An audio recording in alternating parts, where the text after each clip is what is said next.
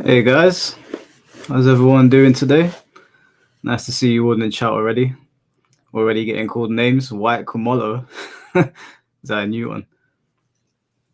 How's everyone doing today? Hey, what's going on, Chad? What up, players? What up? What up? What up? What up? What up? How you doing, bro? I'm all right, surviving. This cold Just is waiting killing me. for. I'm not gonna lie. You got a cold? Hold on, I gotta repeat. All right, cool. Audio officially not fucked up. I'm not as smooth as you. I don't have the nice setup like you do. I gotta figure stuff out slowly. Bro, my setup is about 13 years old. I haven't Bro, what are you changed it. talking about? Look at you, got the pro wrestling belt in the back, the X-Men comic, bro. Looking like a professional stream. I'm a fan. We're going to be joined by Finty and Blackheart in a minute. Cool. Am I wearing some kind of camo? No, this is a hoodie from Tim. Well, I mean, I guess it is, but it's from Timberland. Nice and warm in the winter. Yeah, I bet. I was not out. Where are you? You're in the southeast. You got the I'm in North London. North London. Okay, yeah, cool. It's freezing out here.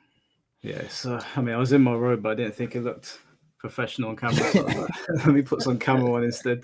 I hear that. Hold on. Let me open up the thing on YouTube because your YouTube comments always got some killer lines as well. I don't want to miss it. That's where the real party is. We're streaming on YouTube, Twitch, and Twitter today. We've got some people from Twitter popping in as well, seeing more people comment. All right, cool. What's going on, Disputed King Nate? Mike with the biggest Kaz hater. You're already getting labeled, bro. Me? I'm the biggest Kaz hater? Yo, that's a compliment, bro. Because you ain't wrong. I hate Kaz. I've been hating Kaz. You know what I'm loving? I've been hating Kaz since the beginning of this game, and I'm loving that the community is low-key slowly catching up with me. Slowly catching. I've been saying this from the start. People seeing the truth, bro.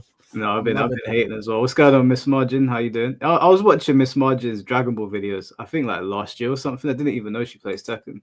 Don't know if you've seen any of them. There's a lot of Dragon Ball content creators I watched that. Didn't know there's a lot of crossover with the Tekken scene as well. That tracks it, man. I mean, everyone knows that like Kazuya players are like Vegeta fans. Like, that's like a one-for-one lock. So yeah, that's true. That's why I liked Kazuya in the beginning. I saw Vegeta, I saw Kazuya. I was like, hairline kind of resembles each other. The attitude and everything. Yeah. And he's like growing eyes out of his forehead. I'm like, it's a no from me, fam.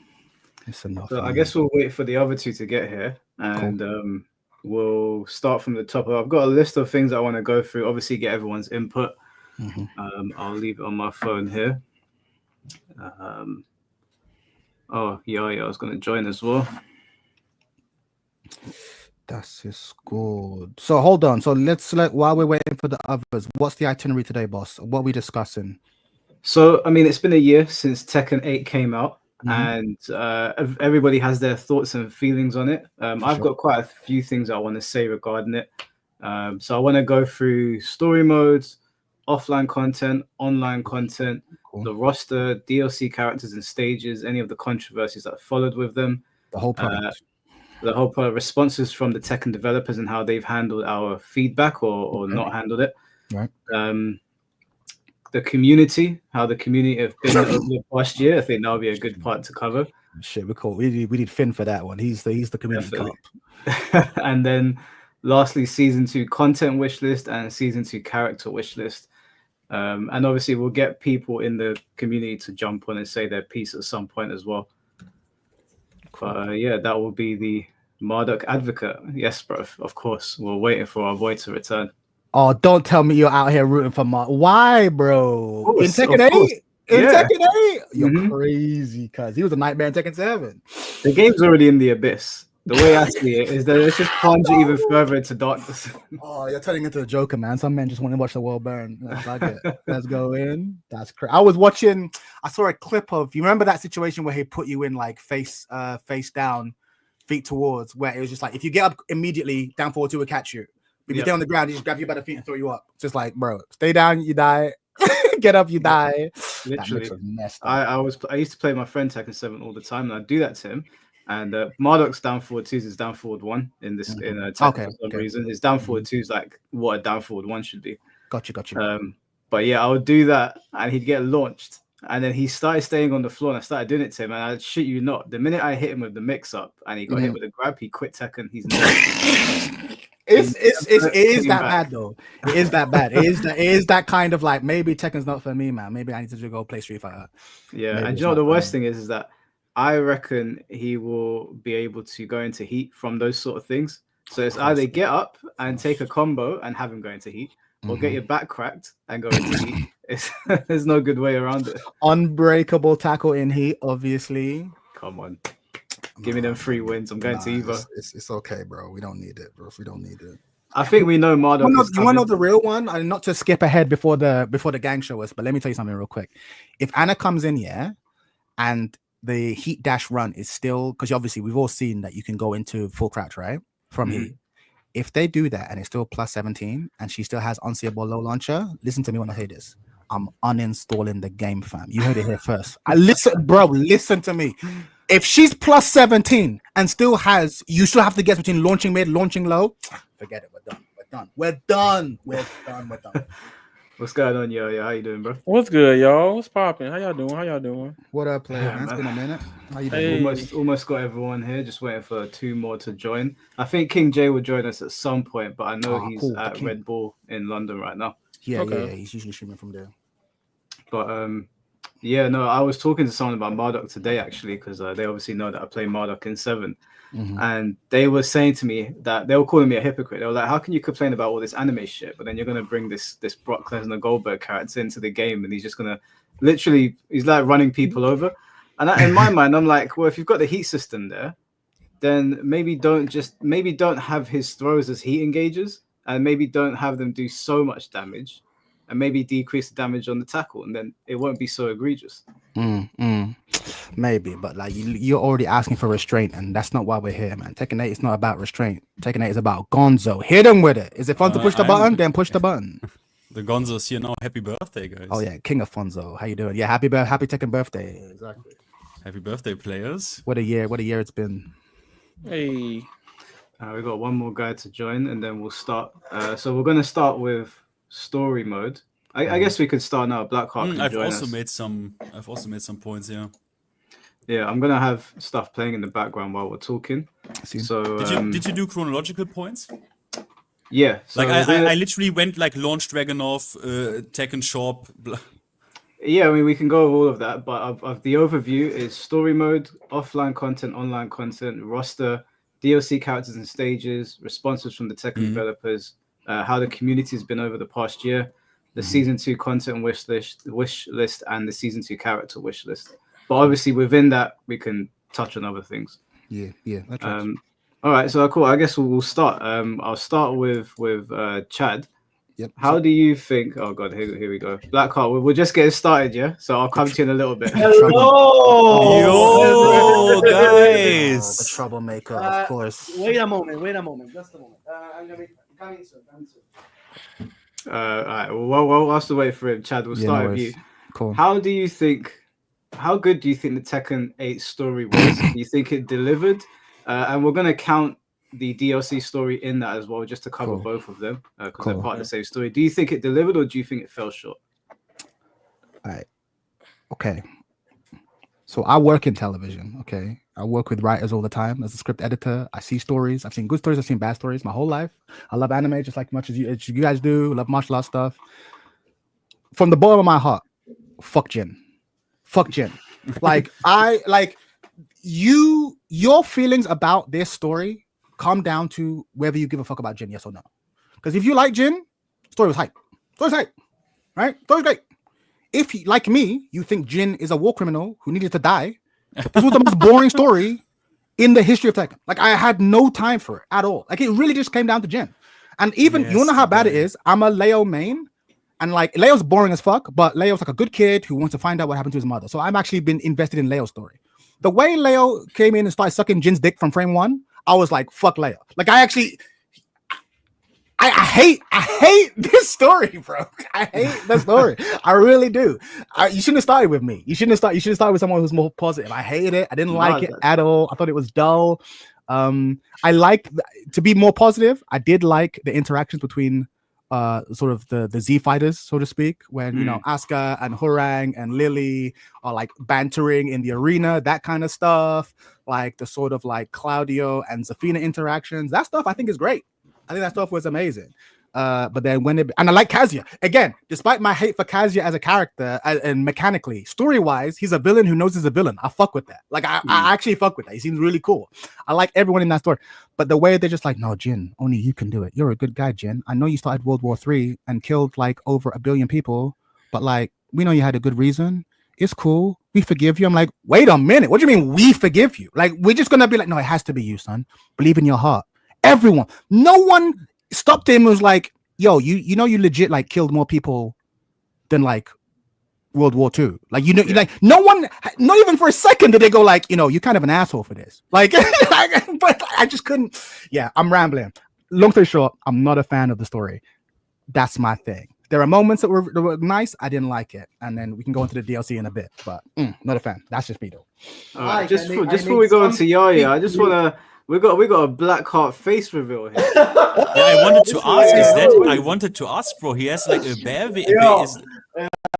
Oh shit! Yo, we kind of cute though. Yo, Blackheart kind of cute though. I thought you was an ugly motherfucker. Damn. Since we celebrate 1 year of Tekken 8, and I wanted to, to say thanks to everybody who supported me this year. I thought, why not? Is this the first time you're on camera on YouTube? No, it's a terrible quality. I'm sorry. Yeah, I think it's the first time. Yeah, it's the first time. Yeah, it's the first time. Yeah. You just need a light, bro. I know the quality is terrible. I know. We'll get there one stage at a time, man. We got the mic fixed. We'll get the camera next. I appreciate that, Blackheart. Thank you. Just a quick thank you to everybody in this amazing year we had. And you'll never see this again so bad. but again, so okay. All right. We'll move on to Yaya. I'm gonna work my way down, Blackheart. You're unfortunately last because you came in last. I'm gonna give the floor to Yaya. Now, your thoughts on Tekken 8 story? All right, so I want to ask Chad, do you like Sasuke? Sasuke, I like the character type. I am not. I do like the character type. It can be done well. It can be done poorly. But Sasuke in particular has his moments. Sure, I'm kind of mid on Sasuke personally. Yeah, I'm mid on. I kind of all right, because I was like, all right. So let me say this with the Tekken 8 story. For me personally, and it's a hot take, I think it's probably one of the best fighting game stories we've gotten.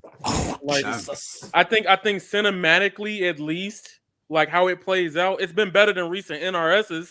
I'll say that for sure. That's not a tough act to follow, to be honest. I mean, like, you got to realize that, like, outside of the people within it, the normal people that play it, people look at Mortal Kombat more than just the fighting game. Yeah. Right? It's like this multimedia big thing within the genre. And, like, people look at it, like, as, like, all right, if I'm not going to play the multiplayer, I'm playing the story. Right? And I've been a Mortal Kombat fan since MK2. And this right here is, to me, like, Tekken's Naruto Shippuden. Now the Jin statement you said, that's big, the Tekken's Jin statement you said, I understand. He is seen like a war criminal, but the reason why I asked you about Sasuke is in the same vein, right? But I think the problem with the story is, and I feel like they didn't want to do that because they didn't want to waste more time just talking and having all this exposition. Because Tekken 7 pissed me off. I hated how Tekken 7 was. Really? It was boring. It was boring. Because literally, I was just like, just give me to the final fight, bro. Outside of the Akuma segments, I was like, just give me to like the final fight, bro. Okay. Right? The narration was dry. It was just this like anybody could have done. It's like, all right. Ben, I was like, all right, here we go. All right, let's take like a wall, put some pictures on it, and then connect you to the end. And then so you had. Question. I don't want to interrupt. I just want to add to your view. Like, so you had no time for the Kazumi Heihachi dynamic at all? Okay. Don't get it. And what about Akuma Heihachi? We had no time for that. But that's Akuma. But that's come on. We all like Akuma though. That's no, we don't. No, we don't. Okay, y'all don't like Akuma and Tekken 7. But let's be real. All I'm saying is that you said nothing but the final fight, and I'm just like, really? Wait. So here's the thing: the Kasumi and Heihachi segment. I'm not a Heihachi fan at all. I never have been. Okay. Personally, he's cool in gameplay, but I just don't really like Heihachi. He's not the type of character I gravitate. I get that. Yeah. Right. He's not a bad character or anything. He's a really good character for the series. It's just not for you. I get it. Yeah. Right. Kasumi is one of my favorite characters because of that plot line. But like, it's so short lived, and it didn't. That's another thing. It didn't get brought back up. Yeah. In this game, I kind of forgot it for a second. Yeah, But like literally in Tekken 8, you gotta look at Tekken 8 story mode as like, all right, this is a big game on PS5. We're gonna fucking do a war arc, right? And I feel like even if every character didn't get the shine that they need, I know everybody wanted like how you wanted the Leo story. And like Azucena for me was the character that was like, hold on, wait a minute. I was at Evo in the crowd. I was like, hold on. I like the energy. I like hyper characters. Yeah. Right. So I'm like, okay, that was it for me. And then seeing how she turned to be this and how certain characters interject, even if it was for a quick segment, it's like it's a segmented piece of the whole future of Tekken. And to me, it's set up in a way to where like, what's next? Right now, I'm a big fan of open-endedness like this. I really like how the story was. I like how in the story mode, what it really felt like, and you may not understand this, it felt like Bandai looked at their other game, that biggest one with the anime was Naruto Storm. And you know how you had the quick time events and the things that popped up in the game, like the failed and seeing those different interactions. It also brought forward. They also brought that, adding stuff like that to these type of story modes brings replayability. You know, for the people that be like, yo, I don't have nothing else to do in a fighting game, you know, whatever how you feel about that. But it was cool. And then the final fight was literally a Final Valley fight with them in the galaxy just fighting and shit. Yeah. Right? So hold on. So here's a question again, just back to you. Yeah. So do you feel that the final fight between Jin, Angel Jin, lol, Jin and Kazuya was more interesting than the fight between Heihachi and Kazuya in the Volcano in 7? Like final fight versus final fight, you felt that was stronger? Because for me, I'm like, okay, so I can explain why. So it depends on the type of fight, because there was, to me, it felt like a lot more build up to it, right? Because in the game in Tekken 8, they was referencing events of 6, 5, and a lot of stuff with Jin to be this character that fleshed out. The one thing I really like about Tekken 8 story mode overall that nobody really ever talks about is the whole devil within trope that they portrayed in the game. With like Jin having to fight the devil Jin and unlock his true self and dealing with like the past events. Like again, nobody's gonna forgive a war criminal like that, right? But the way the game, you gotta think about the way the game starts off. They're fighting in freaking the middle of New York, and they're like, who the fuck don't stop him? The only person that fought him was the person that could kill everybody. But here's another question. But here's again another question though. When you have a fighting game franchise that has like 50 something characters, should the story mode really revolve around one dude and his internal struggle? Like, is that correct? Well, again, that's the problem. They don't do this. One thing that NRS Stories does, and I know y'all probably like, why I keep bringing up NRS. No, I think they do. I think they do. A lot of people great stories for fighting games. A lot games. of people bring up NRS as the great stories because they're segmented in chapters. Yes. Right. I'll say like before MKX and up, like what they do is each chapter has a segmented piece for the characters, and Tekken tried to emulate that. However, the plot all revolved around the big conflict between Kazuya and Jin. And I think that was good for this game because 7 set it up like Kazuya was like, oh, damn, I fucked him up. So who's going to stop me now? And that built up to like everybody like, all right, we're going to put what we got on hold, but we got to go help Jin in this war arc. Because usually a war arc, like even when we have wars nowadays, it could be against with 2 different people, right? But the conflict is started from somebody that you may not even see entirely for a long period of time.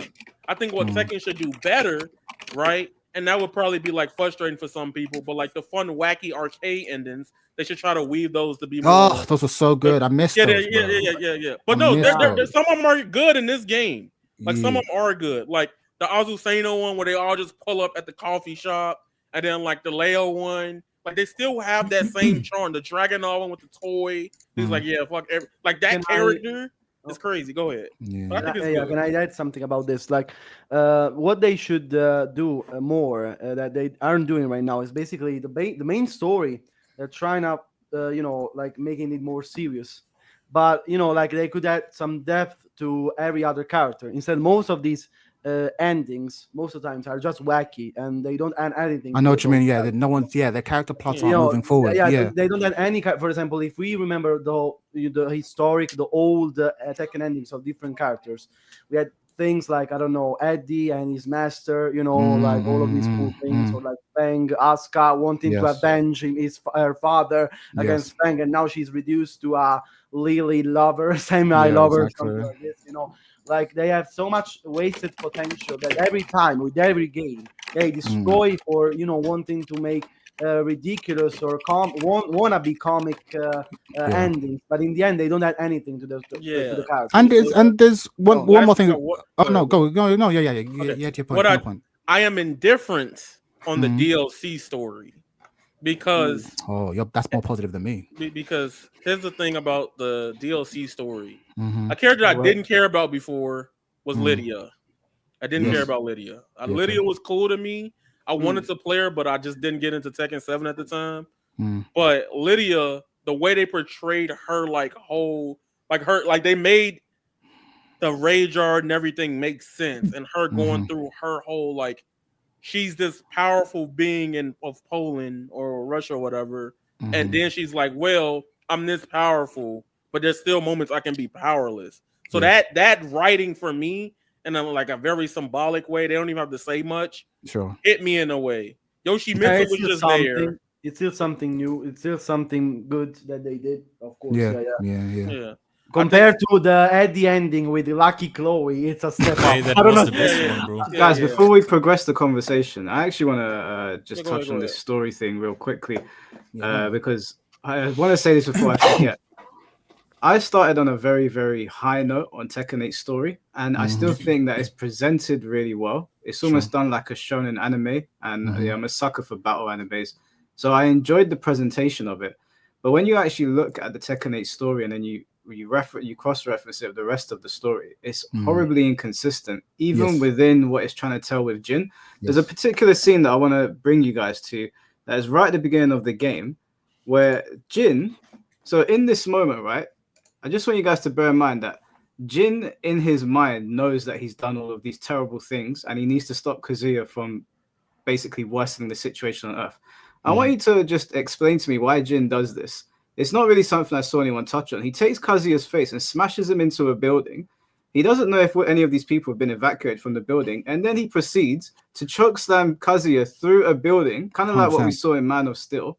More people dead. Yeah, I wanted to say it's Man of Steel. We have no idea how many people were killed. This is the biggest terrorist. This is the biggest terrorist event that's happened in this city since Civil War. No, this some Civil War ass, like this duck, like it's raw, but like nah, come on, bro. for real? No, like, not for real. Probably he knew the city was evacuated. Probably. No. Let me explain. Because he's meant to be changing his way. Yeah, you know that Jin knows that the city's not been evacuated. He knows that there's still people here because later on in this cutscene, he realizes Kazuya is going to try and kill people. And I'm like, Jin, you just decimated an entire building. Bro. You have no sixth sense. You don't know if the people were in that building or not. His character is written so inconsistently that it's when I go back and look at this story mode, although the glitz and the glamour of it is really fun and the graphics are really cool and the final fight was a lot of fun, the actual story itself feels like it was written by people that didn't take into account the years of storytelling that came before it, which was already very inconsistent in Tekken. So if you're asking me personally, this story mode is fun if you're like just enjoying the explosions and the glitz and the glamour and getting to see more people involved. But for an actual narrative, this story failed. I think it failed. It didn't fail as hard as Mortal Kombat because there's too many egregious things in Mortal Kombat. If you followed the history of MK, then you'll know why MK's ones are so bad, even though they're presented really nicely. But me personally, it would have been better. Kazuya was done really well in this. I don't like the way Kazuya was portrayed in Tekken 7 because they dropped all that, even Heihachi. Oh, you killed my mom, and Heihachi's got that single tear. I was like, when did you guys start caring about family bonds? You've never cared about any of this. Sure. Yeah. They just randomly wrote it in there, which it did grab my attention. I was like, right, Heihachi's crying. But when it comes down to it, Heihachi was a scumbag from day one. He probably would have killed Kazumi anyway.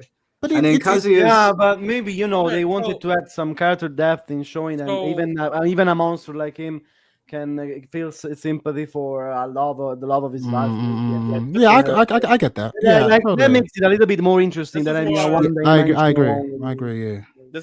Can I just ask then, just before Yaya jumps in, when Heihachi took out Kazumi, had he attacked his father yet and taken over the Mishima Zaibotsu? He'd already done it, hadn't he? He'd already imprisoned him and taken over. I think he would have already done it at that point. Yeah, I think right. So he killed his father already. Jinpachi didn't have the demon when he was the head of the Mishima Zaibotsu, and Jinpachi was a good guy. This is retconning. Yeah, this is them retconning. They came up with stuff after. Yes.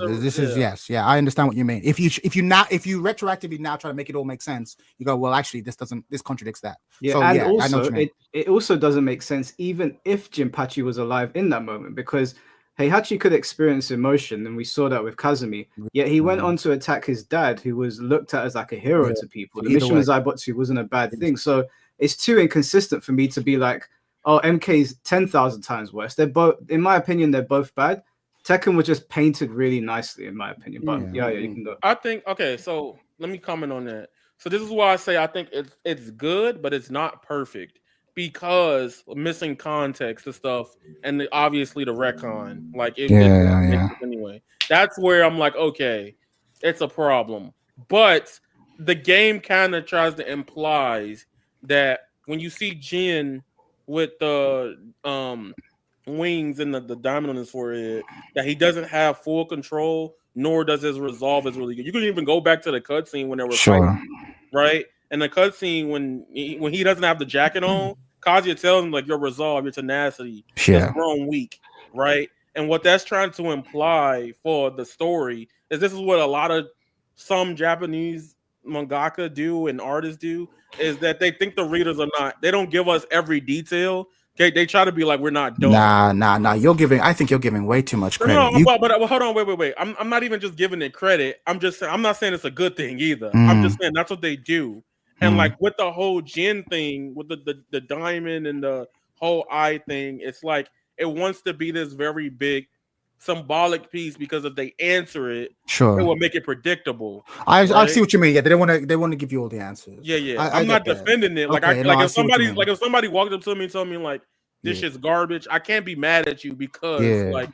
But the thing is, in that moment, Jin was still in control of the devil. He only somewhat. He was struggling though. Yeah, because he snapped. He snapped when he blew his jacket off, and when he saw Kazuya killing those people, is when he lost control. But up until that point, he knew what he was doing, and he still destroyed that building. But hold on, there's something I want to put on top, right? Because you've all kind of touched on this, right? The Jin story is kind of shallow, but let's be real. I don't come to any fighting game for like Shakespeare. That's fine. I get that. Yeah, right? Exactly. But you can have a shallow story if the character relationships are interesting. I'll give you an example. You guys spend a lot of time talking about like MK being really shallow. But the thing is, I really like the MK story. And the reason why is because like the relationship between Sindel, Katana, and Melina, I genuinely find interesting in every iteration, right? And the relationship between Melina and Katana is Katana? Yeah, Katana. Very interesting. Yeah. The relationship between the belligerent sexual tension between Johnny Cage and Sonya Blade. I love that shit, right? The relationships between various heroes and villains, right? Those relationships are really interesting. And even though they do new variations on it, I love that stuff. And I think one of the best things that I think those people talk about, the fact that the fact that they let before every match, every single character has an interaction with every other character, right? Mm-hmm. Like, so I have a sense of, okay, what does, I don't know, Quan Chi think of Shao Kahn, right? What does Shao Kahn think of chaos? So I get this sense, it actually lets you build this idea of a universe. Every character has thoughts and feelings about every other character in the universe. Within in Tekken, only very specific character interactions have them. And like, I actually think it's really good to I would like to know, what does Hurang think of Leroy? I'd actually like to know that. What does Leroy think of her? I would genuinely like to know that. What does, Heihachi think of, Azucena, right? As crazy as it sounds, this might seem like a small thing, but these small interactions are often what makes you think about individual character relationships. Because I promise you, your favorite stories in all media, you might think it's the main plot that gets you. It's the relationships, it's the friendships, the rivalries, the romances. That's what there isn't much of this. There and there's none of it. If you're not a Mishima, you don't have relationships with anyone in the story. And I think that, and even like, again, people talk about Asuka's thing. Asuka gets relegated to the Lily thing, and that would be okay if Asuka had some sort of relationship with Jin. I'm not talking romance either. Like some sort of like what is our interaction? Like, am I able to like deal with your devil gene? Am I scared of your devil gene? Can I put that away? Like, we need more character relationship. And again, this is especially true in a franchise with like 1 million characters. But I don't know what anyone thinks of anyone else, and that sucks. Can I say something to the story? Because I've not yet said anything to that. I mean, actually, I don't. I mean, the story is dog shit. It's the same concepts again and again, uninteresting. Evil guy Kazuya, hero Jin. He turns into devil. He turns into angel Jin, which I want as a DLC character, by the way. Like shooting lasers, golden lasers at these clowns, any day, bro. Any fucking day. But I think Tekken 7. You know, Tekken 7 had the worst, directing and like presentation because you had this. Do you remember this insane journalist narrator? Yeah, it was like unbelievable. I was like, oh my god. Bland. But what Chad said, that is what I want to say, because I wish they would do that. I wish they would focus on a few characters, maybe in a more, intense way, because now we need to put them in the story, and also they need to give them these endings, and they're like, doesn't matter how it is expensive. It's good CGI, right? It's good CGI cutscenes they have to produce for these characters. Every single one, some stupid dog shit ending. But the most famous one is the fucking Kazuya one, right? Where he like says something nice about June and goes into his fucking sneaker. I mean, that shit is legit funny. But I would like. Now Tekken is very serious, right? But in Street Fighter, Chat, what you said with the interactions, right? Street Fighter, that shit is still in my mind. Because in Street Fighter, it's also a dog shit. Obviously, it's a complete dog shit story, like complete BS. But you have these characters. Every major character is sitting around this city, and they will message you on WhatsApp. I'm not kidding. Like in game, I'm not kidding. Jury, like Jury, yeah, the feed character. Chat obviously knows Jury. So Jury, I know her from Rule 34. No, I'm exactly. But brother, get this. Jury Han, she tries to scam you in game. She sends you a phishing link. Oh wow, that shit is fucking funny because she's obviously because you clicked. Because you clicked the link, right? Yeah, and then she trolls you. And again, bro, Dalsim tells you a story. Everyone knows Dalsim, right? Dalsim tells you a story of how he got kicked out of a baseball team because it's obvious, right? It's Dalsim. Yeah, so it's mad funny. I don't know. I like that shit. I wish they would give me shit. Yeah, personal. Like you said, personal shit. So I would have liked, because I like Heihachi, I like this Kazumi shit, but they didn't go deep enough. Like they had to make this really fucking tragic. Like, why not make this like a really? Why not have made this into a really tragic love story? Where you really feel with. I don't know.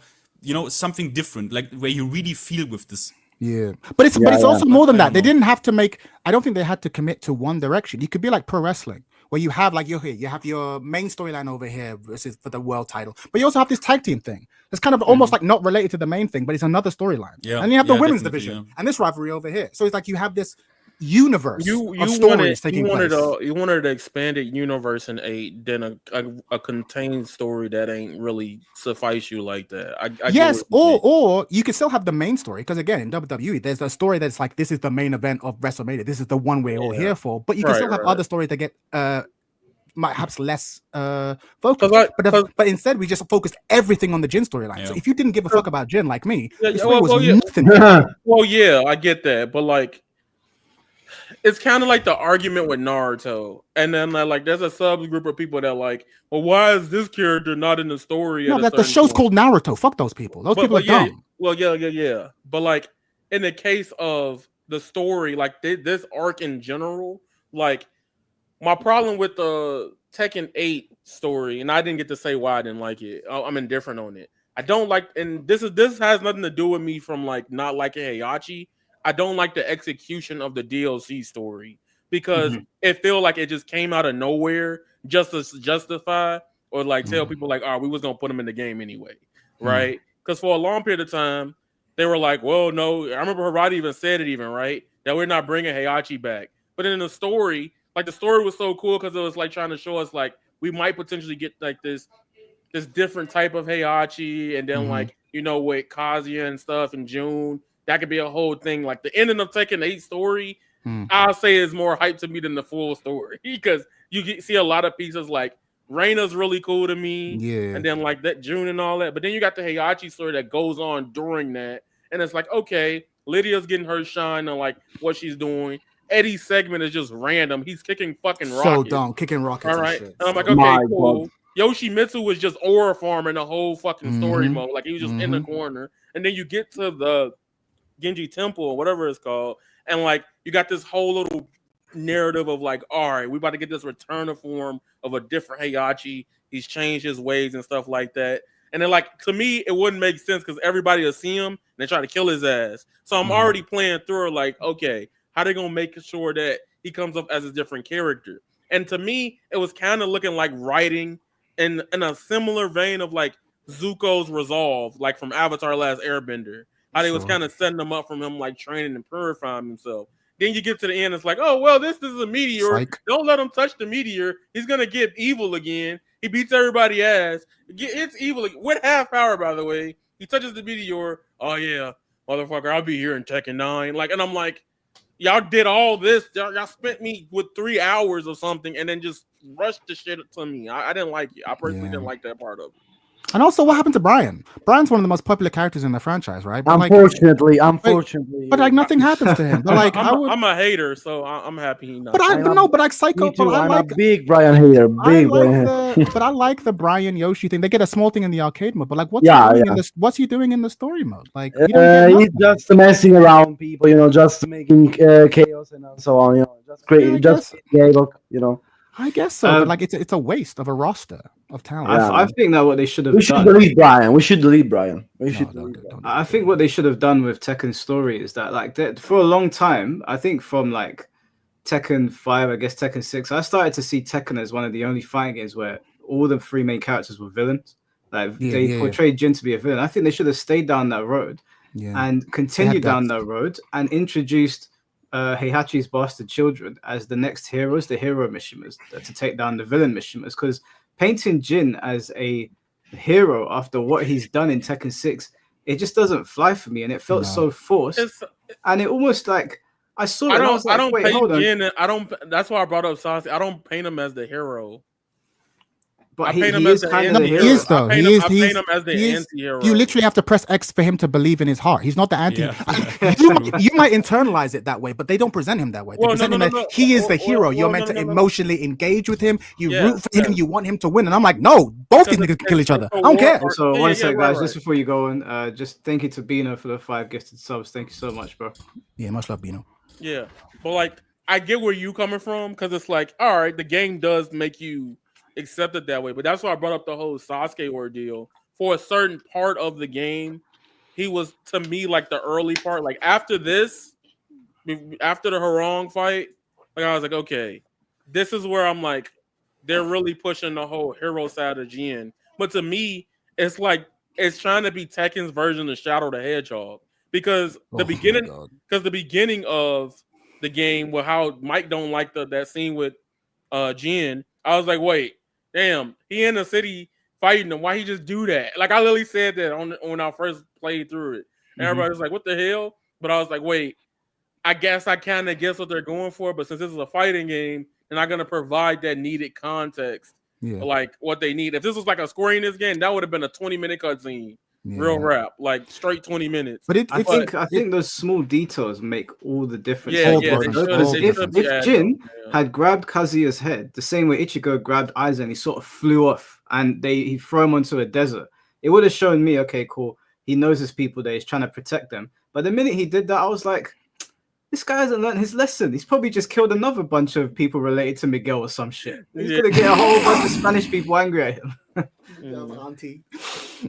But all right, cool. Well, we've pretty much covered story mode, I think. I want to start with Blackheart and Finn for your thoughts on what Tekken 8 did for the offline content. Do you think it was good? Do you think it was bad? Any suggestions? We'll start with Blackheart. So again, about Tekken 8's content, right?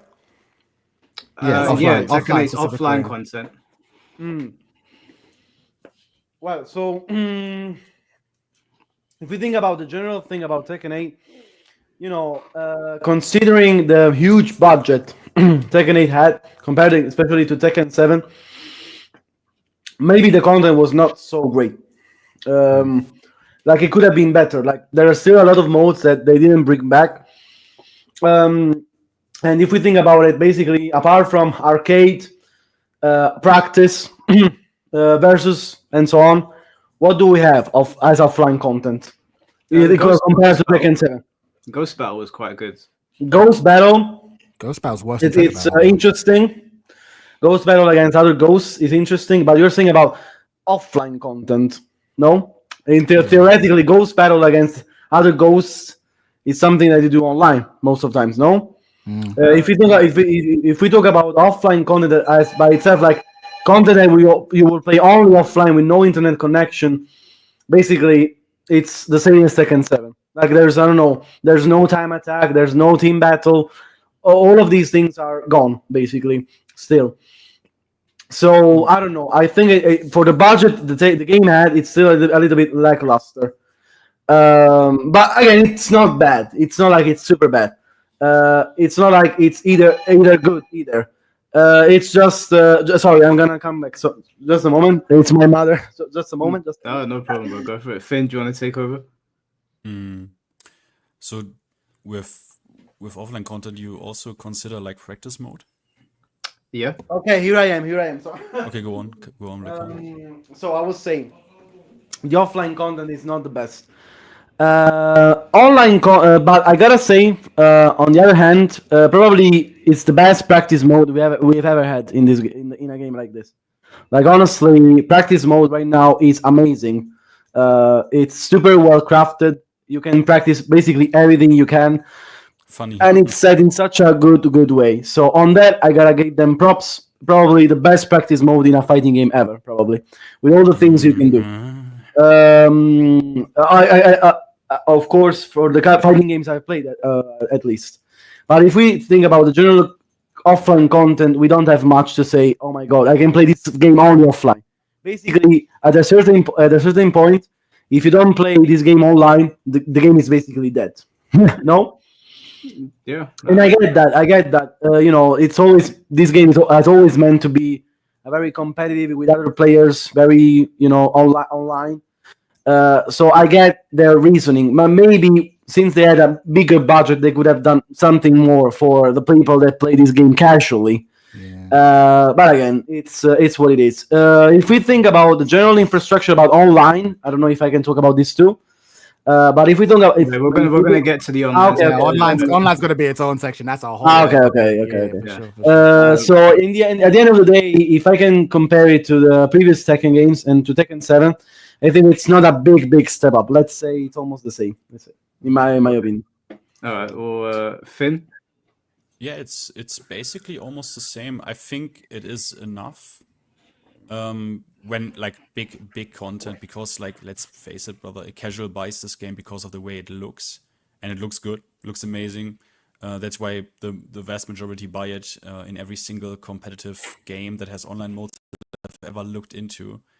If you check the achievement stats, you notice that the vast majority even of players who buy a competitive online game don't ever play an online match. Yeah. Like a game that offers a mode like this. And that was me too for most of my fighting game. Yeah, that was until recently. Me also back then. But I think the practice mode needs two things to be like really nice, and it's to be able to put things on reversal speed. Like when the dummy tech rolls that he performs a reversal speed action directly after the tech roll, we can't do that. I need to record that my own. The bot should be able to do that. And the practice mode should show you relative recovery frames relative to your, for example, opponent tech rolls, you dash into him, you don't see if you're plus. The game should show you that like Street Fighter does, but doesn't matter. That's probably harder though in 3D. It's probably a bit harder, yes. But apart from that, yeah, I mean, maybe a mode where people would, we had the combo thing in Tech 2, which did some shit, but like maybe a mode that gets players more into, okay, look, Chad, you played Street Fighter, yeah? You know the small, really nicely packaged character tutorials the game offers. Yes, character specific. Character specific tutorials where they like, this is what Jury wants to do. This is how Guile wants to win. Exactly. This is what Guile wants to do. And I know in Street Fighter it's a bit simpler because Guile throws Sonic Boom, stays out, and then flash kicks your ass if you jump in. But why not do something like that for Tekken? Why do people have to click on a YouTube video to know what to know what a tech trap is, to know how you apply basic Oki after knockdown, right? How to do that? Why is there not a mode in the game that explains to you that sets up small examples of a knockdown, and then the opponent performs all the wake up options, and you need to counter them? You know what I mean? Like, why is that not explained? Like, why should I, like, look, as a completely new player, the game doesn't tell me why should I tech roll instead of this? Why should I choose now toe kick instead of this? Yes. Why? That is basic getting off the ground, and we don't have a tutorial for that. Like, that is unacceptable, actually. That is actually unacceptable the more I think about it, because you get knocked down in this game a lot. And then a player, you know what a new player does? A new player says, I mash 3+4 because then I do this cool ass spring kick and they kill themselves. And they are getting frustrated because they don't know how to. Doesn't matter. That is, now it's already a more competitive perspective. But I know what you mean, though. Yeah, tutorials. No, that makes sense. And you guys who've played more Tekken games than me, like, I still think this has probably done the most explaining ever, because there was that arcade battle, right, where you're going from arcade to arcade, and they do explain some basic mechanics. Like, we can't say they don't explain anything, right? So I think this has done more. This has tried harder than any other Tekken game to explain itself, right? I think Tech 2, which is still depressing. Tech 2 had more Did with like job? Nice practical examples, but Harada or like whoever it was from the team said they said they had the numbers on how many people literally spent time in that, and they said it wasn't worth it. They said we spent a ton of money on that, and it wasn't worth the players that then clicked on it.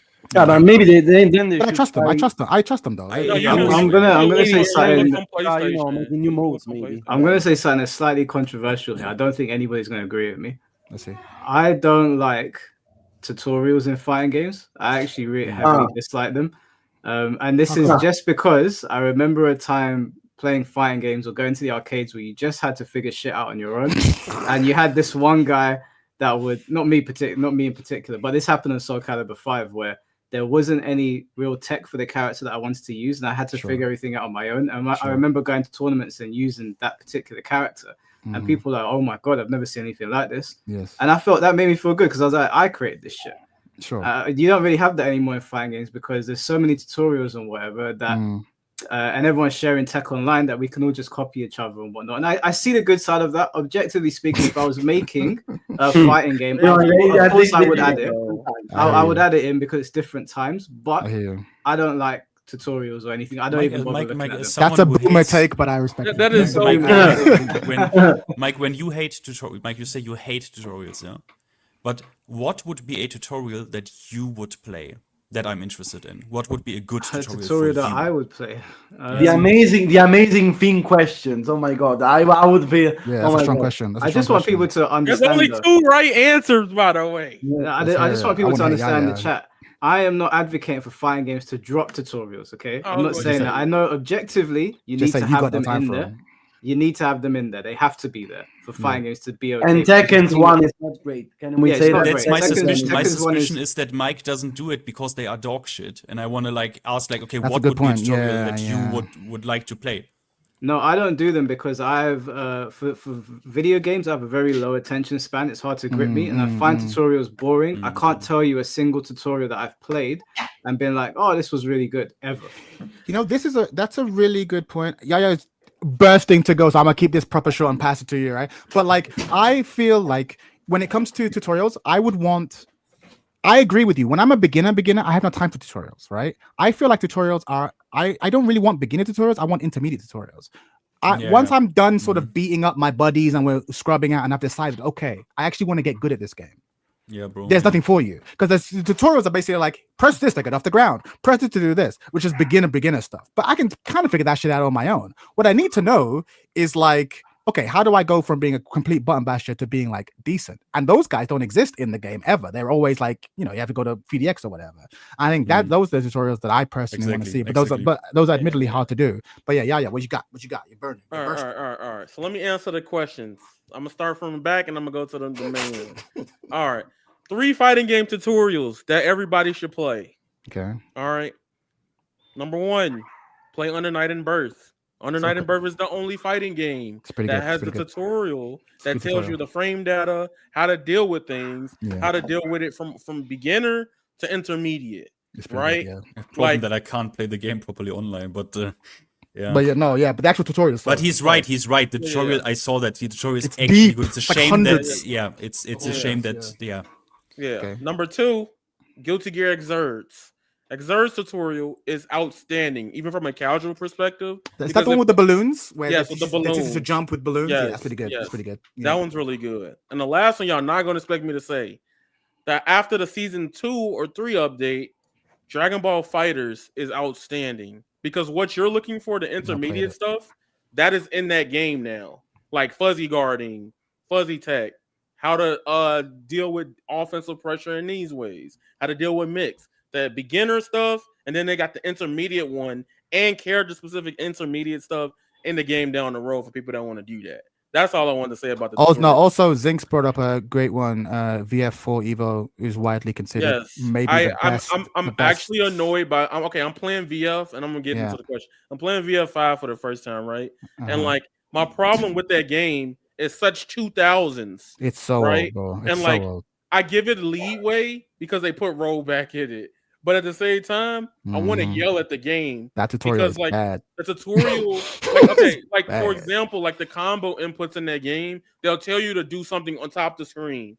But I figured out, if you look at the little input reader, they're doing a complete different thing. Yeah. Right? And I'm like, I'm a fighting game person. I'll go through the motions and play through it. Anybody else that play this, they turn this shit off. They mad. Yeah, it's crazy. It's crazy. That's crazy. My little. But all fighting games were like that back then. But apparently, VF4 had like one of the best ever. Yes, like it made you good at games in general. I can tell you something. Someone brought up in the chat. I was actually going to bring it up, but I forgot. Yeah.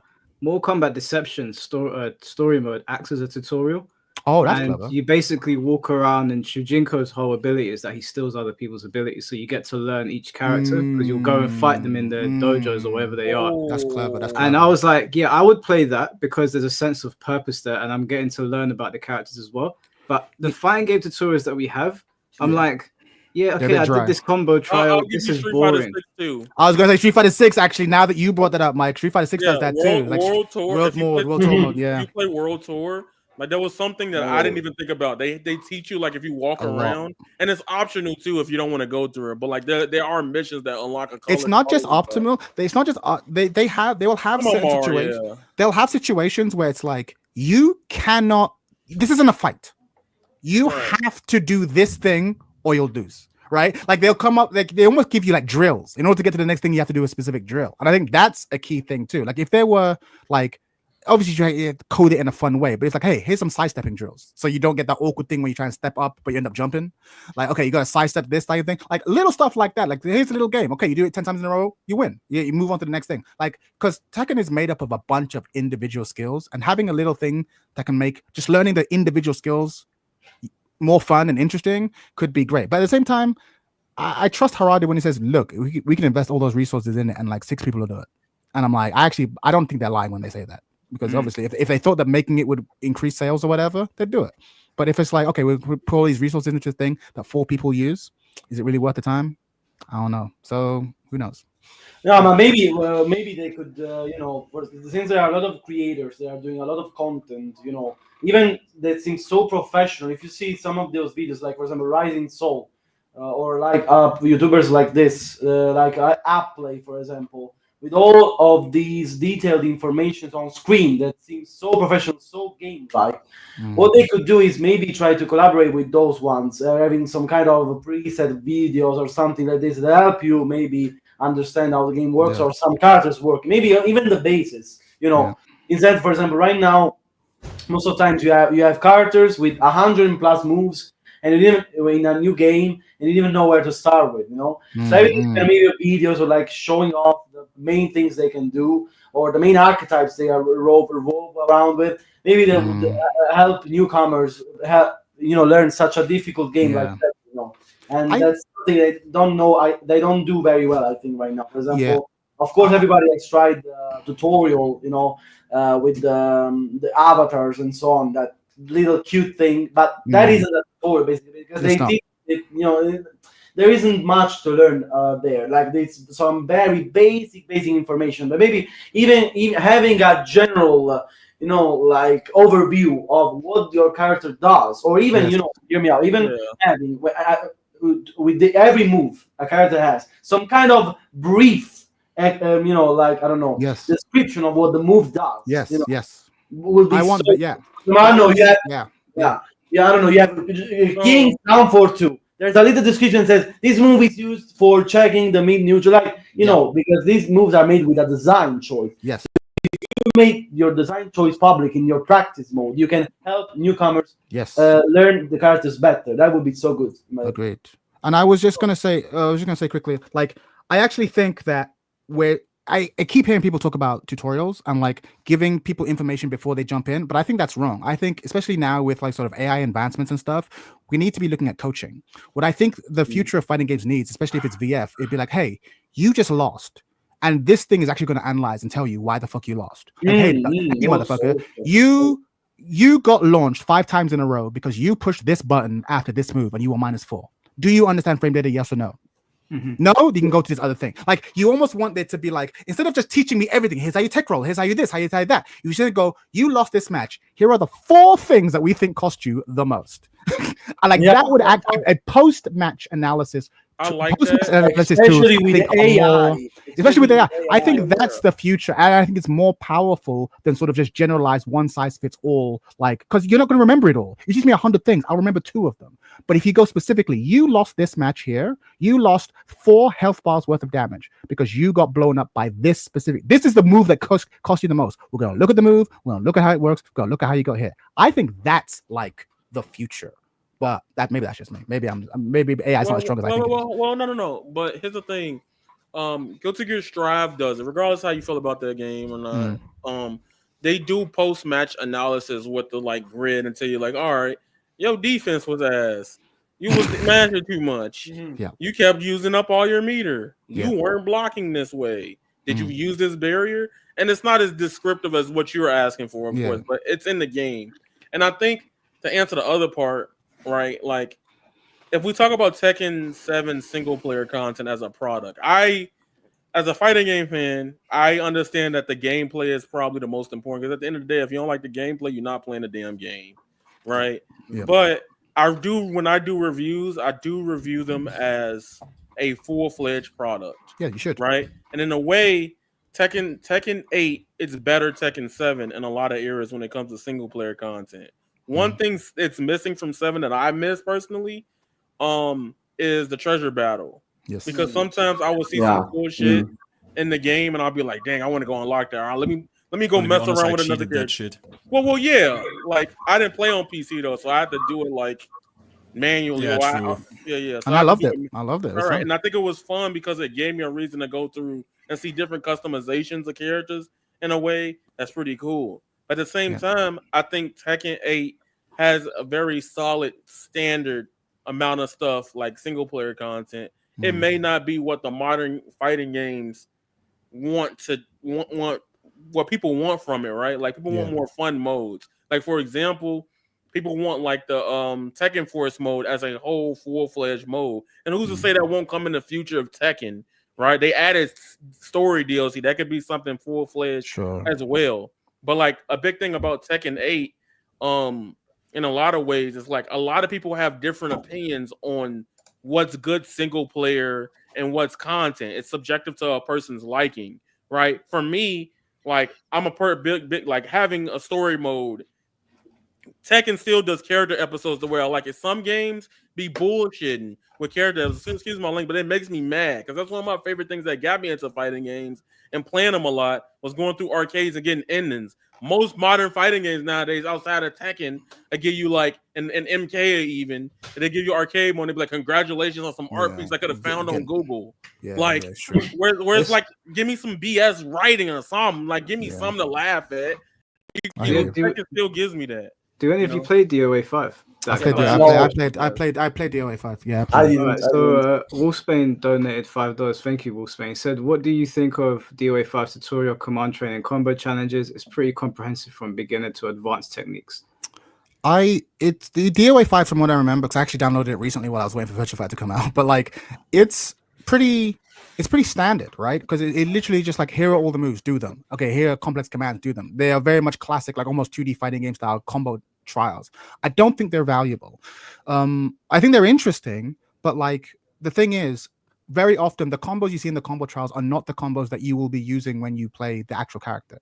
So it's like, it's a fun thing to do on the side, but once you've done it once, it doesn't really teach you the thing.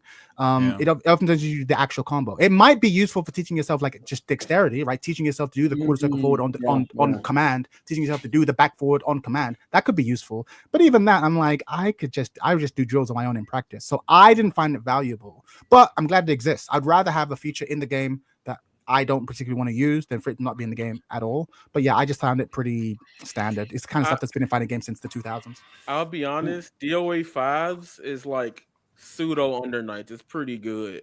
You like, reckon? Really strong? Because if you go deep into it, you probably played it when it came out the tutorial. But like the game teach you like how to deal with holds, throws, guards, critical stun, right? That's almost equivalent in Street Fighter teaching somebody what's a crosscut DP. Sure. Right? And then down the road, towards the end of it, as the game went on, they do give you character strategies on like what each character excels at and what buttons to generally do. So it's a strong. So you felt it was better? Okay. Yeah, I feel like it's better than average, but it ain't this masterclass. Like I think Under Nights is crazy because you can turn it on and then you will see like a list of like, here's the beginner, here's the intermediate, it's like 5 or 10 things. Here's advanced 30, 40 different things, frame data, plus taking your turn back. Yeah, and it's like that game is insane with it. I don't know. And they were written in to be fair, Street Fighter 6 stole this too, but they were written in the character's voice. So it'll be like this is Juri with her sassy attitude explaining to you how to play Juri. And like here is like that again, it adds flavor. It builds into that story, the sense of okay, who is Leo? Who is Reina? Who is blah blah blah. Yeah, go on. Chad is because look, because someone here said you talked quickly about Guilty Gear, yeah? Guilty Gear, look, this is where I'm like, why the hell are these developers not just copying from each other? Because Guilty Gear has they update this all the time when updates came out. They have a feature in the game where a player can simply build setups for you to then recreate. Yes, like OP setups, like all that shit. And it teaches you all the basics. I have to ask, Chat, because I don't remember. Does Street Fighter 6 at any point teach you what a safe jump is? I don't think it goes that deep. No, I don't think it does. And it said it's. I mean, we say it goes that deep, but it's literally. I mean, they programmed this game to exactly allow safe. Right? I mean, they designed safe jumps are advanced though. Into the game. No, safe jumps are advanced though. Meaties and safe jumps are actually pretty advanced. Okay, they are a bit advanced, but I'm like, why is that not in? Because when a player plays that shit and sees that, right? Let's say he wants to go online, right? The power of knowing what a meaty is, or if you can perform a simple safe jump off of one knockdown, that is incredible, and players don't know that. No, but hold on, I will. In Guilty Gear or in Cross? I think he's talking about Street. I think he's talking about Street Fighter. In Street Fighter, no, they're still there. Chun-Li still got them. No, but here's my counter argument, right? And I think this is a counter argument to the whole conversation.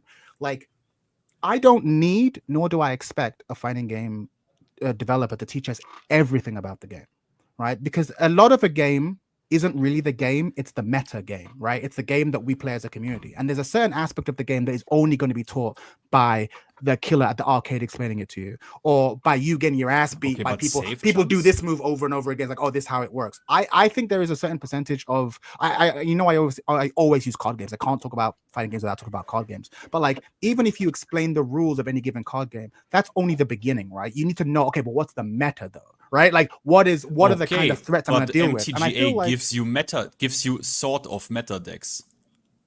It's been a while since I played. It's been a while since I played MTGA, but like, I think very often in most card games, they'll teach you the rules, and then you go into the actual match and be like, "What the fuck is this? What the fuck is this shit?" Actually, can I give you guys a suggestion of what I think might actually help casuals with learning characters? It helped me when I was younger.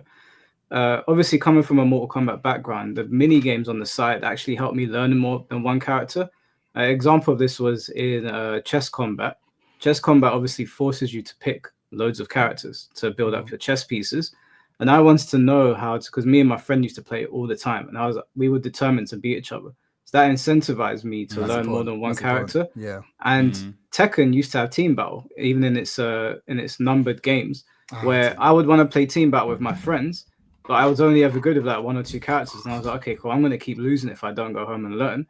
I'm not saying don't have strong tutorial in the game, but if you have good side content that incentivizes people to play it, then I think you're more likely to get people playing more than one character and learning more about the game. But right now in Tekken 8, imagine a team battle online. Imagine. Yeah, like you don't want to lose. But hang on.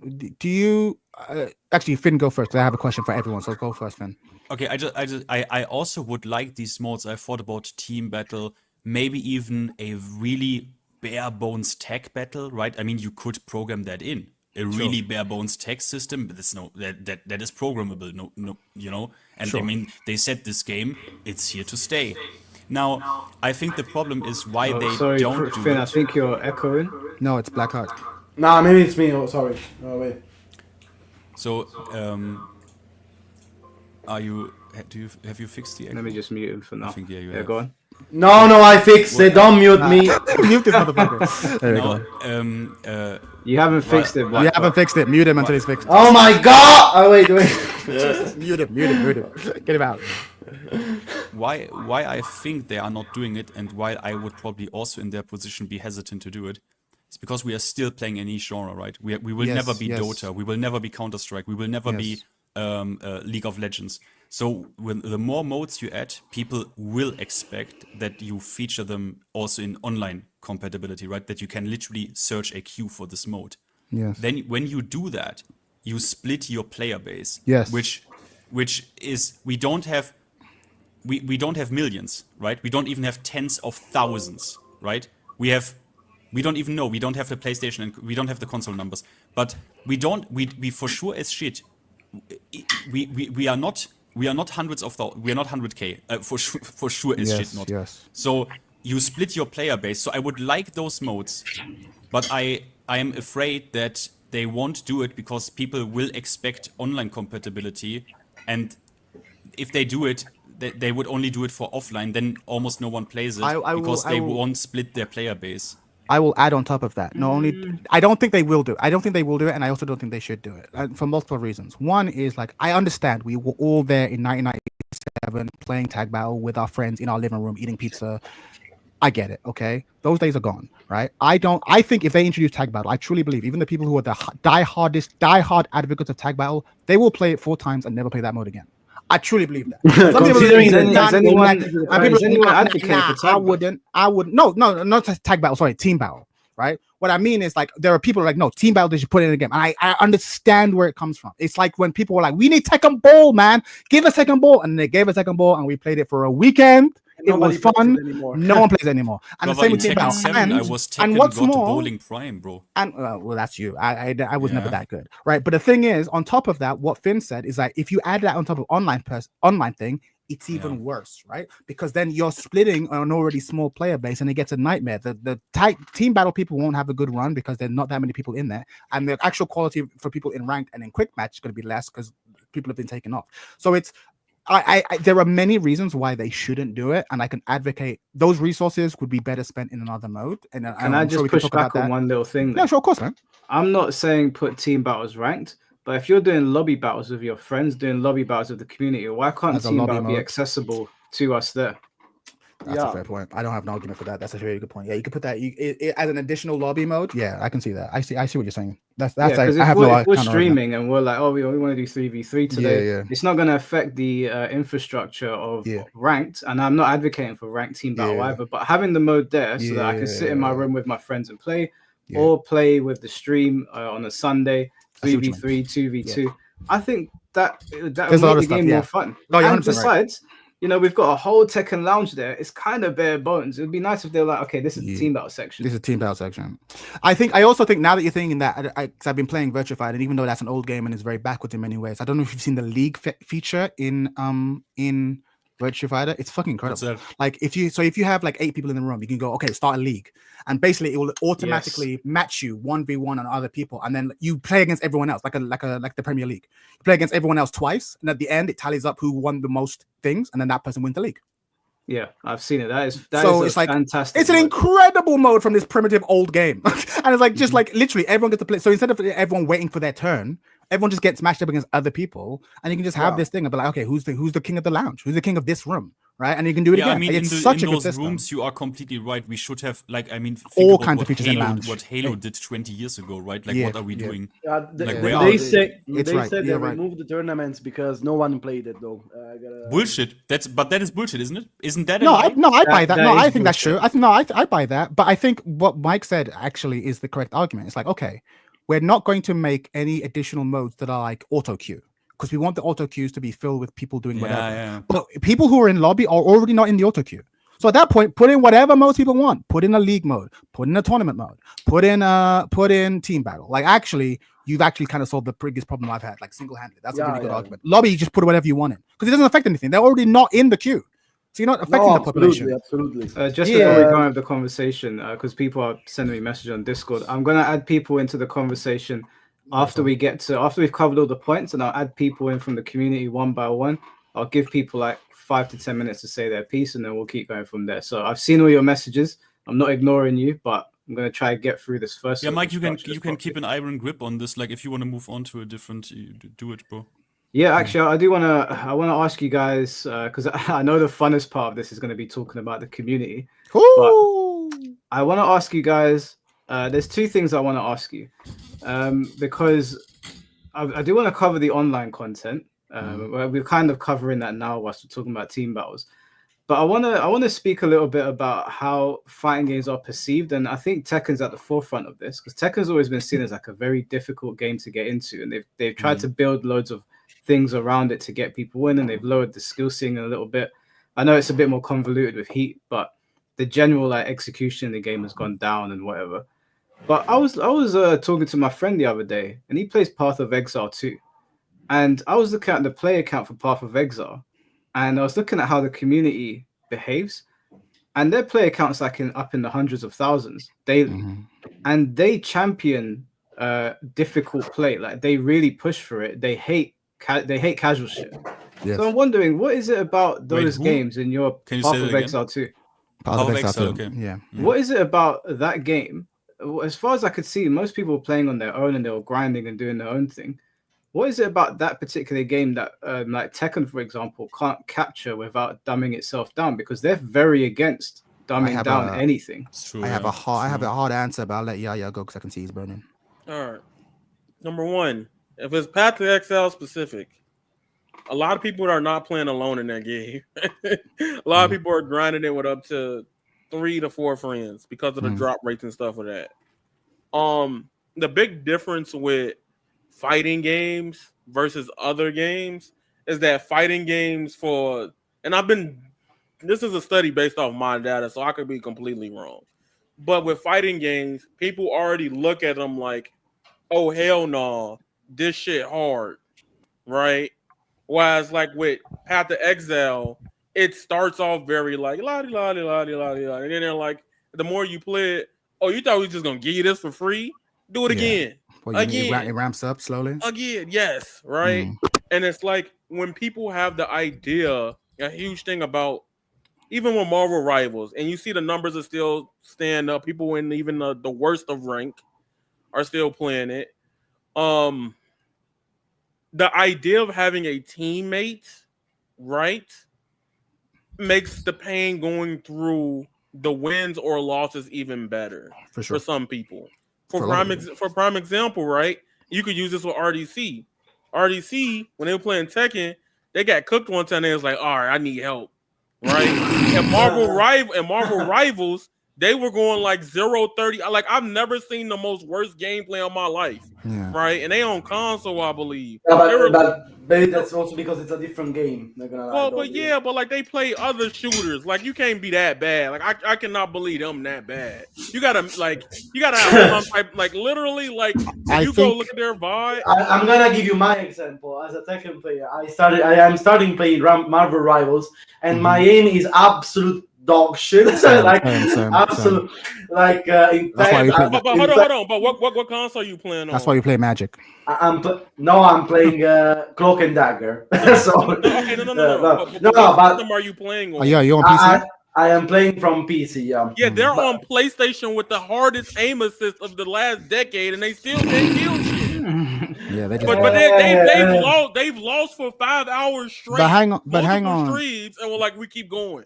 But hang on, to pull back into the question, because I do have an answer, and it is a quick answer. I think fighting games are harder on the ego than any other genre, because it's one thing to lose to the computer, right? The computer that's programmed to be hard and to beat your ass, and the second you lose, you have to jump in and try again. It's another thing to lose to another human being, especially when they're occasionally fucking teabagging you at the end. Losing to another human being just hits harder, and you can. 1v1. Yes, 1v1. And because there's no other teammates, there is no one, and I mean no one to blame but yourself. And life is already hard out here. We're out here doing with jobs, we're out here dealing with women giving us troubles, we're struggling. Others, bro. Yeah, people, because your ego needs an outlet. Like life is already hard, and so to come home and then to play a game that's gonna punch you in the ego again, you have to be a special kind of messed up. And the only reason I do it is because I had like a formative part in my life when I was young. I used to play in the room with like my cousins, right? And like I associate playing fighting games, like the thrill of beating your older brother, the thrill of beating like your neighbors and your buddies. I have that baked into me from a sweet spot. So now I'm able to go through the suffering of this game because I know I've seen the promised land, right? I have that. Whereas like if you're in the new generation now, I'm like, there are so many other ways to get your endorphins, ways that are easier, ways that put your ego less at risk. Do you know what I mean? Like I get it. And fighting games are never going to be the biggest genre because at the end of the day, we play video games for endorphins, and you put a certain amount of your ego on the line. And in fighting games, more than any other genre, you just put too much. Not too much. For me, it's the right amount. But you are putting way more of your ego on the line for those endorphins. When I can just play a Marvel Rivals, and if I lose, I can just blame my teammates or blame whatever. Like, you know what I mean? Like, you just can't do that in fighting. That's the reason. That's always going to be the reason. In fact, I always blame them. Of course, me too. Yeah. Why don't we play together, Chad? Let's get to Grandmaster. Let me get decent at Virtua Fighter, then I'll start my Marvel Rivals app. My Rivals. All right, so I wanna ask you guys now. We'll start with Finn. Finn, Mike, wait. Yeah. Can I say something first? You start. There is someone where some people in the comments say, "No, how did I expect he played Cloak and Dagger? You absolute pieces of Can I ask you something? What do you mean? In what tunnel are you lost? What is going on? Your mic your mic is sometimes I don't know. to a different volume. What is going on? I'm angry. Do you know what happens? No, I'm seeing from my windows that my microphone immediately jumps to 30 to 30. I don't know why. I can hear that. Why is I don't know why. I don't know why. I think my computer is bugged, but okay. I'm trying to get Your computer is bugged. I don't know. Brother, I think some. By the way, there were some people in the comments saying, no wonder you're playing Cloak and Dagger. Bitch, I can play multiple characters. I'm only playing Cloak and Dagger because I like her design. Okay. All right, let's go on. Okay. I wanna start with Finn. What do you think about the base roster? Do you think it was a good selection of characters?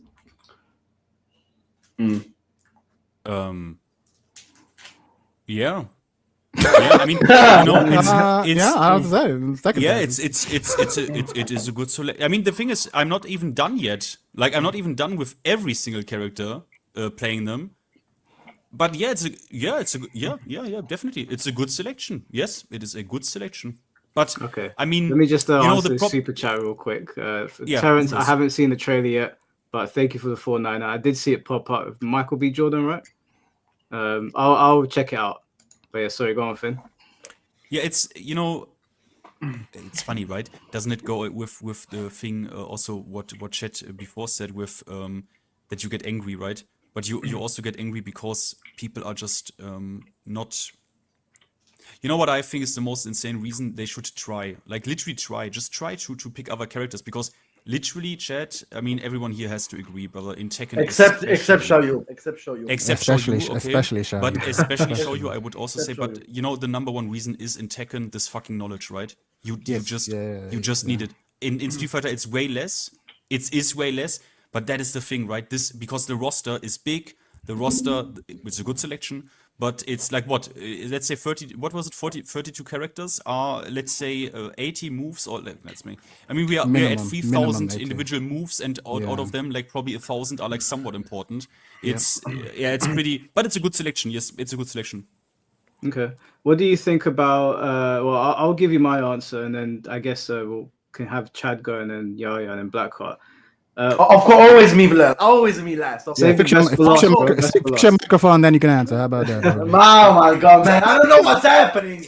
My microphone randomly jumps to zero. My ears. Ow, ow, ow. Yeah, I don't know. I tried to not shout Blackheart. Yeah, Exactly. okay, Please, sorry. please. I beg No, you. it's impossible. So I think that Reina was. I'm going to talk about the new characters that came in. I think Reina was an excellent selection. I like the fact that they used an actual martial art and then blended it with Mishima karate.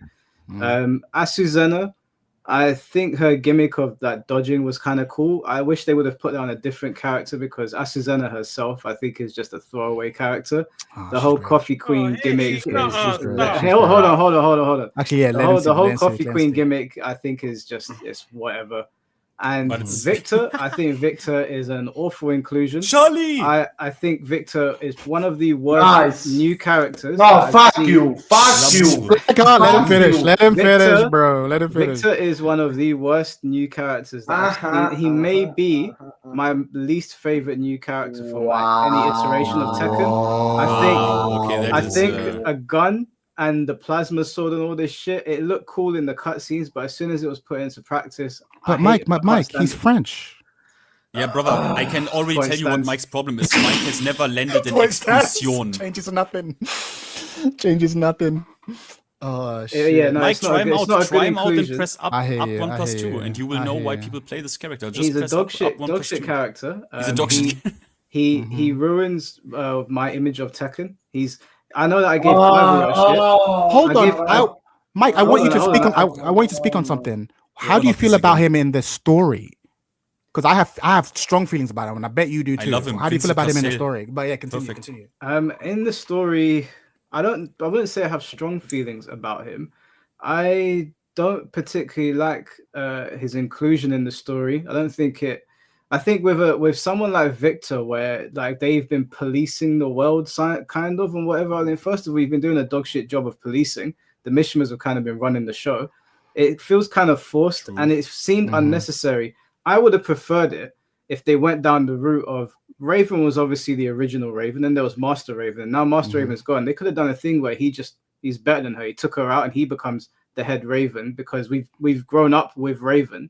I would have liked to have seen him go into that position, but putting Victor in there, it was like, okay, I don't mind you having a shadow figure that comes out when shit's about to hit the fan, but his gameplay coupled with how he behaved in the story and his rivalry with Dragunov, I was a bit like, where's this coming from, right? Where's this coming from? White Angel of Death. Like, I can't believe he jobbed out the Ravens. Like he's like, oh yeah, we answered to him. Excuse me? He single-handedly legit made the Ravens less cool, and I think that's fucked up. Maybe that's just me. I feel like he made the Ravens fucked up because they answered to him. Less cool, brother, with his boat stage where he is like, oh bro, I got the ending with Raven where he's like, bro, wait, my dude, I got a date in 5 minutes. I need to get to this girl. Fuck his boat. Fuck his plastic sword. Fuck his gun. Fuck Xiao Yu. Fuck his French accent. Y'all have some fuck hate his shades. in y'all's heart. Y'all got hate in y'all heart. No, Vector can suck a dick, bro. Okay, hold on. All right. Yeah, go. So, character roster wise, right? I will never get the character I want back. so I've already gave up. What is your character again? I want Christy, bro. That's all I want is Christy. Oh, Don't hit me with Should I mute him? excuses. Should I mute him? Should I mute him? Nah, That's let him- great. let him- I'm not let gonna him- get Christy. Let You him know cook up- what? Let him cook himself. It's fine. Hold on. Y'all could cook me if y'all want to, because literally, I don't. The roster perfect to me. The base roster. I just the character I want will never come back. That's the character that I played as a kid. I just loved her. Right, Christy. Kasumi would be cool because I just want to see Tiger Heat shit. That's the only reason. That's the only reason I want people to be involved in. Like I think it'd be too funny if they add her Tekken 8 just because of how Heat is. Legitimately, I think the base roster of Tekken 8 was very safe. They really just took a lot of 7 and probably brought those assets from Unreal 4 to 5 into this. The DLC. I'll give my opinions on the new characters. Azucena, the reason why I like Azucena is not because she's lady or she dances or she's loud, really. Like I do like that cheerful stuff, but I really do like the representation of having a character from Peru. And I love the stage, especially with the goat, and then you kick the goat and it looks so fucking weird. It's so funny to me. Like it's funny. It's like Tekken 6. Yeah. Right. Now, Victor to me pisses me off because y'all not gonna agree with this, right? But he reminds me of like Noctis with a Glock. And that's exactly a good reason. And it pisses me off because I would have been like, bro, y'all could have just got Noctis again, bro. But the character is so different from Noctis. I know so different and in the worst way possible. Maybe yes, maybe in the worst way possible. But brother, do you see this in the background? I didn't even remember they were on motorbikes in this battle, bro. This shit is so funny, bro. It's so it whack, is so. bro. It's it the is like a wackest Michael shit. Bay movie, but even That's in it, more. right? I like Michael. I like. I don't like this It's whack. discussion. I don't like this discussion. Yeah, Bad Boys is sick, bro. But like Yeah, I like that again, shit. I will say, like Victor gang. Who else? That's it. I feel like Tekken should have had more new characters. I don't know. I feel like Clocked it. True. I will give you that. That's true. Yeah, Like, maybe like, new like- characters like Noctis, for example. Give no, us not Noctis, Noctis, bro. Like Yes, I know you. I want think Noctis. 4 new characters would have been good. They should have removed Panda because Panda's inclusion is so pointless, even in a gameplay Look perspective. how raw Leo is. That shit hard. Wait, No, rewind that, please. Kuma Let's and go, Panda- Clive gang. Let's go, Clive That shit gang. was raw. When I saw that, I was like, hold on. I wish there were more magical characters in this game so Mike can finally explode Magical. with anger. Yeah, magical. Yeah. Like doing Magical. magical over the place. Yeah. You are We need magical. more magic. I think you're crazy. But we haven't talked about the DLC yet. I'll keep my opinions on it. I got grilled for He's this asking about last that. month. Yeah. What are your thoughts? Actually? Yeah, well, Oh, yeah, the yeah. DLC Let me is know what probably you one of think the of worst DLC. DLC in the history of fighting games. That's wild, bro. That is my same opinion I've had since we got Clive. Even though I am a Clive Glazer, I think the DLC is the laziest shit that I've ever seen in the history of the fighting game genre. No. Let me explain. Hear me out. You start the DLC off. Who do we get? Eddie. Right? I'm like, okay. That's not a bad shout. That's not a bad. And not Christy. That's the reason. Okay, why that's not the problem. It's just that he was already in Tekken 7. Then they gave us Lydia. Why the hell wasn't Lydia based No game? one's asking for Lydia. Why is she the second character? I did not no care. one's asking for Lydia. Yeah, Right? True. Nobody was asking for her like that. But I'm also a hater of Falconron. So I'll let it slide. Right? Who would you have liked instead of Lydia? Literally anyone else. Anyone else who's in Tekken 3. Anyone else who's in Tekken 3. Literally anyone else. Dr. Boskonovich instead of Lydia. No. Julia, Michelle, Lei Wulong, Anna Williams. You'd have You been fine. want Lei Wulong in Tekken 8? Are you Yes, crazy? of course Are I you want crazy? Lei Wulong. I'm gonna get my ass beat. I But like, It will be so. It will be But so then- happy when he does. hold on. But 50-50s. then I'm like, okay, right? Then I'm like, all right, the third character people was talking about. I'm sorry, Mike. I know you like that character, but that character design is atrocious. He's like a thumb. I do not like Marduk. That was the least for me. Right? I was like, you gotta like him because of the gameplay. Like that is the only reason. And then I was Wait, guys, Sure. wait. I need to interrupt. Who is he No. talking Sure, about? because of the Who's gameplay. Xyziel- Sure. Who is Xyziel in chat talking about? Does any one of you know? Put in that Taekwondo girl that got cut. The with Banks Taekwondo moveset. girl. Yeah. There was a Oh, yeah, Taekwondo she girl. was- Does anyone of you know about Yes, this? I do. Tekken Mobile. Tekken Mobile, yes, Tekken Mobile. We can look at that in a bit. Okay, But she okay. was a Was Tekken she Mobile hot? character. She was kind of She- cute. She was a Can little I, plain. can but I kinda answer that cute. question, please? I don't like inclusions of characters that are not meaningful. So Reina's inclusion to me is a meaningful inclusion to the series. I feel like it pushes it forward. Victor's, you could have an argument there because he has a role in like how the world is governed. I just don't like the character himself. Azucena is a waste in my opinion. Lydia, nobody asked for. Eddie should have been on the base roster. Heihachi, I wanted Heihachi back. If Heihachi was back, they kind of should have put him on the base roster too. I feel like if he was coming back, he should have been on the base roster. Yeah. As for Marduk, to answer what Yaya said, no, I actually enjoyed Marduk's story because I actually thought he brought in an interesting dynamic to King and Armor King. So when I first saw him, I was like, "Oh, this guy looks like Bill Goldberg," and he's kind of like thrown a wrench in the whole story mode. So that's why I took. No, I hear you. No, that's actually a fair point. That's a fair point. But has that ever exploded? It's not because he was broken. It's not because he was broken. But can I hold on? Try to not speak over. Yeah, sorry guys, sorry. No, I was just gonna ask. Like, I wanted to do a counterpoint to what you were saying about Azucena, because again, I'm gonna use the pro wrestling analogy, right? Yes, you want your serious contenders, but you also want your Scotty 2 Hardys and your Grandmaster Sexays, though. Like, you do need your characters who are kind of like more levity, more personality based, who are perhaps not contenders in the main mission or storyline. And I feel like Azucena was a good addition to that. Like, I know what you mean because you're like they need to be meaningful, but I actually think there is a place for non-narratively meaningful but character flavorful. Now, whether her character is actually interesting is a separate question, right? You can say that they failed in that regard, but I think there is a place for like, hey, this character is kind of not necessarily a complete joke character, but they are the mid card, so to speak. They are not going to challenge Kazuya in a fight. Yeah, go on. My pushback to that would be that's Lily and Asuka, and if there were people that were added to the story that were on the jokey side with like the Bears or Lily and Asuka, I'm fine with that. But Azucena, she barely did anything in the story. Okay. She's kind of just there. That's a separate thing. That's a good point. Yeah, they wasted her. Well, no, because like I feel like they could have made her a whole bigger piece of the grand scheme, but like that all goes back to like that is Tekken. Like at some point they're gonna have been Tekken though. Like they're gonna have show. Yeah. But I'm saying like with the characters, like even with the inclusion of some characters, like each iteration has some type of like wackiness addition or character return into it. So for me, like I get how Mike is because I feel that way with like Sparking, right? Like nobody gives a fuck about Ribrianne, right? But like she in the shut up, you're a problem. Bro, that was no, because I like. Look, you lucky this is his stream because I was off. I hate that character. That's like a least favorite character in history. But I wasn't ready for that slap. Yeah, but literally, like, I do see how Mike feels where you want to have a character inclusion because people like to bring up this whole thing with fighting games when their character doesn't get in. It was a wasted slot. That's not what Mike's saying, by the way, if anybody's thinking that. He just wants them to have some correlation to the main plot of the story. I think for that arc of the story being a war arc, making like even like as serious as the story is, the whole Law and the Law and Paul stuff is like, come on, because he owed him money. Y'all couldn't do this any other time. Y'all had to do this in the middle of the war.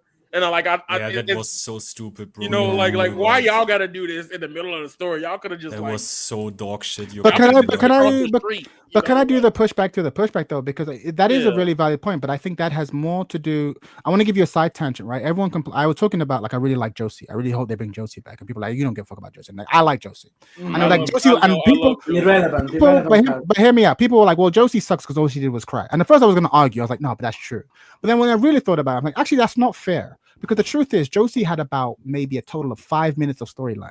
If you include her arcade mode and her ending screens and her win screens, she only has like 5 minutes or maximum. And you're right. In those 5 minutes, she's crying for 2.5 of them. So I get it, right? She's a big cry. But my point is like the issue I don't think was Josie, but it was just the way she was used. I think having a sensitive Filipino person who doesn't really want to fight but is really good at fighting, you can have. I mean, that's Jackie Chan's whole career. You could have had a really good thing if you used them in the story mode. What? Yeah, maybe they're gonna bring her back and make her confident. Like, no, then she. But but you don't even have to make her confident. Just make her like a Jackie Chan. I don't want to fight, and then you get beaten up. Just do the Jackie Chan thing. Like you can do that with Josie. Like that's the whole thing. Like there's ways you can go. So I understand why people hate Josie because she was always crying in her thing. But again, go like back to what you said about the Azucena thing. I don't think the issue is the character. I think it's the fact that they're not used. So you end up just getting this thin thing that all they do is talk about coffee. All Josie does is cry. Whereas actually, if you had more time. and had more interactions, she could have been interesting. So let me give you the pushback to the pushback to the pushback. The pushback. All right. So the thing with Azucena, and they brought up in the Tekken talk, was the whole goal of Azucena was supposed to be this bright representation, colorful version for a character of Peru in Tekken. Right. That's a big thing with Tekken, with like having certain places being involved into it. So her doubling down on like the whole coffee stick and gimmick and stuff like that, I think it's very cool as an inclusion, because they're like, all right, we're going all the way with this, right? And even as goofy as it is, like the whole court thing, and like, oh well, I'm on 18 because they're gonna pay for my coffee shop. Who else gonna do it? That's like realistic as fuck. Like that's that's realistic as fuck. I don't know. That's you got people that's working in jobs that's like, well, I need the money, but I know it's bad. Like people morally, but they're not on mobile. They're not on motorcycles in the middle of a battlefield fighting Jack Ace. That's a different level, bro. Yeah, that's the whole Tekken thing. Y'all my point is, you need to, if you're going to be on that battlefield, you need to be motivated, and your motivation needs to be. You was motivated to get that bag. I'm sorry, it's got to be. Can I just answer something I saw in the chat? People were saying, what is Feng's purpose because of what I said earlier? But Feng had a purpose beforehand. When he originally got introduced, he was in beef with Lei Wulong. He was a threat. Lei Wulong, he beat up Asuka's thing too. No, he killed Asuka's father. Yeah. So he was a threat. Yeah, he was a good villain. He was a good side villain, actually. Yeah, he was an excellent side villain, and he was threatening to everybody else that weren't Mishimers. Lei Wulong couldn't beat him. No one could really stop him until Leroy came along. Yeah. The problem with Tekken 7 and Tekken 8 is that they moved all of the focus onto the Mishimers. Exactly. And I can understand because they're trying to close off the Mishima saga. But Feng Wei's inclusion in Tekken was a throwback to like old martial arts films. It started with 6, though, I think, if we're really going to... like many of the bad things when it became the Jin show. And then can I say that now they don't know what to do with him now? Yes, they don't know what to do. Yeah. Then, you don't know anyone who's not directly attached to the Mishima story. Yes, anyone. There is no time. There is no time. That's why the only thing was... Okay, wait, guys. Azucena, Peru, coffee. That's it. That's so cringe, in my opinion. Azucena is so cringe. It is cringe. I don't care how that's cringe. You know, like it's cringe because you make a character only based about one thing only, and she screams it every 2 seconds. Story but there is no time. Ends with this man playing with toy cars. No, it's not about that. With Dragunov, you know, it's about his aura, his attitude, and so on. The only thing Azucena's down is screaming "cafe" every 2 seconds. You were aura in the conversation about character. What do you mean? But hang on. A character is also based about when we talk about character, again, I'm not looking for Shakespearean depth, right? You can have a character like a pro wrestler who has a gimmick. I'm the dead man. That's my thing, okay? Like Undertaker, I'm the dead man. But you also have, like, I have this complex relationship with Kane, and there are people who I respect and I don't respect. And then there's a lot of... You can have a character who has a singular gimmick, right? But at the same time, it can be very interesting. Exactly. If your similar gimmick is I make and like coffee, there's nothing there. There's nothing there. That's my point. What's the personality about that? That's the thing. So I think everyone that's in the chat asking to join. Like I said, I'm gonna have people join, but we're just trying to get through the main points first, and I'll start bringing people on. I saw your message, son Dripku. Don't worry, I'll bring you on as well. But yeah, go on. So you saying something, yo? Yeah, like wait. So now y'all saying she ain't got no personality? No, I'm saying that. I think she does have I think she has a good person. I think her attitude of the thing that makes her interesting is like she's bubbly. She's like, I enjoy violence. I'm going to beat you. I'm stronger than you. Who can hit me? Like, let me tell you something. One of my favorite animations. You know when she does the knee into your face and she looks in the camera, like does that that is. You want to talk about personality? That is so rich. That's such more great personality than coffee thing. That's my point. It's great. If I would have liked it, ironically, if they had got rid of the coffee thing, it's like I am the most powerful person here, and I'm here to prove it. That's even less story. But if she had that swagger and that attitude, and even when she loses, she's like, "You didn't beat me," I slipped or whatever. That would have been more interesting. That's kind of like Reina's goal, though. No, because Reina does that seriously. Whereas if Reina has the on and off thing in the whole story mode. Yeah, but she's story. Like, hi, hello. Yeah, that's because she's basically she's faking it. She's basically Azucena is doing it for real. She's basically being like Toby, right? Toby Obito. Yeah. She's a sociopath. She's a sociopath. That's she's why acting that way. It's Naruto, Shippuden, Tekken. But if Azucena was legitimately like, no, I'm the greatest one here, and I'll show you, and it's like, right, and it's like, wait a minute, do you not understand the stakes here? Like, we have a devil who's gonna take over the world. I don't care about that. I just want to win. That would be really interesting. She just, that would be way more interesting than the coffee Actually, thing. they put work into her still, right? Because the kick you mentioned, like that is one It's of so the good. I can't think of another animation like this in the game. It's so good. She looks at the camera. Or even when she does her dodge, she doesn't just dodge back in a really smooth way. She does a sort of really cocky, sort of like hands to hips. Woo! Because look, Dragunov, when Dragunov It's does so the good. crouch, when Dragunov does the crouch throw heat engager where he also kicks you in the fucking face, there is no shot into there's nothing. It's just, but with Azucena, they literally She's playing for the camera. They She's put care like, into yeah, that shit. yeah. But almost still, breaks at the end of the fourth day, they wall, didn't have almost. time, right? The only two words for her personality was funny, coffee, Peru. And that's the tragedy though, because the personality that comes across in her voice lines It's way outside deeper, of coffee or animations, she is full of character, way more character than many of the main cast. But then every time she opens her mouth to speak lines of dialogue, it's cringe.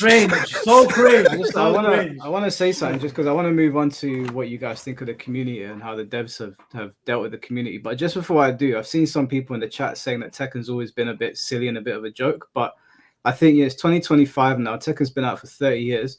I think just because something has been a certain way for a long time doesn't mean it's not time to adapt and evolve. I think Mortal Kombat made a lot of developers wake up and realize that story is important in fighting games. Yes. And I think for Tekken 9 or going forward, if they do DLC for the Tekken, they need to start fleshing out their characters and making people build a connection to them or a reason to pay attention, because this shit can only go on for so long. MK kind of changed the game, and I think that if they continue down this road, it's not going to be the kind of meme where it's like JoJo's, where we all kind of laugh and have a good time. It's going to be the kind of meme where it's like, are we still doing this shit 35 years in? Well, but it's more, right? Mortal Kombat 9 was the reboot, yeah? Yeah, it was. Yeah, no, it wasn't MK9. It was MK versus DC where it first started. Oh yeah, first and then yeah. Imagine a Tekken reboot. I mean, you say imagine Tekken reboot. I wouldn't be against it. No, I think I like what I need. In fact, yeah. But for me, what I really, again, I know I keep bringing it up, but I think the pro wrestling thing is the more important. I think we need parallel storylines. Like we need Feng as a main villain, and Asuka's focused on that, and maybe Lily's involved in that, and they are not involved in the Mishima thing. Yeah, there's all other storyline, and then you have maybe Paul and Law can also be involved in that separate storyline.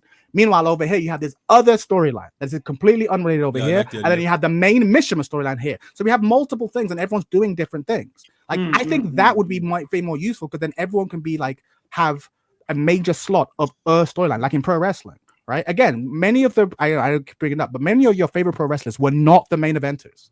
They were the Dudley Boys and the Hardy Boys. They were the Scotty 2 Hardys. They were like these mid cards because they had interesting, Eddie Guerrero's had these interesting side stories that were like really cool, and you can do that and you can be loved. But if instead you go, no, it's story mode, so we're gonna have one story that has to encompass the entire universe, and then we're mostly gonna focus all of that energy on one person, you're kind of done. Because if you don't care about that one person like me, then this story is trash. Why am I here? Yeah, or they can even. Sorry, go on, Black. No, or they can even do that. But the point is that they could at least give the other characters some credit, and it's not about only one character ending. That most of the time is even silly. Like at this point, made some serious ones also, which you explain what happened to them in these months of the game history and so on. You know, these kind of things, instead of watching Steve getting super buffed. For example, that was so stupid. Or things like that. The Steve Nina storyline is so interesting. Like I want here's my thought. Real question. Remember what I said at the beginning about like I would like to see all characters interact with one another.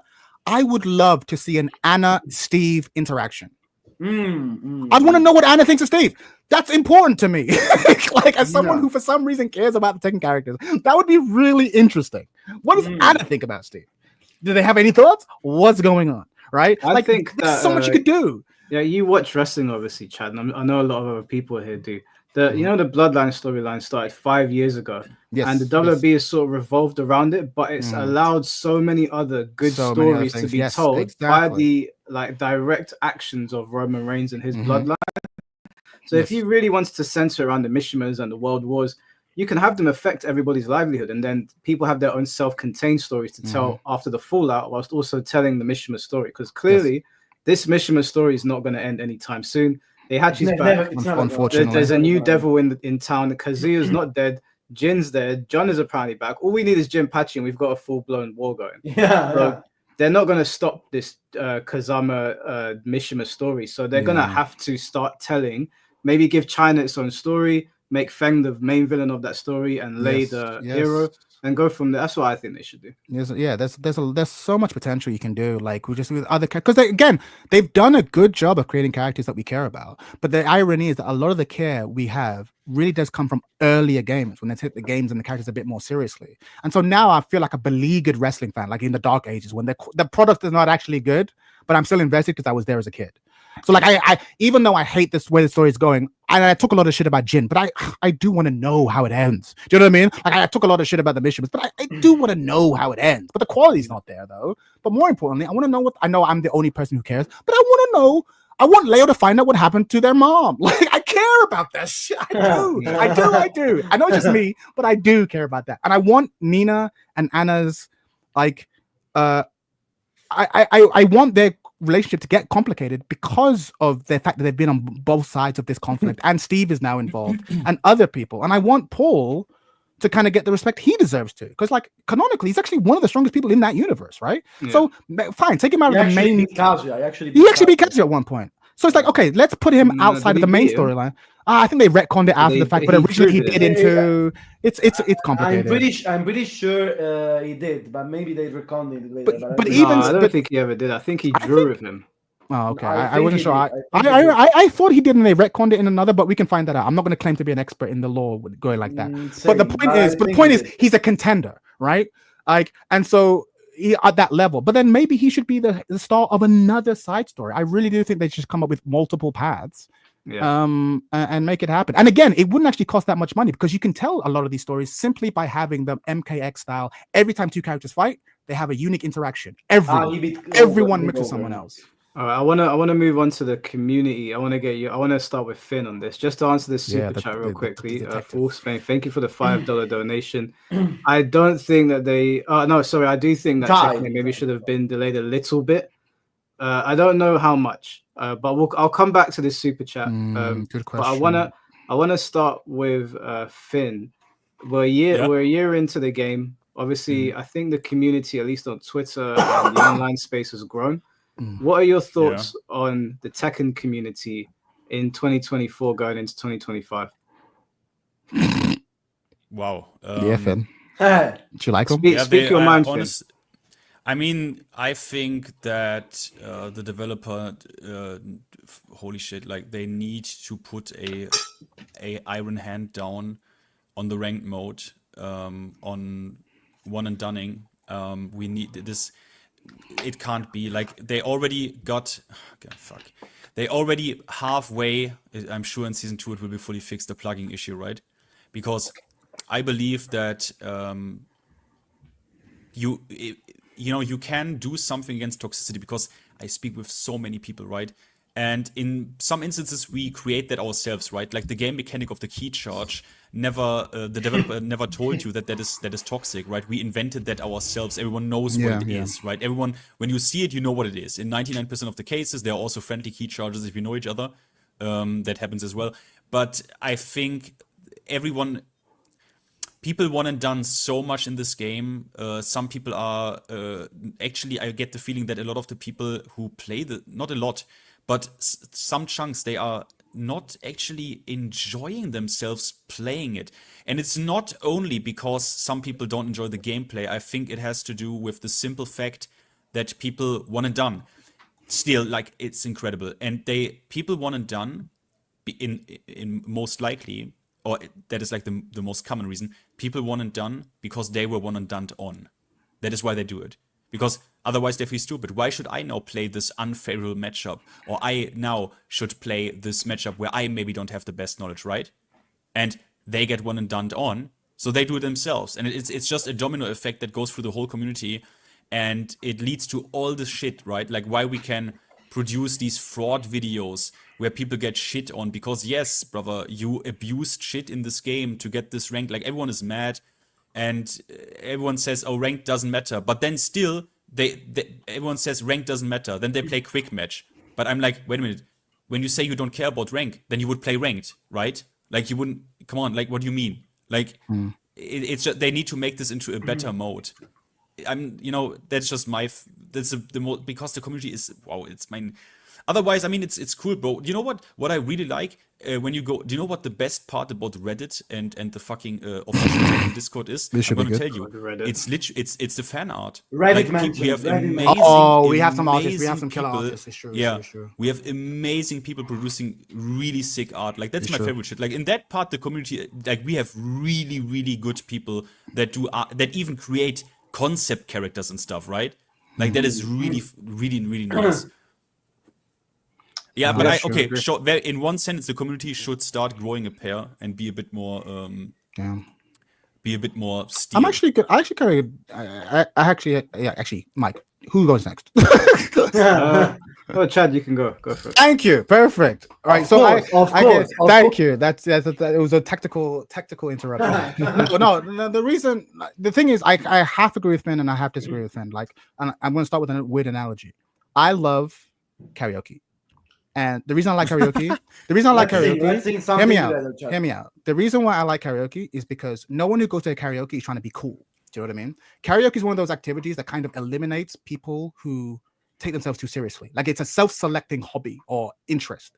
So you would be surprised how often when you go to karaoke, you can just meet people who are just down to have fun. They don't take themselves too seriously. You're going to be hard pressed to have a fist fight at a karaoke. Everyone's just down. And certain hobbies have a way of selecting their own crowd, okay? Because of what they ask you to do. The thing about Tekken is Tekken attracts a wide swath of people, and many of them are the shittiest people in the world, right? Exactly. It's the nature of the beast. Because the thing is, Tekken demands you to actually learn a lot, right? So Tekken is very good for what I call like 110 IQ people. They're slightly above average intellect, but because they're slightly above average, they think they're geniuses, right? So they have egos that actually far exceed their intellect. Right, and so there's a lot of that, right? So this game, because of what it asks you to do, has this tendency to attract a lot of complete assholes, right? But here's the thing: there are also plenty of people in this community who are fucking amazing, and some of the best people you'll encounter. So it's a real mixed bag. I can't sit here and say with good conscience that I have not met some of the best people I've met or encountered or dealt with. Even this conversation is so much fun, right? It wouldn't have happened without Tekken. But make no mistake, for every conversation like this, there's plenty of interactions with complete monsters who my life would have been better off if I never encountered them. And it's really difficult trying to walk that line and navigate that, like, and how worth it is it. And like you see that in the Reddit, you see that in the various Discords, you see that in the comment sections of your own video and other people's videos, even amongst content creators. Sometimes I see a lot of like hostility towards people. I'm like, you should know better. And like, I'm actually going to put myself on the radar now and maybe get in trouble. Like I have a real issue, even more than last time we spoke, guys. I have a real issue with the way fighting GM has been. Like fighting GM, actually, the more that I think about it, really gets on my nerves. Because fighting GM is one of the best. Finn is now gonna. No, because you brought him up, Finn. Because you're on one side of it. You're a huge fan of him. I'm on the opposite side of this. He's one of the best. Where? No, because we talked about this before. We talked about this before last time. But anyway, hear me out. Fighting GM is like, hear me out. Fighting GM is one of the best among us. He is one of the OGs. He's an absolute killer, right? He has skills that we could all learn from, all of us. And he spends his time going on ranked, calling people bums, making fun of them. By the way, many of whom have not attacked him. They've not come on his channel. They have not come to him and been like, I'm a god, I'm a killer, I'm the best, I'm top tier. They're just playing the fucking game. This fucking game that encourages the degeneracy, right? And they play degenerately. They get the max rank, and he goes, man, you don't deserve that rank. Wait. Just one point. Wait. No, the important thing is 2 of those people were literally cheaters, at least. They were literally cheaters. Call out. That's different. If they're cheating, fuck them. Burn them. Bury them under the jail. You know damn well I got nothing wrong with shaming cheaters. But if you're just bad at the game, or like I feel like you've got a bad rank, right? And I'm just going to farm you for content and make fun of you. I'm going to show your gamer tag online so other people can look you up. I'm like, that seems like asshole behavior. I feel like any other community, I don't feel like what I'm saying is actually that controversial. I feel like in any other community, we'd be like, that's kind of asshole behavior. Wait, so can I ask you a question? Are you saying that Fighting GM's content, a portion of it is him going online, finding randoms and just... Bro, have you not seen this? I don't watch Fighting GM. I'll tell you. Let me describe it to you. He will fight a bunch of people online because he's playing rank like we all are. He'll encounter someone at max rank and he'll be like, this guy's a bum. He plays poorly, right? Fair enough. You can say that on the stream. You'll say stuff like that. But then he'll go to like their replays, watch them play other people, and be like, "Yo, this guy bad. He moving kind of stiff. He ain't got no combos." Blah blah blah. Again, this person who is reviewing and analyzing has done nothing wrong. We're not talking about the cheaters. We're talking about players who are like, yeah, he plays Horang, he plays Xiaoyu, he plays like a character who's flowchart their way to the top ranks. And then he'll just shit on them and point out all the ways they don't deserve their rank. This detail is very important. This detail is very important. Sorry, but this detail is important. I can't. This detail is important. I made this video, the Fighting GM video, and I also shat on this Xiaoyu player, bro. I literally, yes, I did. But do you know why? Because this player boosted himself to GOD through the rank restriction lifting, and that is something. It is not. You are right. You are right. Wait, you are right. Fighting GM also shits on players that he deems unworthy of the rank that is called God of Destruction. I'm not talking about, I'm not talking about boosters. You are correct. Fuck boosters. Okay, but cheaters. We just always need to keep this in mind, right? There were a lot of people. I know about 3 or 4 that were of these people that he shat on that were literally boosted. No one here, no one's defending them. You. No one's defending them. No one's having. Let him make his money off those videos. That's fine. The thing is just my position, right? I get called a TMM cultist. Yeah, I get called a TMM meat rider. But on the same time, I get also called a Fighting GM dick rider. It's always funny to me how these things work, you know? Because you know what's up with TMM and Kazuya and this, right? I suck both of them off. It's just the way I am. What can I say? What can I say? I'm not. Wait. No. For me, it's just important that I'm not being seen as the GM elitist, right? Because I do reviews for, you know what I mean? I do reviews for the purple rank players, for the blue rank players. I try to support them. Bro, but again, that's different. If I come to you, Finn, I'm in blue rank, I suck right now. Please review my thing on your channel, and you are roasting me. That's different. I'm not roasting. I'm not roasting. I know you're fun. No, but let's say you were. Right? I know you're not. But let's say you were. I've given you my content. I know you're a funny dude. I know you use exaggerated language. That's why we subscribe. I get that. There's no beef. He's just playing people online who are just trying to do what we're all trying to do. And he just blows them. I'm talking about the cheaters, bro. I'm not talking about the boosters. I'm talking about Blunt Smoker 420, who this is his first Tekken game. He plays fucking Zafina, right? He scrubbed his way up to God of Destruction, right? Yeah.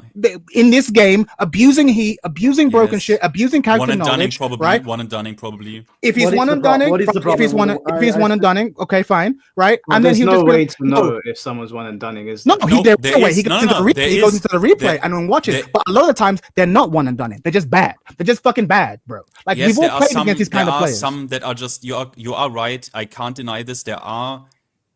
And that's my point.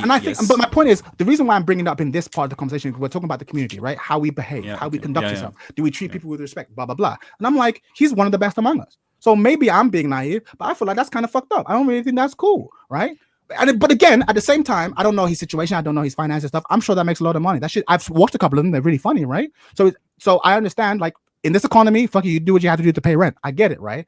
But I can simultaneously be like, okay, as a man to man, I get it. You got to pay the bills. But I can simultaneously say, like, I don't know that I like this kind of behavior in our community, especially from one of our paragons. It seems kind of fucked up. For all my hate that TMM does a lot of things that piss me off, a lot of things. But like, I don't know that I see TMM do that. Like, he'll complain in his thing about the matches he's playing while he's playing. Like he has also. That's very different. Okay, yeah, he doesn't. Guys, before we continue the conversation, guys, stop fighting in the chat, please. We all come here. Fight more.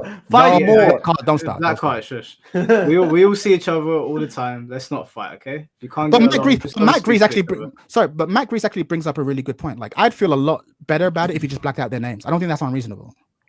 Okay, but look, I don't think that's unreasonable. I did that, you know. But no, what's funny, bro? You know what's really funny?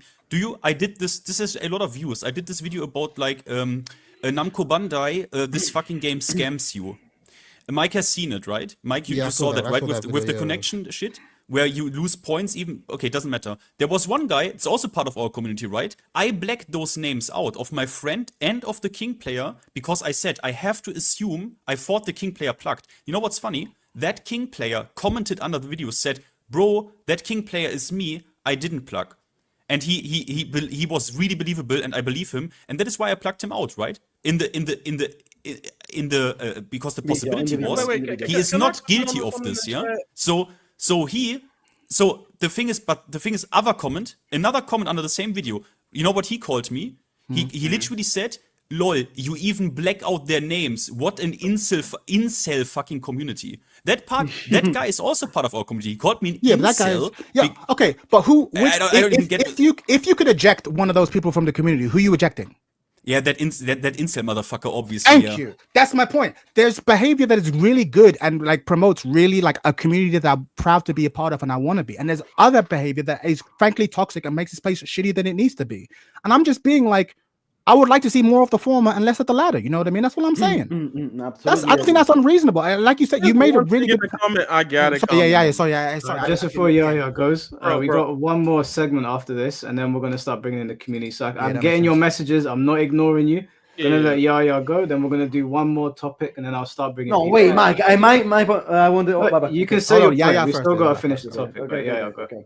All right. So the community part that's very important is from a person I've always followed the Tekken community, like watching like a couple pro players and watching it here and there. But like this was my year from now until last year, me being a part of the community, right? And like from my eyes, and I get how y'all feel about the game, like annoyed by like the mechanics and the gameplay and stuff like that. But it makes the new people not want to play the game, because I'll speak for myself specifically. Because when, like, I give an example, Mike did this thing yesterday that I really acknowledged, right? I don't agree with it, the whole drive rush ordeal, because like it all comes down to like, y'all, the reason why they added that was the result of 5, right? People was complaining about how that game played. But what Mike did was he explained, all right, I don't like this thing. This is what they should do to change it, right? Drive rush, I think that should just be a better way to punish it. Change how that works. That's my only problem with it. But overall, that shit is raw to me, right? But I come from anime, so I get it. Street Fighter, you just want to walk back and forth all day and fucking counter hit a nigga. Go neutral, yes. So yes, and that's not. And no, that's not just neutral. Neutral is the thing. We're not doing this. I love you, bro. Like it was the perfect word. It was just the perfect word. Yeah. Just but regardless, there's a comment in the chat that irritates me because I see this a lot with FDX, and I can't defend them in Glaze. I don't care. That man didn't even put me in the video for the clips or nothing, so I don't really care. Okay, but same. I got so offended, man. What is with PDX now? What is with PDX now? He didn't put me. Let him finish his point. Somebody in the chat was like, Tekken 8 separated people hard. The main man Sweet. He says Shield DX, K-Wiz not being vocal about problems in the game does not help at all because they on the payroll. All right, number one. I hate Number one, I hate that. I got that comment with sparking so much. That's a 110 IQ take right there. And literally that take is horrible. So let me explain why. If you are a content creator and you ever got put on a quotation payroll, you know that it's a sponsored thing or some type of integration from it. None of the Bandai is not paying people every video $100. Think about FDX almost uploaded 30, 40 days straight. And they pay him every single that is number one, that's not even how that works. They'll probably pay for like ad space and stuff like that. That's cool. That's anybody though that has a channel, right? If but bro, they know he is not a literal chill. They are just fucking low IQ, like Chet said. Oh yeah, but no, it's worse than that. They're not low IQ. They're above average IQ. Hold on, but they think they're smart. That's the issue. And the thing of it is from a community side of things, and why this all ties in, right? For me coming into Tekken and like y'all get a guest character, right? And y'all don't want and I understand it's Clive, it's Final Fantasy, you don't care about it, right? But like Mike said on a couple streams back when I was here, he's like, it's not my fault y'all games are ass. But I'm like, damn, bro, y'all get the whole old country buffet. We left with McDonald's. Right? I don't even have Blaze Blue. Like we got McDonald's, y'all getting at least like they at least giving y'all some with it. They give you a drink. I gotta pay $3 for my drink. You know what I'm saying? Yeah, bro, you have a point. I don't know. You make sense to me, bro. You make sense. Can I say something about the FDX thing? Now this is nothing to do with Tekken creators, but it does relate to them. I don't know what FDX's relationship is with Namco. I'm not making out like there is none. He has said this publicly. Wait, hold on. It doesn't matter what he says publicly because I know a lot of people in the gaming scene that say things publicly, and I'm not going to say what scenes in particular. But that is illegal. In Germany, that is illegal. No, it's not. It's not, baby. Yeah. So let me just explain to you why some people might feel like these people are shills, even if they're wrong. Now, I'm not accusing anybody in particular of being shills, but I have family that are all gamers, and I've got one particular family member who is a high-level gamer in another scene. And I've spoken to those guys in that scene, and they said to me that this goes for any scene, and I've seen it myself. They may not be on payroll, but they are in the good graces of said company. And for that reason, they will not give you their true feelings on the game, because they know that company will cut them off. And there is one big game in particular that is coming out soon. And it's a game unrelated to fighting games. And I spoke to a particular creator in this scene, and he said to me, no matter how much I feel towards this new trailer that we've got that's come out, and how much I feel towards the previous game, I'm not paid by them. But if I say anything, I will never be paid by them. But can I say? But can I agree. Everything you just said is 100%. But can I add something? Because I'm going to be the controversial one, right? I think what FDX is doing is 100% correct. Does FDX have the power to change the balance of this game? No. Does he have the ability to change the things that 90% of us want to complain about? No. Do we live in a world where there aren't billions of people complaining about all the stuff we want to complain about already? No, there's already plenty of people. So he's actually found himself a decent niche. We're like, all right, cool. If you want to hear bitching about the game, good luck. You'd have to struggle nuts to find it. I'm just going to create tutorial content. I'm going to stay positive. I'm going to comment positively on the game.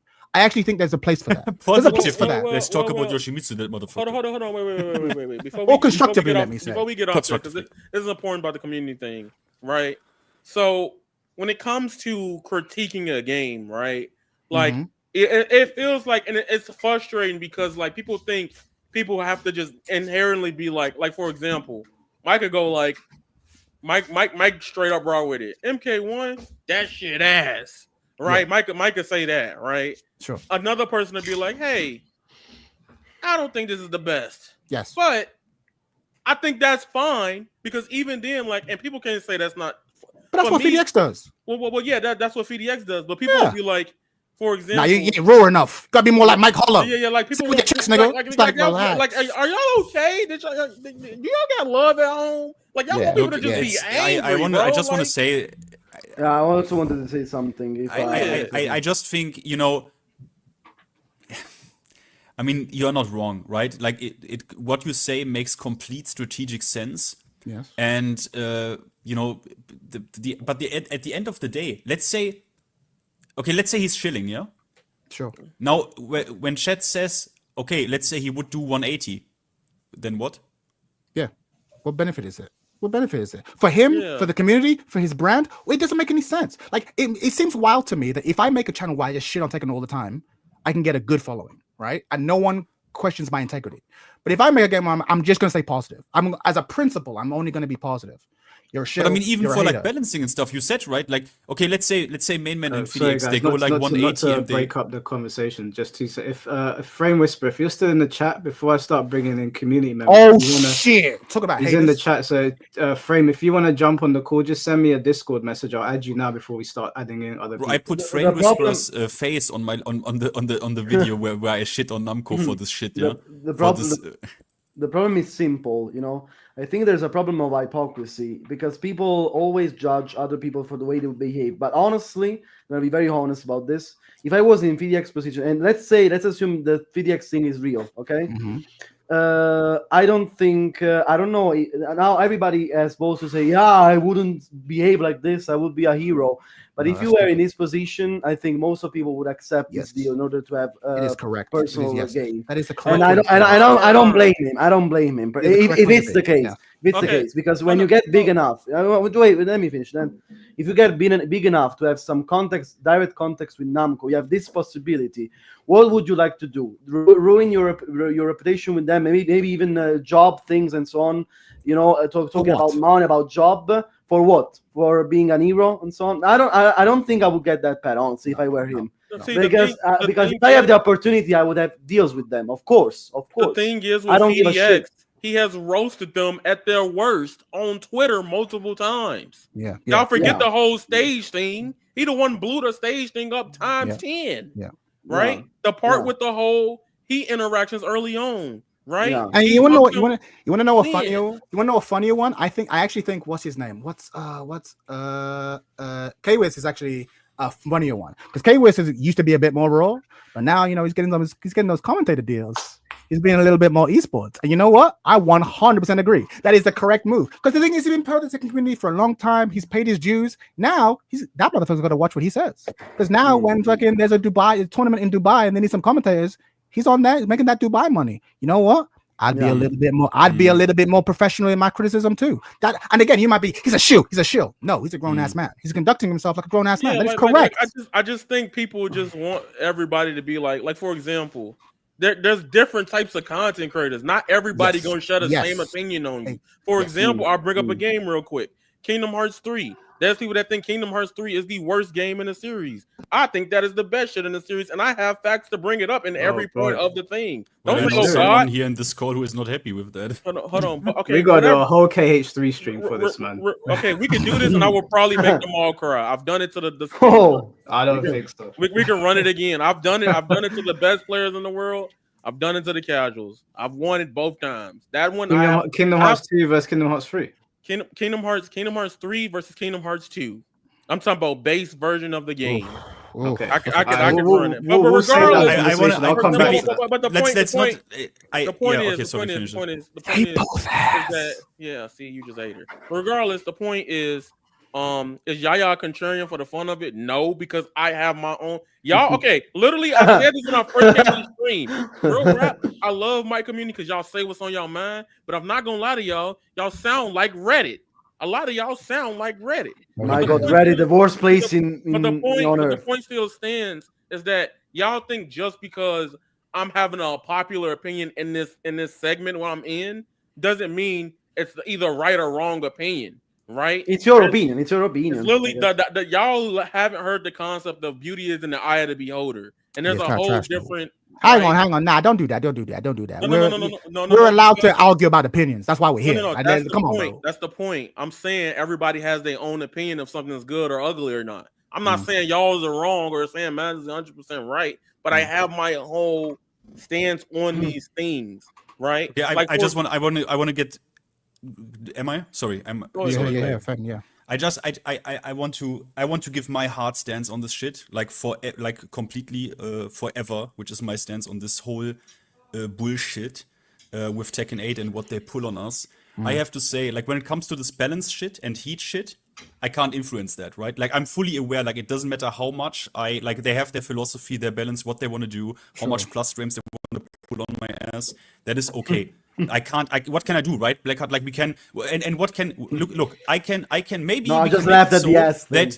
I'm just saying, maybe we can make it so that heat fucking engager is +10 instead of +17. Oh yeah, hallelujah. Yeah, it's +10 instead of +17. Yeah, it doesn't change anything. But what I'm gonna try to achieve in the next weeks and months is I will not say you exactly, but I want them to make this game at least into a better product with some money they got off of me for this shit. I'm not that brain damaged to buy this sunglass. If I ever see you on the streets wearing that sunglass, I have to say I will. Are you sure? Yeah, they're never getting this from me. But I will say, I think they should at least they can at least make this a decent product. Brother, I have the newest shit. My friends are on Nvidia. I am on AMD. We all, since the Clive update, You also, bro. Me too. I have startup crashes. I have when I want to join practice mode. This shit is unacceptable, brother. But hang on, we are a year into magical for you. But hang on. Pause. This conversation. Hold on. I just wanted to. I just wanted to add to. I actually agree with what you're saying, but I'm thinking that this is not about Tekken. This is about our individual channels, right? My channels. What are my channels? What are my videos? My videos. Well, for me, it's about the product that every player actually. But what I mean is I do long philosophical rants about shit, right? PowerPoint presentations and then some gameplay footage. That's my shit. Okay, that's my thing. If you want to do Aris style or even Frame Whisperer, right? Who I still subscribe to. Every time, listen to me. I say this with my heart. Every time Tekken does some bullshit, I am hitting refresh on the Frame Whisperer. Yeah, me as well. Because he's got some funny, unhinged shit to say. That's why I go to him. He has picked a lane, okay? But you can also pick I'm gonna do just tutorial videos and stay mostly positive. These are all valid fucking lanes. There's no shame in that. And I what I'm saying is, like, so long as you are consistent in that lane, it's fine. But this is, I didn't know everyone. I don't like this game. Therefore, it's important to me that all content creators spend at least 50% of the time shooting the game. I don't think that's fair. I think just go to wherever you want to go. I like all of them. I like VDX. I like K-Wiz. I love Frame Whisperer. I like Mike Holler. I like fucking. You like Blackheart. You love Blackheart. I can take or leave it.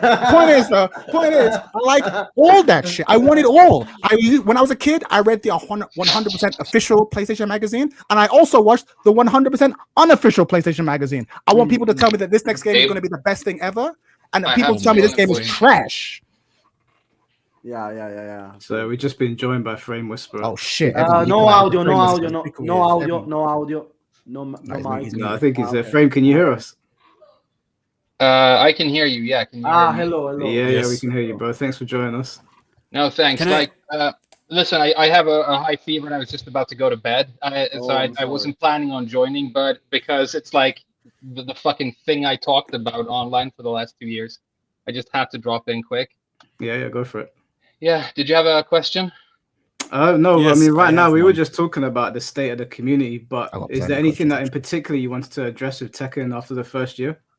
I think you were talking about content creators. I have a point to make about that, but I mean, you have to ask yourself whether or not you think the game is good or worth playing, and if it comes down to you enjoying it enough that you want to spend time with it, who's going to stop you? My point was that I felt like I was losing my mind every time Namco did something that was so blatantly dishonest that at times it's been like borderline or actually illegal. Hiding the store until the reviews are in is like one of the most egregious examples, right? That's a monumental, very, very dirty and pathetic thing for them to do. But as long as some sort of update, some sort of tournament, some sort of hype is maintained in the background and the game is still selling, they never get punished for that because the community has such fucking amnesia. And I felt like if I keep playing this game and I don't address the grievances that I have with it every time I talk about it, there is a dick in my mouth and I need to get the taste of dick out of my mouth. And that culminated in me, pulling the dick out, and then brushing my teeth, and then like saying my goodbye for now. And it was honestly one of the best choices I've made because, as fun as it is to talk shit about this very, very, very, very bad game, nobody wants to sit in front of a camera and gradually descend into being some sort of fucking lolcow, right? And, I've got stuff going on besides Tekken, luckily. Now there are content creators who, lose their jobs, get laid off. Main man has a fucking kid, right? Yeah. Mm-hmm. Yeah. Okay. So Frame, can I ask you something? Go ahead. Yeah. Did you see it coming? Because I watched all the wave dashes where you were part of, yeah. Did you when you predicted you literally did this, like I think 1 or 2 months before this piece of shit came out, you predicted launch Leroy. Was that like, did you already see it? Were you already like, oh holy shit, this is going into a direction? I had a gut feeling that Leroy was going to be a turning point and a big problem.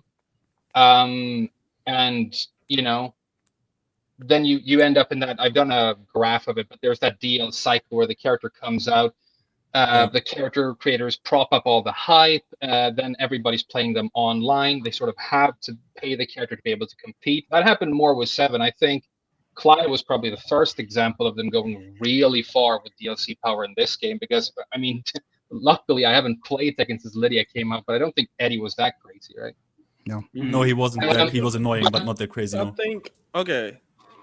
But the point is that, okay, so the thing happens with Leroy, and I try and talk about it, and then the same thing happens with Fakumlam. In my opinion, the same thing happens with Kunimitsu, and the amnesia just continues. So then Tekken 8 is on the way. I buy a new gaming rig for like $2,000 just because I want to stream this game, because now they get to start over. They're never going to apologize. They're never going to admit all these things they did wrong, but now they can build completely new infrastructure with anti-cheat from the start. The reason it hasn't been fixed is that it there was an infrastructural problem with Tekken 7 where they could not fix it. Yeah. And then what they decided to do was build Tekken 8 on the exact same infrastructure. I mean, if and they told us that, didn't you? Open contempt for the community. If that is not open fucking contempt for all of us, then I don't know what is. And I think if you don't say something about it, then there's a dick in your ass and in your mouth. I've commented under a video that is 3 years old from you, where you say cheaters are taking over this game. And I think that was a tweet from fucking Murray, where he says, we're gonna do something about it. Where is that shit? Like, let me ask a question here, by the way. Let me ask one question, by the way.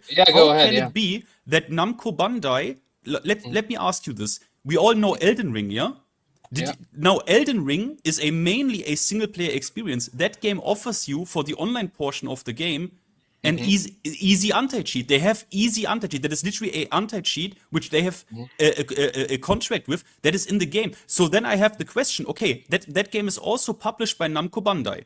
So is it just the fact that someone at the team of From Software cared enough to provide their players with we offer an online experience. We should have the decency to offer the player a minimum safety online in form of an anti-cheat. They did that. Yeah. What is the explanation for Tekken 8 not having that? I don't get it. The same studio or company. It's a different studio, It's a different studio. But it's the same publisher. What do you mean? No, that doesn't mean they work. That doesn't mean. Okay. Then you are agreeing with me that it's not on Namco Bandai. It's literally on the Tekken team that people protect so often. Yeah. That's that frames out. Or it's just very, very easy to just copy the infrastructure used for 7 and roll it out in 8, and then you don't have to do any work building something. How much? I mean, how much extra money? The fact that they're recycling assets that were free in Tekken 7, not even giving them an upscale, and then putting them as paid content in 8. I mean, I could sit here for an hour and just talk about all the different ways in which we are being fucked. And I just want to make a quick point about the content creator thing, because like one of my rules when I started YouTube was I'm never gonna like get into drama and talk about other people because I'm too fucking old and it's so pathetic. But at some point, I kind of felt like I had to start calling things out, but because I do not believe that the big content creators out there are successful because they have a fruitful relationship with Bandai Namco. They are successful because their community continues to support them, the millions of people who have bought this game. And if you believe that the game is bad, the community is being fucked, and if you don't stand on their side, then you're on the other side. I bet it feels nice when you have a mangina just sit on a fucking fence and grind on it, but don't expect anybody like down on the right side to like respect you for it. Can I ask? Go ahead. No, sorry. This is a question I've actually been meaning to ask you for years, right? Like, so. Because I remember there was a time where you were, let's say there's inner circles, right? Entertainment is always a cartel. Let's say you're in the inner circle, you're invited to the meetings or whatever. Okay. Yeah. My question to you is this.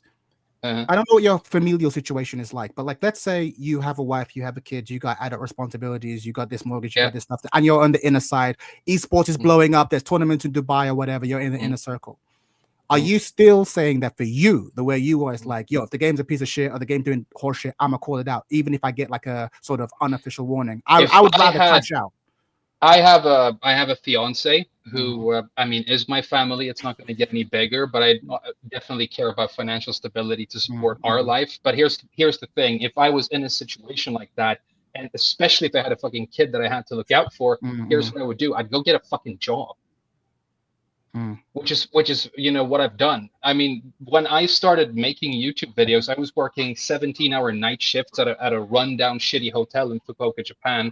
Spent all of my disposable income at the arcade because I wanted to learn Tekken 7, and then I had to record my videos at like 3 a.m. because it was the only time I had, But at the same time, I always respect the hustle, and I mean, if you make content to put food in your kid's mouth, I mean, who the fuck am I to criticize you for it?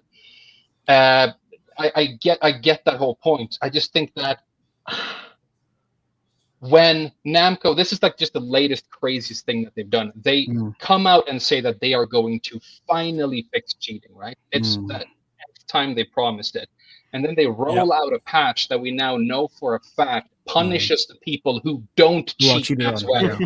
That is one of the most monumental and pathetic. And they've had what 12 years to solve this, and then there's a fucking trailer for a Final Fantasy character, and again everybody has amnesia. And if you are somebody who has built the channel with 300,000 subscribers, and they are, I mean, making you, let's be honest, a pretty wealthy person at this point with all of their support, if you refuse to even like mention that is happening, there is dishonesty at play. I just think that there is. And I'll add one more thing. I'm not going to mention who it is, but I used to communicate and know a couple of people who were maybe sort of in the inner circle or whatever, the people who have Harada's clock in their inner circle.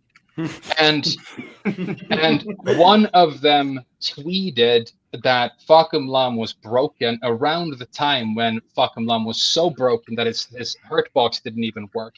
And he had a late night phone call from Michael Murray on his cell phone telling him to take down his toxic tweets. So when you say that, okay, somebody does a collab with Namco, somebody does a literal fucking Chipotle ad for them before they put fast food ads in the $70 game. I mean, if you don't think that they are maintaining some sort of relationship with that company for access and things like that, then I mean, you don't know how this complete fucking farce that's become modern day journalism works, right?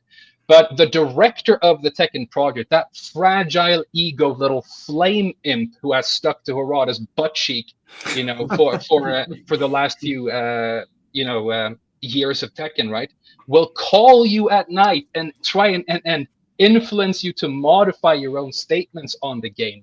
I mean, it's even more funnier when you think about that this was the guy who told you to block hell sweeps, but he will phone you. He will phone you not to ask you how to get good at his game, but he will tell you to take down your tweets about fuck. That's a little bit creepy, not gonna lie. That's a little bit creepy. I mean, it's really fucking creepy, and I wasn't supposed to say anything about this because it was told to me in confidence, but I believe that it happened, and I've heard all kinds of stuff, right? Yeah. Okay. So I'm sorry, I didn't mean to jump on here with like a fever and rant or whatever, but if anybody, because I really need to get to bed, but I hope you're well. I hope you guys. I hope you get better too. That's all. I want to say one thing, Frame. Like, I want to say thanks for like, I think 3 years ago you teach me. I asked in the comments. I said I have a Dakimakura with your face on it. Made some stupid joke, and you teach me. I had a question about Bob, and you answered that in a funny way, bro. Like, thanks. Yeah, good shit. I mean, that's I think. Sorry, question for watchers, man. What are you doing now? We ever going to see you come back every blue moon? Every time Tekken does something bullshit, you produce a new video, and we all smile. When are we going to see you again? What can we expect? The last few weeks I've spent getting really pretty good at Monster Hunter. So when Wilds comes out, I'm going to start doing Wilds content and guide content for that. And if anybody wants to jump on and like hunt with me, we'll do that. I've said that I will come back to Tekken to play specifically Miguel or Bob if they come out, because I kind of feel like I have to. But also, like, I mean, if the game turns around, it's not going to happen because we always do this. We build some sort of fucking castle in the sky, some sort of dream. As long as there's content on the horizon, people dream about it and anticipate it, and things are going to get better, but they stay the same. But if season 2 or season 3 launches and, Heat fucking works now and Dragonov is nerfed now and all these things happen, then I would love to come back. I spent, over a decade. One of one of the reasons I lived in Japan for a decade was to play this game, right? Yeah. But like, just if nothing happens. You stand up and say that Namco are pathetic and they're not doing their jobs and the game is trash, and you don't explode. It doesn't hurt. It actually feels pretty fucking good, and then you can go back to playing the game. It's. No, I get it. Your frustration absolutely comes through. And what's really funny, as I remember, you made a video where you would accuse them of doing it on purpose. And I remember you doing this early, and I remember being like, "Yo, Frame Whisper is just too cynical, bro. I'm sure it was an accident. I'm sure they just don't have the correct data. They don't know what I'm talking about." And then with each subsequent overpowered DLC and suspiciously quick fix, and then like you said, Tekken 8 comes out and there's no shop, and it gets all these glowing reviews, and the shop comes out, you start going, "Oh, this motherfucker maybe low-key was kind of right." Like these are dark business practices. So I you were right, man. You were right. I had my first ever. I don't think that I'm always right or whatever. I think it's like like you said before I came on, I picked a lane. This is what I believe, and so I try and say what I believe truthfully, or I'm making an obvious joke and I'm being silly. But I think if you're sitting in front of the camera and saying something that you don't believe, yes, because it is beneficial to you. I mean, if you love the game, more power to you. If you honestly do, but if you see the problems and you refuse to talk about them, now, as far as I'm concerned, you're lying. Right? Yeah, So that's Can I my ask? only Can point. I ask you one final small thing? one final. Sure. Yeah, sure. because I never. You said I think you said you saw it, and you asked at that time for someone to send you that again. With Launch Leroy. Yeah. There was this. I don't know if it was a rumor or because some people said they have seen this. The list of the pre-planned nerfs. That patch list notes that they had waited. Yeah. The patch notes that they had before the release. That's true. I mean, it's planned. stupid for me to ask people to send them to me, because I very deliberately, since I started making content, never mentioned my name. I don't have an email address. I have no social media, so you can't send me stuff. You know, you can't even. I mean, and I've kept it that way because it makes me feel better. But if somebody finds it, I mean, post it online, post it on Tekken, Reddit, whatever. I want to keep, because I have a little folder on my desktop with just monumental Namco fuck ups and screenshots of my CIA stuff. and just if they ever come after me, that I can dump on them. And I actually have my first Dead ever man switch. the first ever YouTube video I ever made that got copyright or content struck happened 2 weeks ago. Oh, really? Everyone, it's never happened before, but it was the one where I intercut the Tekken Nike ad with Nike factories in Indonesia, right? Oh wow! I thought about that. I saw that video, bro, and I was literally, they're not gonna let that stand, bro. I thought that. I was like, whoa. If you ever have merchandise, I know Yaya put his hand up. Did you have something you want to say to Frame before he went? I think my whole stance on it is, because I've seen your content before, and I think like it's, regardless if I agree with it or not, I think it's all still good. I think the problem I have with, like, for example, I've even made negative Tekken videos. Like I've pointed out the Tekken shop or the bad parts of like the monetization in some ways, because the first battle pass was stupid when I saw a ball in there. But my thing is that like I feel like it's kind of wrong to attack content creators in that way if they don't mention those things, because it comes to a point to where like, this is bad, I should comment on it, or be like, I know people are mad at this, but I'm not mad at it. Like if it doesn't reach your personal threshold of for example, and this might be a hot take for me, and I'm not saying I'm justifying it, right? Because I'll call them out if it's very egregious. I just did it with Sparking, right? Like that DLC being $18 is crazy, and people only playing 2 characters for $18 that's insane to me. But regardless, like for me with most DLC in cases, I don't care because I don't need it. Sure. Right, like to play the base. I'm here for the gameplay of the game and the base product, right? So for the me, base product that doesn't matter. Okay, sorry. No, I completely respect that, and I get it. Like I said, one of my like main rules when I started making content was like I will not talk about other people, because fucking YouTube drama. It's the reason I don't have a Twitter. It's so stupid. Yeah, right? I get it. I get it. Full of drama every 2 seconds. The fact that it got to a point where I had to.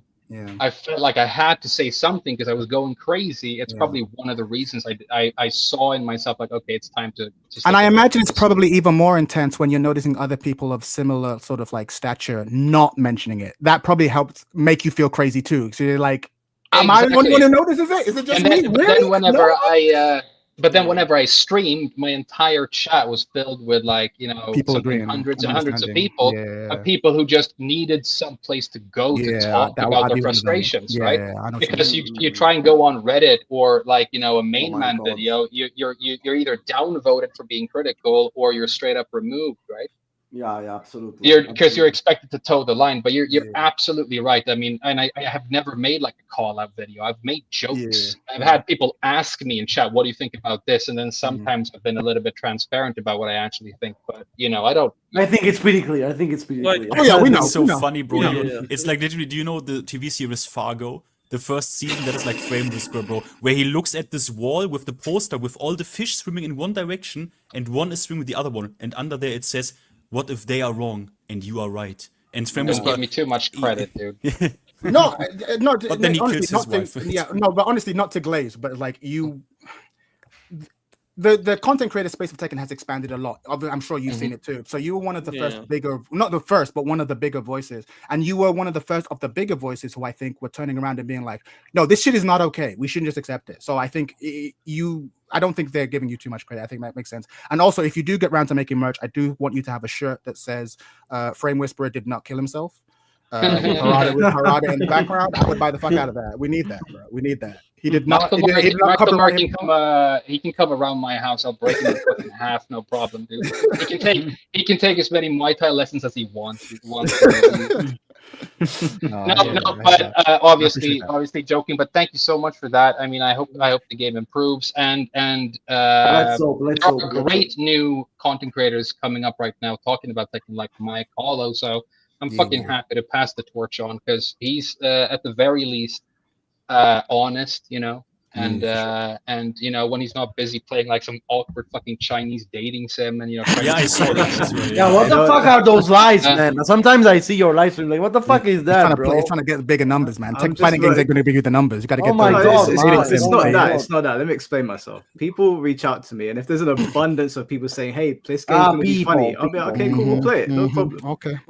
I want to see the receipts of those allegedly people. I saw Russian bots. It's these people. I see. Oh, I believe gotta say something about the community before I forget, because this is something that y'all may not see it from the angle y'all in, right? Coming to Tekken and trying to make content for it, a lot of people felt very gatekeepy, right? That's fighting games, though. No. Hold on, no. I'll say this was specifically Tekken, and I've made content for all the major games. Yeah, we are toxic.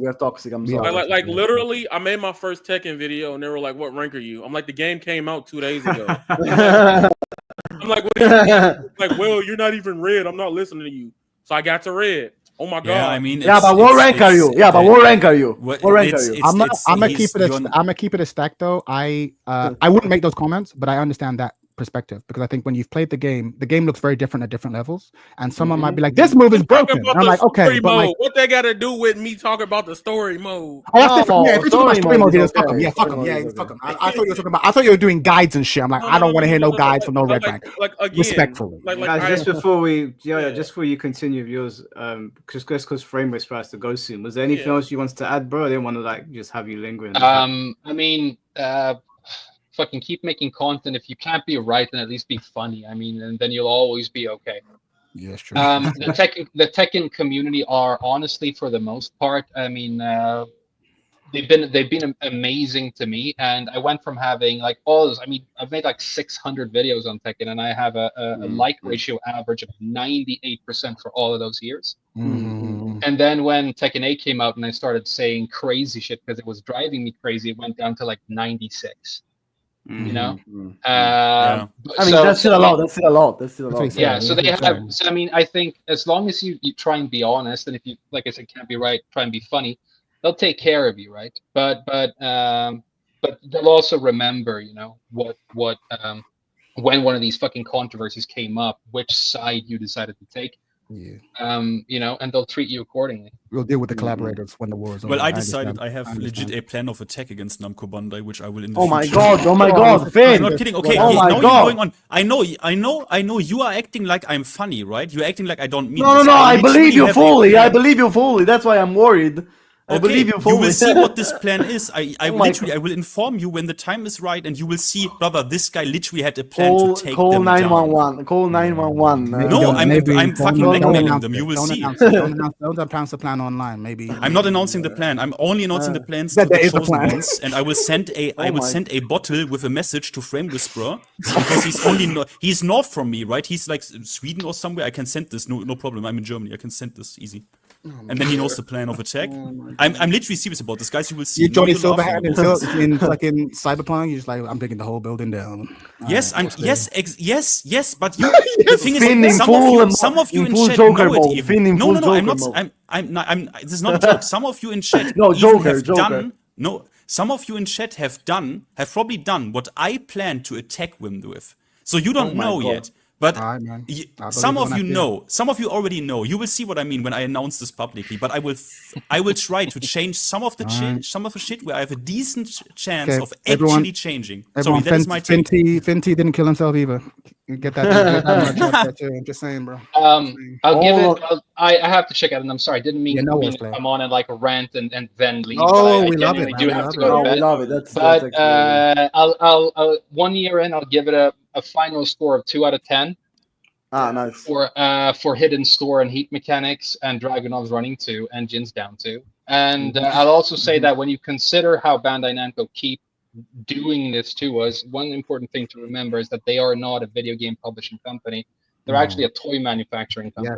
Yes. And if you go and look They're into perfect in all financial statements for this company, they make the majority of their money selling toys, $500 fucking wall scrolls and you It's know adults fucking, now. Yeah. devil gin ship dildos or whatever. You can put on your wall. I gotta be honest. I have one of those. I gotta be honest. Yeah. But, Exactly. Kyofu shit, yo. yeah. It's it says that when you put it in, yeah. That's don't need that visual. That's the best part. Oh my Don't god. buy that shit, bro. I have to go too, so I'm gonna just check it. After this, he has to go. Just to. follow the money, and if you ever wonder why the game is shit, realize that there are no financial incentives for them right now to make it better. Right? No, That's the point. Thank you so much, guys. Love you. No worries, player. bro. Love Take you, care, love man. you, love you, My love you. frame. Yeah. So do you want to go ahead? So I'll give my score. I'm on the complete opposite spectrum. Because this is one 10, of my 10 out of 10. 10 out So of 10. no, I'm not giving it a 10. I'm giving it an 8 because Nah, I don't like how they threw. Wait, the what are shot you out giving of a score? Sorry. Out of 10. Sorry. The Tekken product 8. overall, summing up Tekken 8. everything we've discussed so far. Story, Yes. online, giving- offline, all that I'm shit. giving it a And solid community. 8 out of 10. Nice. The reason why is because for what I like in fighting games and as a package, Yeah. I still think it's a very strong package with underlying issues, which is Okay. why I can't give it the 10 out of 10. I think Sure. it's a really good You've product. enjoyed it. This is your first Tekken game, right? No, it's not. Is I it- know. Okay. No, but is it your first game that you played seriously? Because No, obviously, yeah, our first seriously, game was yeah. like Ah, 3. seriously. Yeah, but I own, like I showed Mike, he was like, I don't believe you. I took pictures of it. I've shown the Tekken 1, 2, and 3 copies. Tekken 1. Yeah, I mean, I've been having there. a copy doesn't mean you played So it. that's why I was discussing because Okay, we've but all yeah. played the old ones, but like this is the But- first one but you're trying the to get point- good. Ah, I get Yeah, that. but Okay. I'm saying in terms of like a product. Ah, like, you okay, really okay, enjoy okay. what Tekken 8 has. I There's understand. some fucked up shit about it, right? Ah, But then again, most games nowadays has a lot of fucked up shit about it. That's true. Right. You're not wrong. Not You're not excusing wrong. Tekken, but I will say, for me personally, there are people out there that generally do like the game. And I think one frustrating thing about fighting games currently in the ecosystem is I like people voicing their opinions because it breeds discussion, it breeds developer pushback and change. But it's the way you say it is the problem because now it feel like here's my one thing about Tekken that pisses me off, and I'm gonna say this, and I've never said this publicly before. Y'all get some exclusive. Let's hear it. Bro, I feel like every time a pro player bitches about a character in the game, they fix it in like 2 weeks to a month max. But all the In other Tekken? issues in Tekken 8. I would disagree. I wouldn't No, say they have so. not. I wouldn't That is say not so. true. I That is don't not know. true. Not Everyone is bitching. not I mechanically. want to hear his thought. I'm not talking like mechanically like Heat or like how like the 50-50 situation is. You're talking about like but- a specific move or a Like- specific like a tool or specific- like- situation. yeah, Yeah, like but a that's specific- not true either. But But hold that's on, not true. I want to Okay, hear. okay, Let him make his you see a argument full first before you break it effect down. of- You want me to be real? When Arsenal Mm. was bitching about Arzusena, right? The run in 2-3. Yeah, but that right? move was Okay, but respectfully, everyone was complaining everybody. about that. But no. But like the thing of it is, it's like once he said it, it seemed like seemingly that next week that shit was gone. Respect, right? yeah, I get that it might have looked Hold that way, on. but that was one of the few that everyone agreed on. Okay, right. Which is fair. Which is why I let it slide. Right. But I feel like Tekken. My problem with Tekken coming to this game and constantly playing it, I feel like shit don't like, and I feel like that's just the result of like the game being divisive. Sure. Shit don't breathe in this game. Right? Like I feel like there's been a lot more patches than I personally like with my games. But then again, I come from games that I gotta deal with this shit for a year. Yes. Or maybe not at all. But That's like interesting but we are still So dealing with a lot of shit. No, but I understand his point, because even if the game is busted or whatever, you wanna there's so much to learn to start learning it and then have shit change on you 6 months down the line and then change again in another 2 months. I understand that frustration. If you are a new player, if you're new, I 100% get that. But wait, you are saying, sorry, do I understand you correctly? You are saying it's too, you would like to not have that frequent patches. He's saying it feels odd to be as a learner. That's what I heard. I think as a person learning Tekken with like it being so overwhelmingly different from 2D, 2.5D, or even Tag. I feel It's like funny because I feel like the game doesn't need that many patches a year. I feel like one mid-season, one early that is funny. season. I disagree with the take, but I understand the it. I exact understand 180-degree opinion where they say like, oh, it was more. not nearly enough. Not No, nearly but I enough. That's understand. funny. I understand what No. Guys, try to not talk over each other. Yeah, but I think the big thing about it is that it comes from a preference thing, and I can understand that there's things in Tekken that's really broken. Like let's say, for example, when Tekken 7 Leroy came out, and they didn't patch the shit, right? Y'all would have had to deal with that for a whole year plus. The whole season, yeah. So like I get it, right? I personally am just not a fan of it. And like Street Fighter, I know people were complaining about, oh my god, one patch a year. But I feel like even with the brokenness of the game, like arguably JP was fucking annoying. If you played, he was annoying, but he wasn't like he wasn't over glaringly broken. But a lot of people, you got to realize a lot of new people were playing Street Fighter 6. So a lot of people ain't dealt with a zoner like that. Me at Evo, I made somebody rage at me because I play Modern Cammy, right? And they could not hit. They couldn't hit me because I was just spinning knuckle through the shit. Right? I'm cool with them. I was cool with it. But what I personally like is like, all right, let me see how this works for a couple months. If I can't find a solution, fix the shit. It is what it is. Right? No, in general, you are completely correct. I think the insane part is in Tekken.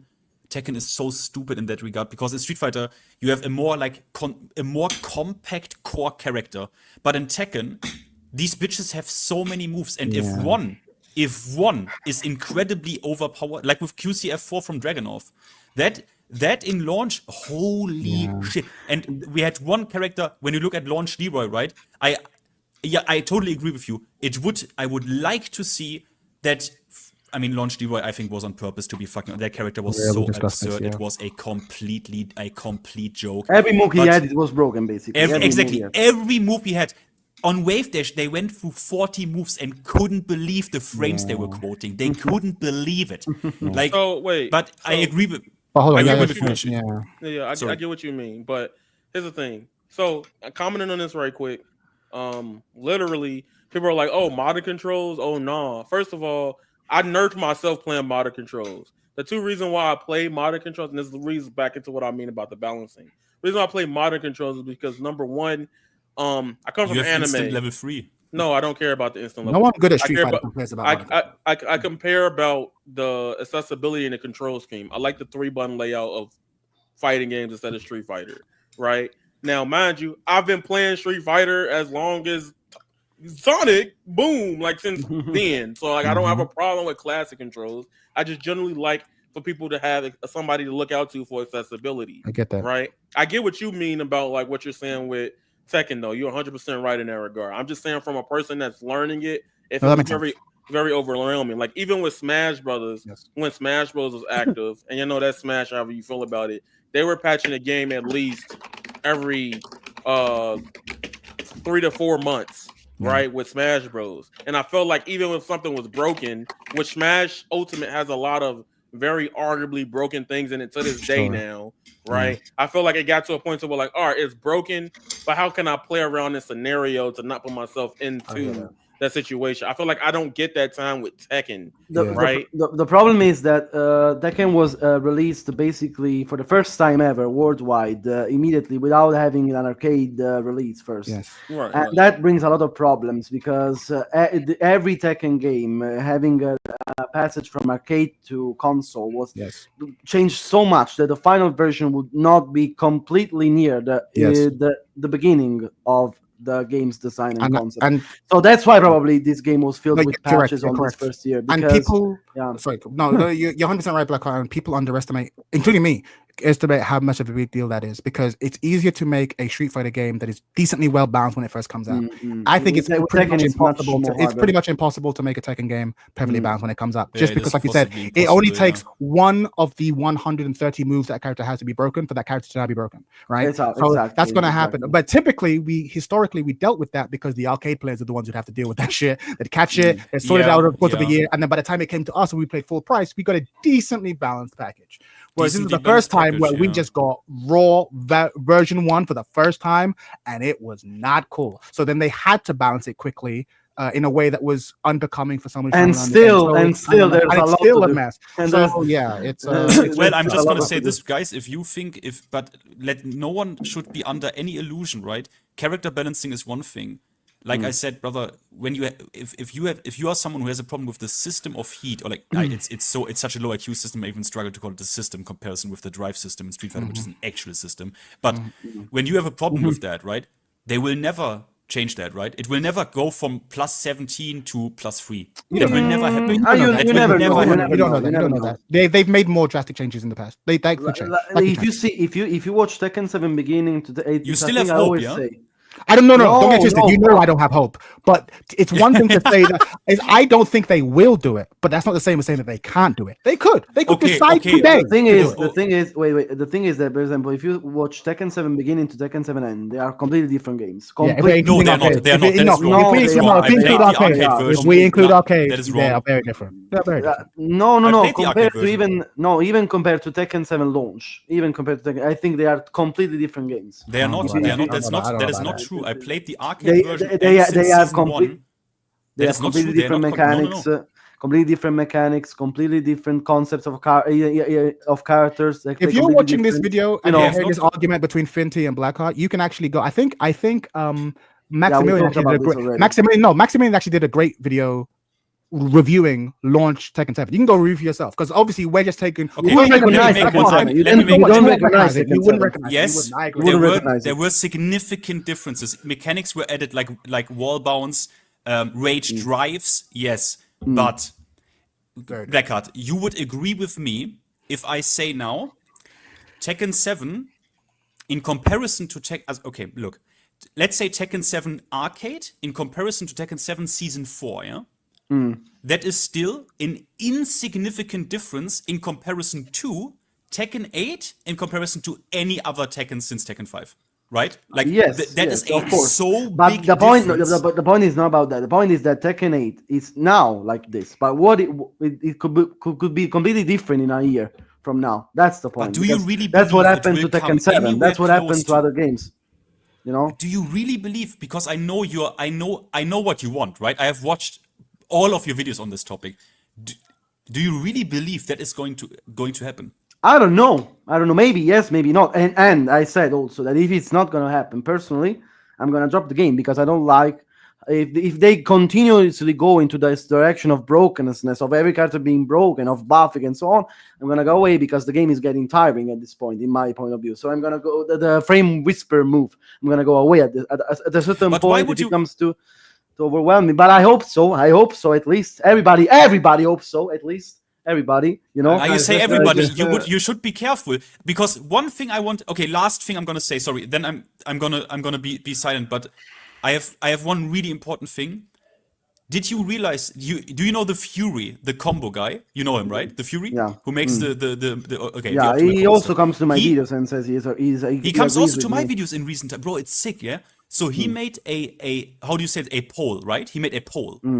Over 5,000 players have answered this poll, and we are talking about core fighting. You know, not a casual is not watching the Fury, right? A casual is not watching the Fury.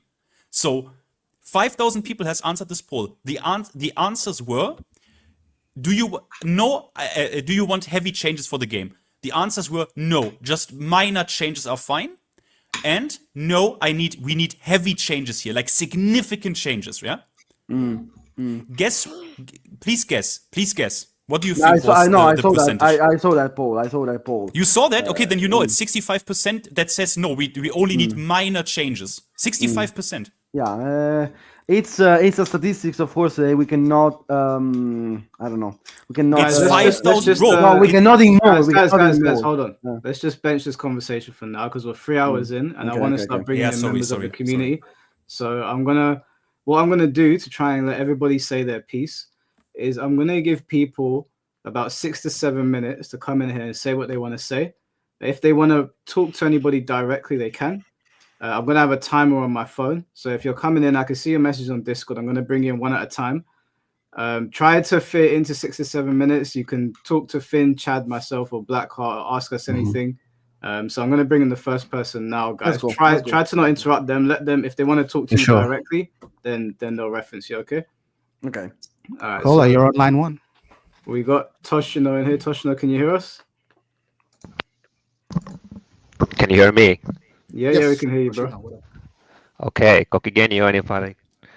I'm and Chad. What's up? My man, my bloke, Chad. I love it. You got 6 minutes. Make it worth it. I want to say something first. Fuck Virtua Fighter Reddit. Yes, thank you. Thank you. Thank you so much. Fuck Virtua Fighter Reddit. Thank you so much. For those of you fans of my channel, you know why that was there. Yeah, I know that. Thank you. Yeah, well, I brought up some bloody bullet points, but I have to be careful that I don't swear too much because I don't want to get mic demonetized because I swear too much. No worries, homie. I think I have like worst L's and best wins of Tekken 8. And I start with the worst ones. And I would say that the worst things, in my opinion, are the monetization. That's kind of like already a dead horse, beating a dead horse. I haven't been following the stream. I only followed like 4, 5, 6 bloody minutes. So I haven't. I don't know what you have talked about before. Balance is kind of mixed bag. There is some characters that are kind of overtuned. My personal wish list for nerfs would be Jin, Kazuya, Dragunov, tweaks to Victor and Alisa.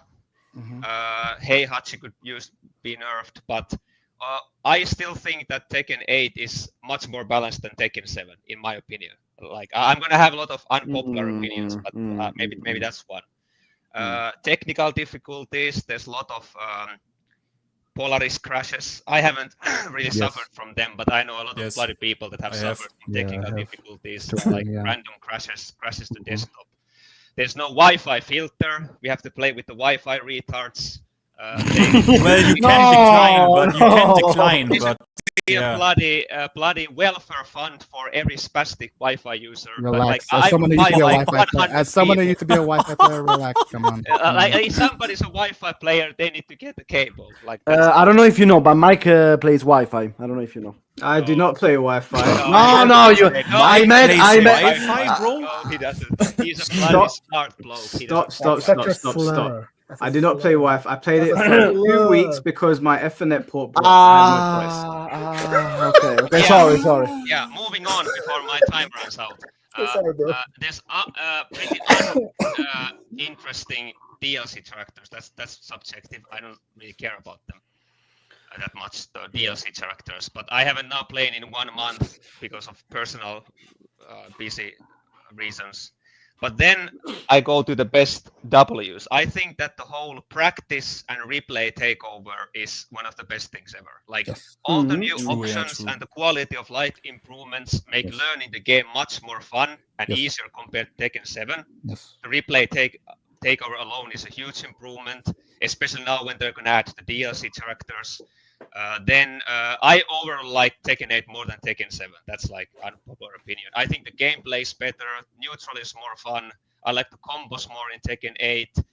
Who do you play? Sorry for you. Don't tell him. Don't tell Blackhawk who you play, Toshino. Don't tell him. Who do you play? Don't tell him. Shao you. No! Yeah. I tried to warn you. I think that there's more weight on your bloody decisions per round more in Tekken 8 and in per match. And well, Xiaoyu is as fun as fun to play as in Tekken 7 as in Tekken 8. So like that's like also a bonus for me. I'm with you. Well, I feel the game is more balanced, but it's also partially also because there are more players of my own skill level in Tekken 8 because it's a newer game and my own skills have improved compared to Tekken 7. Yeah, I hear that. And heat and experiment, I like the heat and the experimentation, what they're doing with it. I think it's a breath of fresh air and matchmaking and lounge. I use the lounge a lot. I think that's a great place to find matches with randoms. Lounge is like my most played mode. Like player matches. I play those more. And the player rooms work better in Tekken 8 than in Tekken 7. But then finally, what I think that what is the biggest problem with Tekken, and this is something that's never going to get fixed. And this is like applies to Tekken 7 and 8, and it's the community. That's the worst thing. Like if we think about that, I have played Apex Legends, bloody League of Legends, Dota, so I know like cesspits. If we think about that, how small Tekken community is compared to all those things, I honestly can say without any bloody exaggeration that I think that Tekken has like the most toxic community I have ever used. Considering how small we are, it's true. The ratio is crazy. If you take that into account, there's like, I'm not gonna name any names. I'm not gonna start any drama, but I'm just gonna say that it's hostile. A lot of toxic content creators. I know the word toxic gets thrown out a lot, and it is also something that I come from the Halo lobbies. I have heard every bloody slur in the book that exists in this universe. Like, and I don't have anything against trash talk. I think trash talking is fun if it's like, in a certain level. But like there's, especially in Tekken 7, it was even worse. Like plugging, rage quitting, hate mail, brigading, egoistical players and content creators, narcissistic players.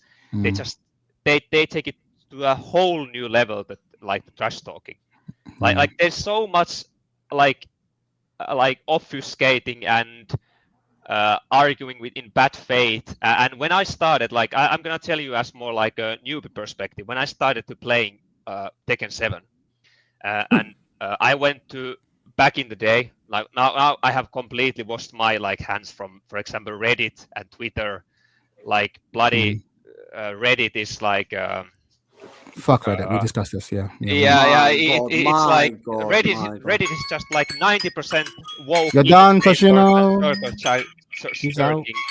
He's out. Reddit is moderated by 6 to 7 people equipped with blue hair and septum piercing. What a line to end it on. Like that whole place is like, and Twitter is also an asylum full of bloody knobheads. Like, I will never have a Twitter account. I never will. Agreed. But Tekken players, like I don't remember who said it. I think it might be some of you who said it, that the biggest haters of Tekken are the Tekken players themselves. Yeah, sure. No one hates Tekken more than Tekken fans. Like there are so many people. When I visited Reddit in Tekken 7 for the first time, and I went there with open mind, and I also went to watch some some of the bigger streamers in completely with open mind and with like good faith. And there's so many people in Reddit that they are kind of like in an abusive relationship, that they hate the game. And this was also back in Tekken 7, not only Tekken 8. Tekken I know that. Tekken 8 it's much worse. They stay in this quote unquote abusive relationship. Yes. And they just shit talk everybody and also themselves. They don't have any like respect to any other opinions. It's because of the commitment. You spent so long learning this game. Toshino, you gotta get on to the next speaker because it's gone up to 7 minutes now. But Mike, what a dictator, Mike. Jesus. No, he's right. He has to do this. I'm gonna say is that what I wish, like what I would wish that could improve this is that. Well, I play Xiaoyu. I have been talked told to unalive myself, especially by Mishima players. I have been told every like I know fucking, that. I get one Yeah. and done all the time, and I have become jaded because of that. Like I repay in kind. Like I have started saying just like Yeah. when people say shit, I just say that ladies first. See, that is what I say. See, that is what I say, because this is true toxicity. Hold right? on, because final- this hold on. shit Oh, sorry. spreads. It does spread. It does spread. People treat you badly, start treating people badly. Toshina, before you go, out of 10, real quick. The game. Yeah, the game. Out of 10. Out of 10. If I would give Tekken 7 was my first Tekken game, so I would say Tekken 7 and 8 scores. Tekken 7 8 minus, Tekken 8 9. Okay, 9. He's happy with Thank it. That's you, good. That's thank good. you. Right, That's good. Toshina, Sorry, I Yeah. appreciate you Thank jumping you so on. much. I'll catch you. Thank gonna- you, and thank you for listening my rant. And No, I please, appreciate it. have a Appreciate good night. it. Black Please Heart. switch Carter. Please switch Carter. No, please. no, No, stay fuck you. strong. Ling Nation for life. Let's No, go. fuck. You need to stop shit talking, Shai. You made No. that one video which was complete lies. It was complete, No. complete Tell him. lies. Please don't, no, don't Cook do him. This Marco Polo here This thinks that he's Marco some kind of Polo. God's The- gift to Earth, but he's wrong. This fucking. These are Chad the Third fans. Here we go. Here we go. No, but the real my ones. first character was Noctis, and I Let me tell you something. Let me tell you. You know how I said. You know how we said there's toxic Tekken players. Yeah. And then there's good toxic players. There's Yeah. good Tekken players. The Chad the Third fans. Shout out to Ah. shout out Pacino holding it down. Alright, guys, holding it let's down. bench this. Let's get the next Yeah, thank question. you. Thank Have you a for nice jumping one, on. Blackheart, Finn, Chad the Third, and you, my bro. man, Mike Hollow. Peace In a out bit. and have a nice rest of your evening. All Yeah, the you best too, to you player. all. Thank you so much. My gentleman, thank You you. see, Bye. this is what Take care, bro. this is what Chad the Third subscribers are like. It's what I'm saying. We're the best among us. It's the best among us, man. That's a bit sus. That's a Let me, bit sus. wait, That's let a me bit sus. let me quickly expand on 2 points that he made, because let me quickly. So he said, for how small we are fucking toxic, yeah. Yeah, high Now ratio what of I toxicity is true, you very know, true. chat. Oh no, Mike was it? Mike, you said you'd also like DNF Duel, actually, yeah. Yeah, I like DNF though. Yeah. Now, even though Hitman gave me brain damage with his safe DP, the thing is, think about DNF Duel players, right? They don't even have a community. Their game is dead.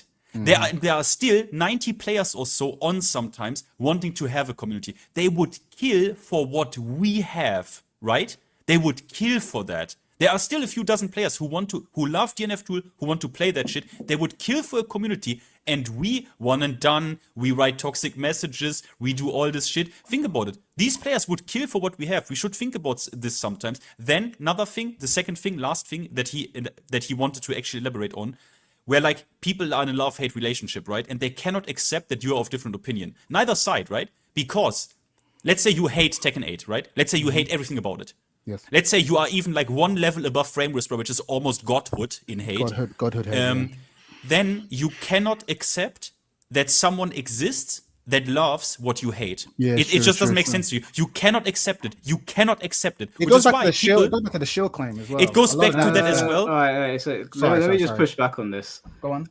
So people know me as being like negative on video games. Or Okay, whatever. you don't like the word hate, right? No. It's Oh, not okay. that. It's not that. It's I have an opposite opinion of the community. Yeah. I Interesting. actually like the Tekken community, and I actually like the Mortal Kombat community as well, and I like DOA, Virtua Fighter, Street Fighter. I think my kind of content focuses on issues with games because I think there's more to talk about there. I got a criticism recently from somebody saying, "Why don't you make a video on Pink Floyd?" And I said to him, "What do you want me to say? Pink Floyd's in the game. That's great."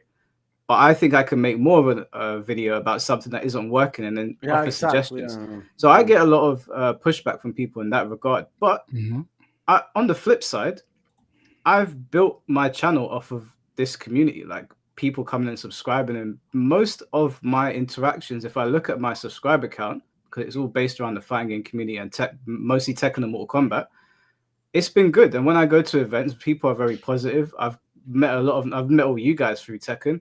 My moderators like Jehuti and Alexis and Jaton and all those guys and the people in the community in general. I think that, yeah, there's bad people in this community like there is in all communities, but I actually quite like the community. I think it's good. If I didn't like it, there's no way I'd be sitting on live streams with people. Look, if it was majority yeah, That's guy. interesting. I Look, disagree. I- Go on, Finn. Yes, I help the community in every way. Like I do, like I've met amazing people. Actually, now when you mention it, I met over Discord. And I've Medi, read- sorry, and Medi, sorry. Hello. Sorry, Medi. I'm so Hey, sorry. what about bro. me? They're gone. I'm like in context with like the Australian scene, with some of the Pakistani scene, and they are really Saudi as well. Brother Federer, he just invited me to a podcast just out of the blue. He didn't even know. Obviously, I knew who Federer is, but he didn't know who I was. He just said, "Okay, you want to talk about Tekken? Yeah, jump on, bro." So yes, this part of the community crazy, nice, insane, but the experience, if you ever open up Lily players' player profiles or Link players' player profile and you look at their comments, holy shit, it is the most toxic shit I have played Counter-Strike for years, brother. That is okay.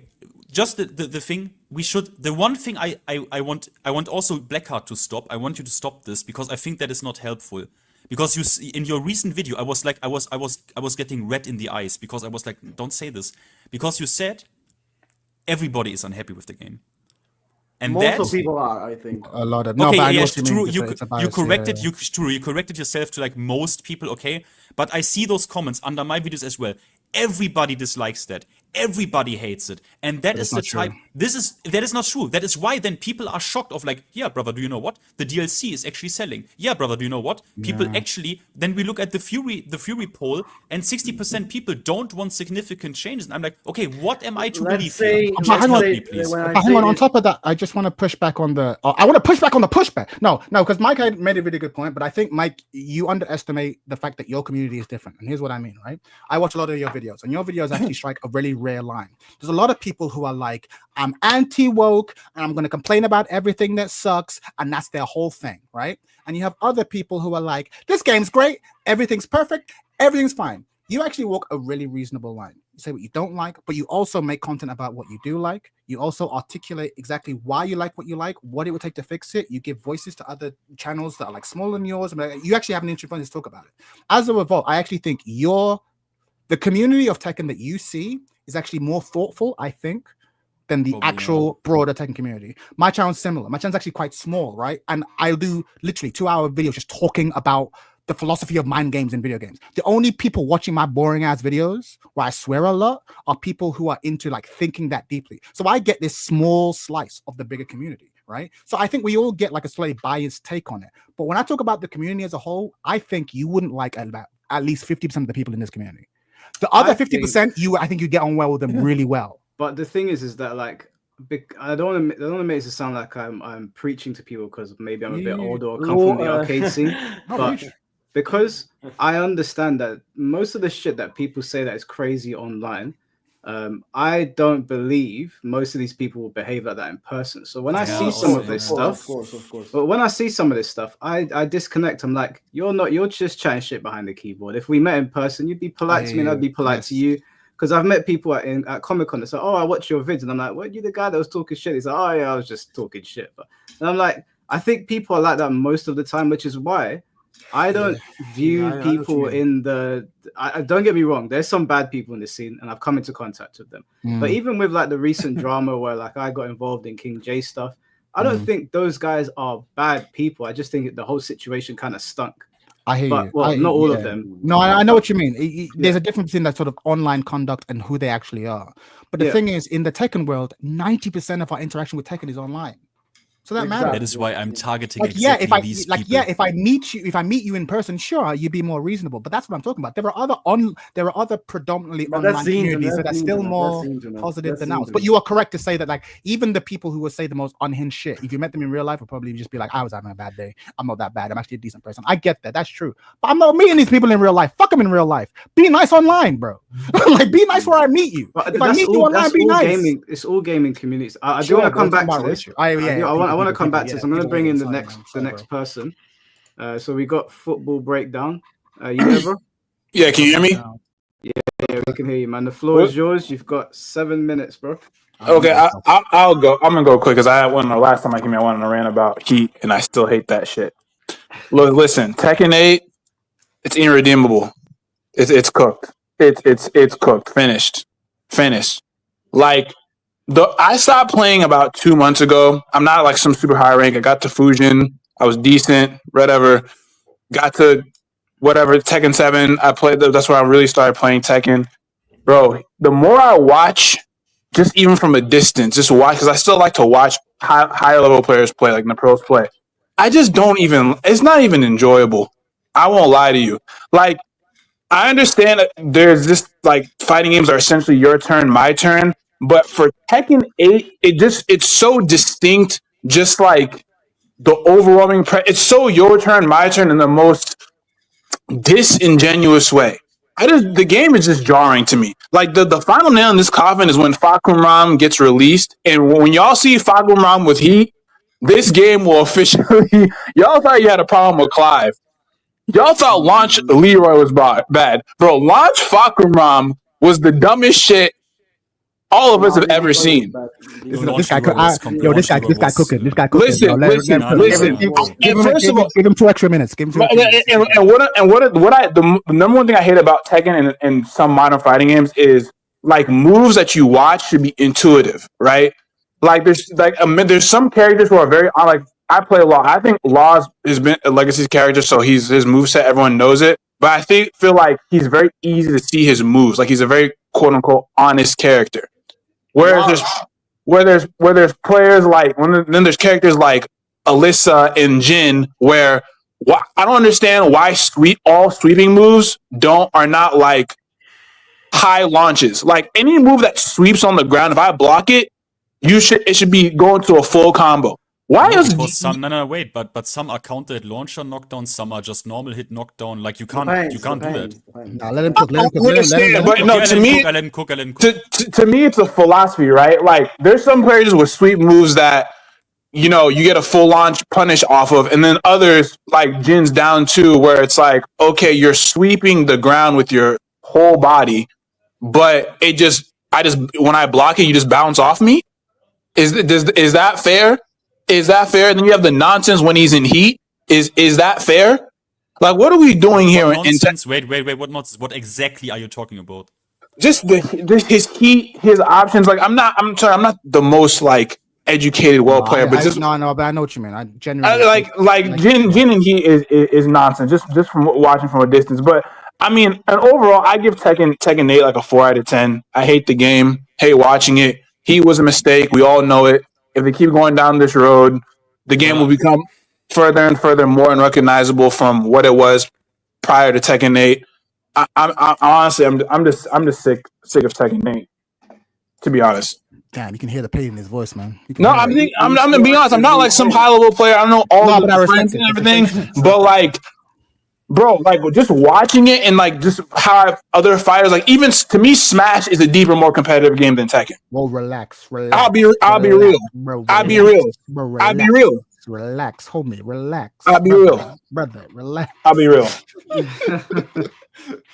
But I mean, that's I don't know if I have enough time to fill 7 minutes, but yeah, I just don't care to play the game. I feel bad for people who are competing in it. But why? Wait. I'm interested in this. Why do you not care?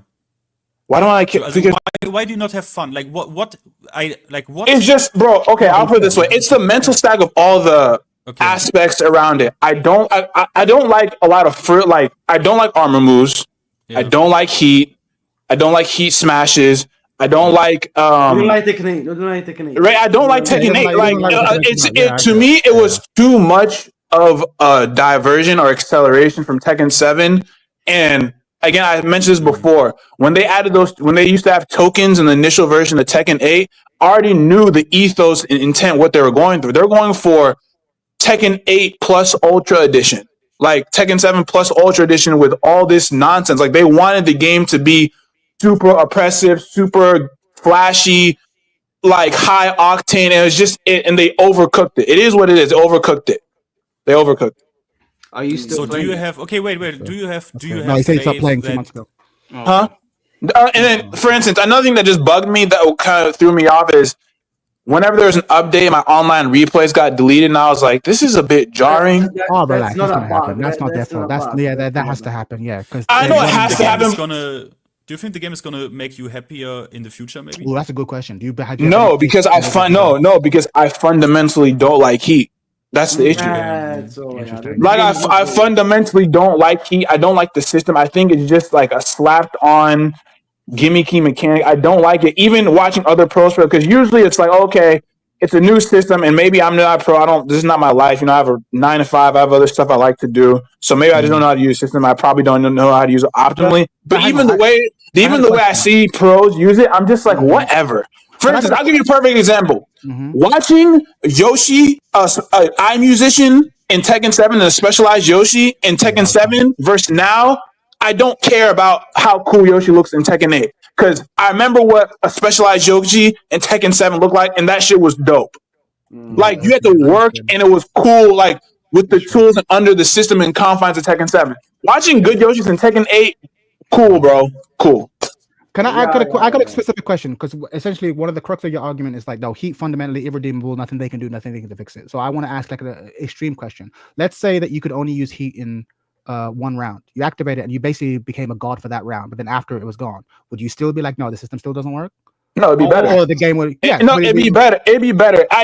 He is too the game is too structured around Heat. Like each round is very and no one, like you can't argue the point either.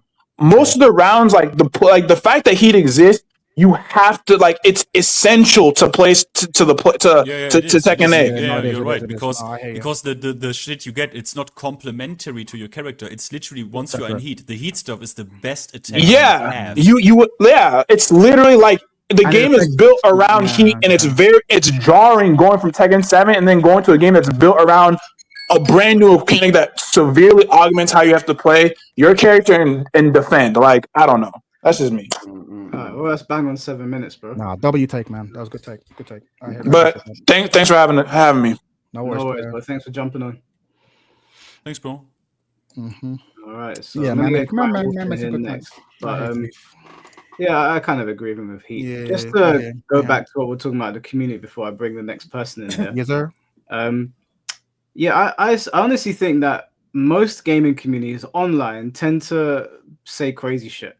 But whenever I go to Comic-Con or I go to Eurogamer or I go to whatever gaming event, the gaming community is extremely pleasant. And I know a lot of these people that go to them are also online. And I have to imagine a lot of them are talking shit. So I think I've kind of disconnected from the shit talking, especially because of the kind of content that I make.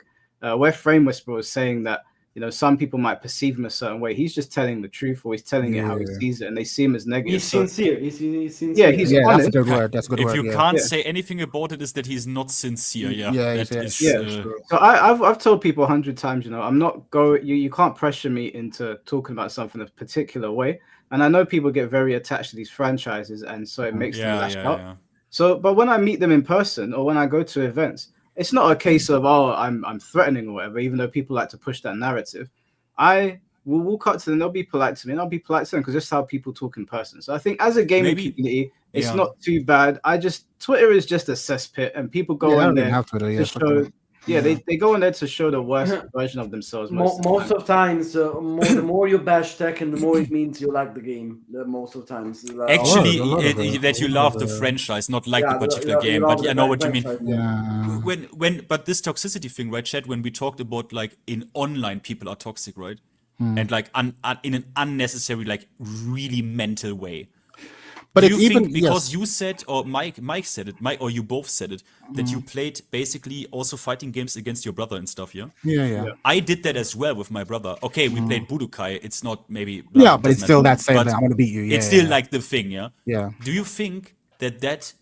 Because do you know in gaming where when you play against anonymous opponents that do you feel more rage? Of course. Because somehow you think every shit they do is meant personal as an attack against your ego. Of course. And you don't have the counterbalance of like, hey, buddy, I beat you, GG, but also you can duck that high. Literally just having someone you can duck that high. Changes everything. For me, I like it. It changes everything. Like seeing the face of the person who beats you makes it less salty, I find, personally. Because you're not sitting next to someone and insulting him for a launch, right? You're not doing that. Yeah. No, but it's even deeper than that. Even in, again, I'm not trying to be super naive. Like, let's live in a world where everyone's super friendly. There's always going to be assholes, and everything's going to bring out the worst in people. I understand that, right? But I'll give you another example. This is actually a situation that I feel like the community has taken a step back weirdly. In the community, it was a shared consensus that you should run the set best of three. Yes. Right? Now, did people want it done? Of course, right? Of course. But there was a shared consensus that you should run the set. And not only that, in most online spaces, if someone came out and said, I don't owe you the rematch, let me tell you something. That person would be laughed, shamed. Yes. So as a community, we were like, that's bullshit. Now, again, this is what I'm discussing right now is not a fact thing. Communities can have their own etiquette and their own rules. But as a community, we respected, you run the set. Now, there's a lot of people that are truly like, whatever, man, I won and done, whatever. I don't owe you a rematch. And the fact that is low key becoming like the consensus position makes me go, oh, we became bitches. When that happened, that happened without me paying attention. Like on this I disagree. But I always said that I don't think one and done is a big deal, and I personally have done it a lot of times, and I don't. Why? Yeah, but you should be ashamed though. But you should be ashamed. I don't even deny that. Wait. Everybody does it. Last time we spoke about this, that's fine, but you should be ashamed.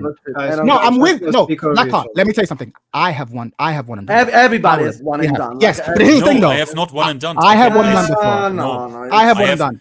It is a moment of weakness. If you want to call me liar on this, bro, I literally, the only person I ever won and done in Tekken 8 was launch week a Panda player that was literally red because the you still did it. No, but my point isn't that people don't do it. But you can have a community. It's one thing for have a community where people do a thing, but in a healthy community, you still like, for example, if I one and done you and someone comes to like, you're gonna one and done me, man, I would legit be like, yeah, I'm sorry. Like as a part of the community, I would be like, yeah, I'm a bitch. It's annoying. I get it. I get it's annoying, but like I'm like. I don't think people should like bash people for one and nothing. Honestly, of course they should, bro. Okay, wait. Stop. That is why I say the responsibility is on Namco Bandai to not even allow it. No. I disagree with that, Finn. I disagree with that, Finn. No, Finn, I disagree. Why would you disagree? Because the community decides its own path. As a culture, we all contribute to it. So the way a community, let's say I shamed one and doneers, okay? I shame people who are mean and to people, but I also shame one and doneers. And then TMM shames one and doneers. And Blackheart 59 shame, and all of the prominent big and small channels, we had to generally shame one and doneers. Then we would have a community where one and doneers is like kind of getting shamed, right? But they could just people pick this. We as a community decide what we think are acceptable and what's cool. That's just the nature of communities. But sometimes the developer has to. Then let's say in this instance we are maybe of different opinion, but you would also agree, also in your world, sometimes a developer has to legit say, okay, this you can't do it. That's the format. But wait a minute. But maybe the developers don't want. That's a question. Wait, guys, let's stop this for a second. I'm gonna bring in the next caller, then we'll pick it back up for a bit. Okay. I'm gonna mute myself again. Give me. I'm gonna bring in Crying Wolf. Okay, Crying Wolf, can you hear us? I guess.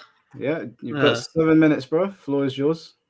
Okay, now I got nervous for no reason, but I'll try. With Tekken 8, I'm kind of happy with the game. It's just that Namco isn't taking good care of it. Like, I was a big fan of the game on release, and I just figured that it'll get better with time. But it just didn't. With the balance changes they made, like a lot of the annoying characters since release are still the most annoying. Like Dragonov is still annoying, Yoshimitsu is still annoying. Like every time I try to play the game, it's always those two characters, and you just can't have fun most of the time. And it's like the same thing with netcode in the game. It's just pretty awful. I spent around 10 to 12 minutes trying to find matches. I get someone, the game says he has a 5-bar connection. I join the game and it's like 4 delay frames, 4 rollback frames. And it's just a genuinely awful experience, and it's rarely good. Like, I have hope that Season 2 will get better with the balance and the netcode, but I feel like it's just wishful thinking at this point, because Namco never really listened, and the only avenue they listen to is Twitter, which is the worst place you could listen to. Like, they don't have, like, forums, emails, they don't do official polls, they don't do answers and questions segments. They do nothing. And there are a lot of stuff I want to talk about, like single player wise and story wise, but that stuff won't fit in 7 minutes, to be honest. So I'll just stick to the online stuff. But anyone want to comment on something I already said before I No, continue? I hear that. That was a really good point and really succinct. Are you thinking Yeah. a lot of that seems to be not Blackheart, just you are triggering mechanics? me. Stop this. No, no, no. Hold on. If you're gonna have chat in the chat, chat in the chat. But like, where? How do I put this? So, are your concerns not just what they do with the game, but also, like you said, community feedback? Like, hey, how does the community feel? How do you, what do you want to see? Is a lack of that's kind of what you're saying is kind of like Yeah, like I major know there failing? are a lot of yeah, I know there are a lot of people on the internet that just, I lost to insert move, that means it must be no. There are a lot of people like that, but Yeah, there are a lot of stuff of the game like that have been like extremely awful since release, I hear you. or they took like months. Like for Mm. example, do you remember when Victor had a bugged grab that Bug took grab, yeah. 2 months? Yeah. Remember that? Yeah, that thing was basically unbreakable for like 2-3 months, and they Mm. basically left it in because I think they wanted the new players to have fun. You think But so? that thing, You think it might, yeah, okay. I It think was, they wait. 100. It was relatively fast taken out, wasn't it? No, it No, took longer than you think. It wasn't the official. There was a patch that it was came a out, few and it wasn't in that months. one. It was the next one. Yeah, it took longer than you think. Yeah, Yeah, A it was like few a couple of months, really? months. Okay, I believe you on this. I thought it was Yeah. maximum a month, but I remember okay. that because they made No. changes to Victor, and we assumed, okay, well, the throw will be fixed, and it wasn't. And we're like, wait, what? Yeah. Yeah, okay, Yeah, you're I right. I remember. remember. We assumed, and then it wasn't. Yeah, okay, yeah.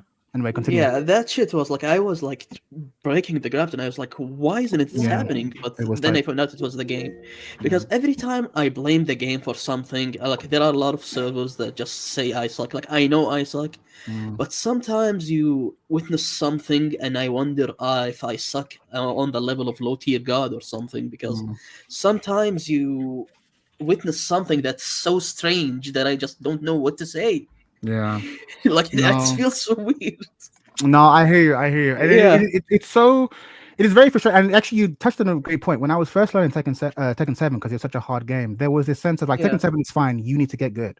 And I think it's really Yeah. useful for you to be able to trust the game. But when we as a community know that the game is kind of a mess, it Yeah. actually makes the ego part of it harder because you lose and you go, okay, was that me or was that Heat?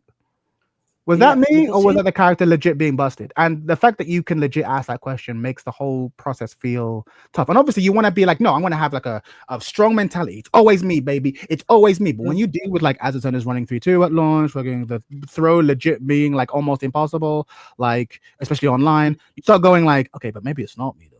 And then the negativity creeps in. So like, yeah, that is.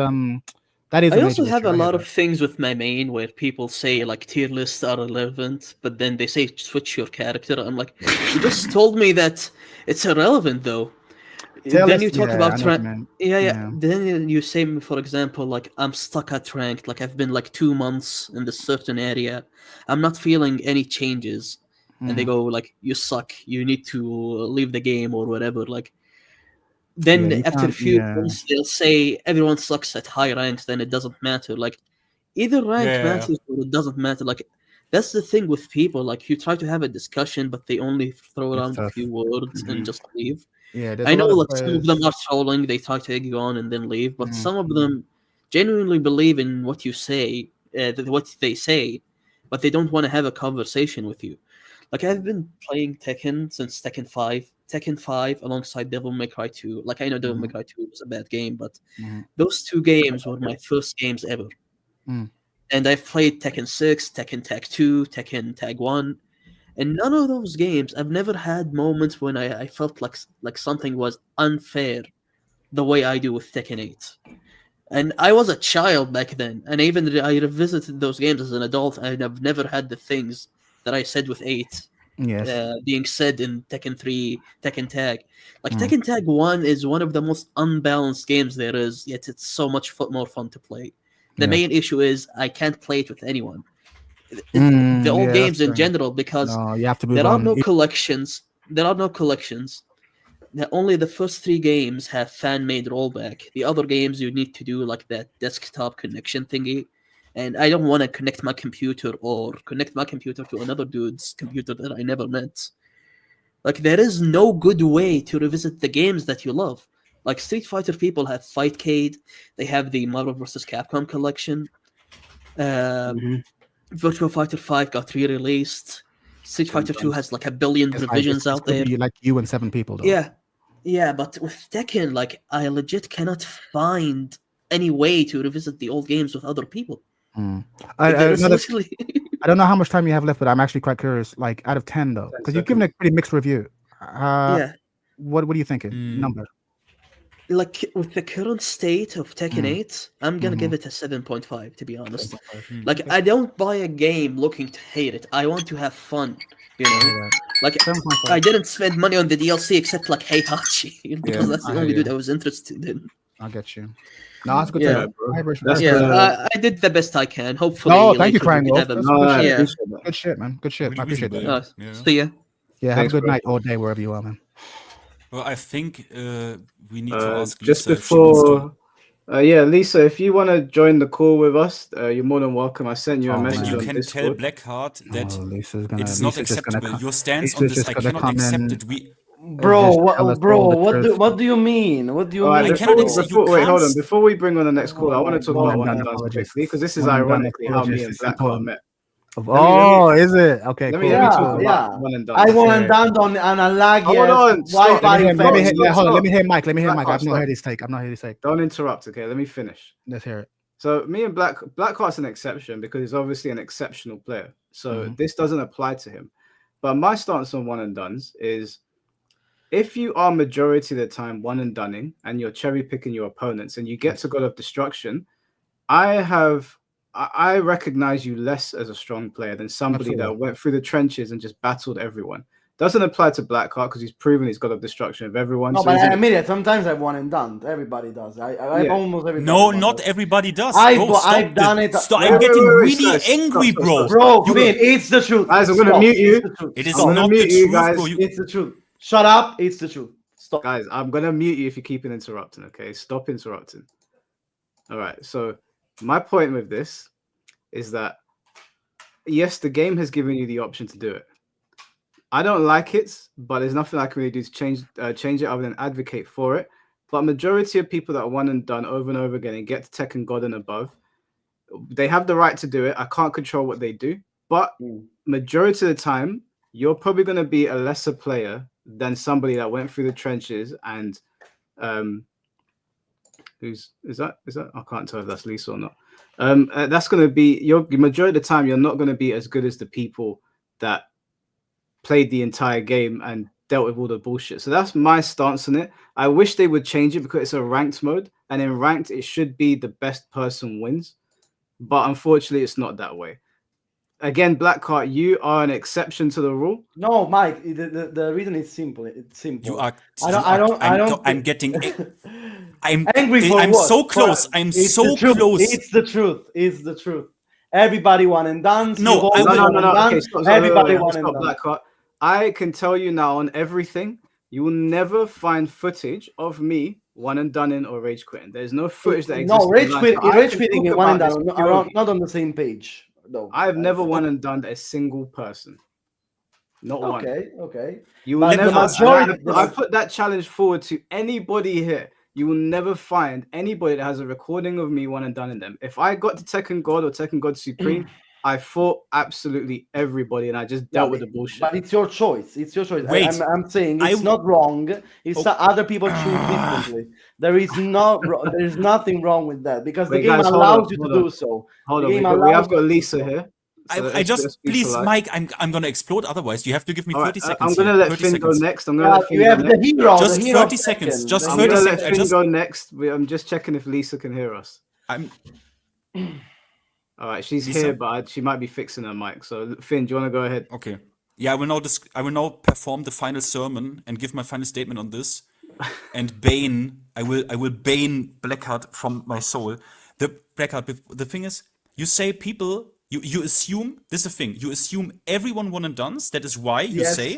Wait. That is why you say when people criticize one and dones, it's always hypocrite because they also one and done because everyone does it. Yeah. Yes. Okay. Let me ask you something.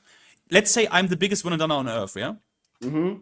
Let's say I criticize still that the game gives me a possibility to do it. The game gives me the possibility to be a lesser human, basically, right? Let's be honest. Lesser human. What the Yes, fuck? lesser human. Yes, What yes. the fuck, man? What Now, the fuck? I'm not taking it. You have now, too much okay, of idealistic view of Tekken, a lesser player. The game gives me the option, right? Now, let's say I'm still the biggest one and done on planet Earth. If I still complain about it and say I don't want this, it makes me weak. I will do it, right? I'm not a hypocrite. I'm not a hypocrite. Yeah, you are. Not because you are doing it. That you do. You criticize Not because something. Now you are not a hypocrite because. Can we hear me now? Yeah, I can hear you, Lisa. Lisa, Okay. please take him apart on this. I'm gonna lose my mind. Thank you. I will not be silent. I don't have much time. I need to do important stuff and go to work in the morning. But I'll give you guys 10 minutes of a woman yapping. And I will say that one and done's pussies. I don't care. Yes. You play me or you come in my death note. That is clearly how it is right now. And I don't like, what are you doing when you are? I don't even understand why Namco is giving you the possibility to one and done anyways. They should have just fixed it. It should be first to two. That's because a fair point. the ranks are so bad. The ranks are so bad. Wait, why are you agreeing with her? You said I'm an idiot. No, but what? Where? Why? When? Explain yourself to her, not to me. What? I explain my. You get so angry, bro. I cannot explain myself. Agree with the woman. It's important to agree with the woman. Okay. No, but it's not about. Oh my god. Yes, you need to agree with me. No. It's okay. I understand. It's okay. But she makes a point. You don't make any point. You only are angry. My point went completely over your head. It went completely over your head. Guys, let Lisa speak. Calm down, man. Don't get emotional, man.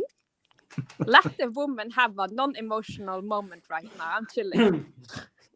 Okay, so I don't understand. Like, what are you doing when you're not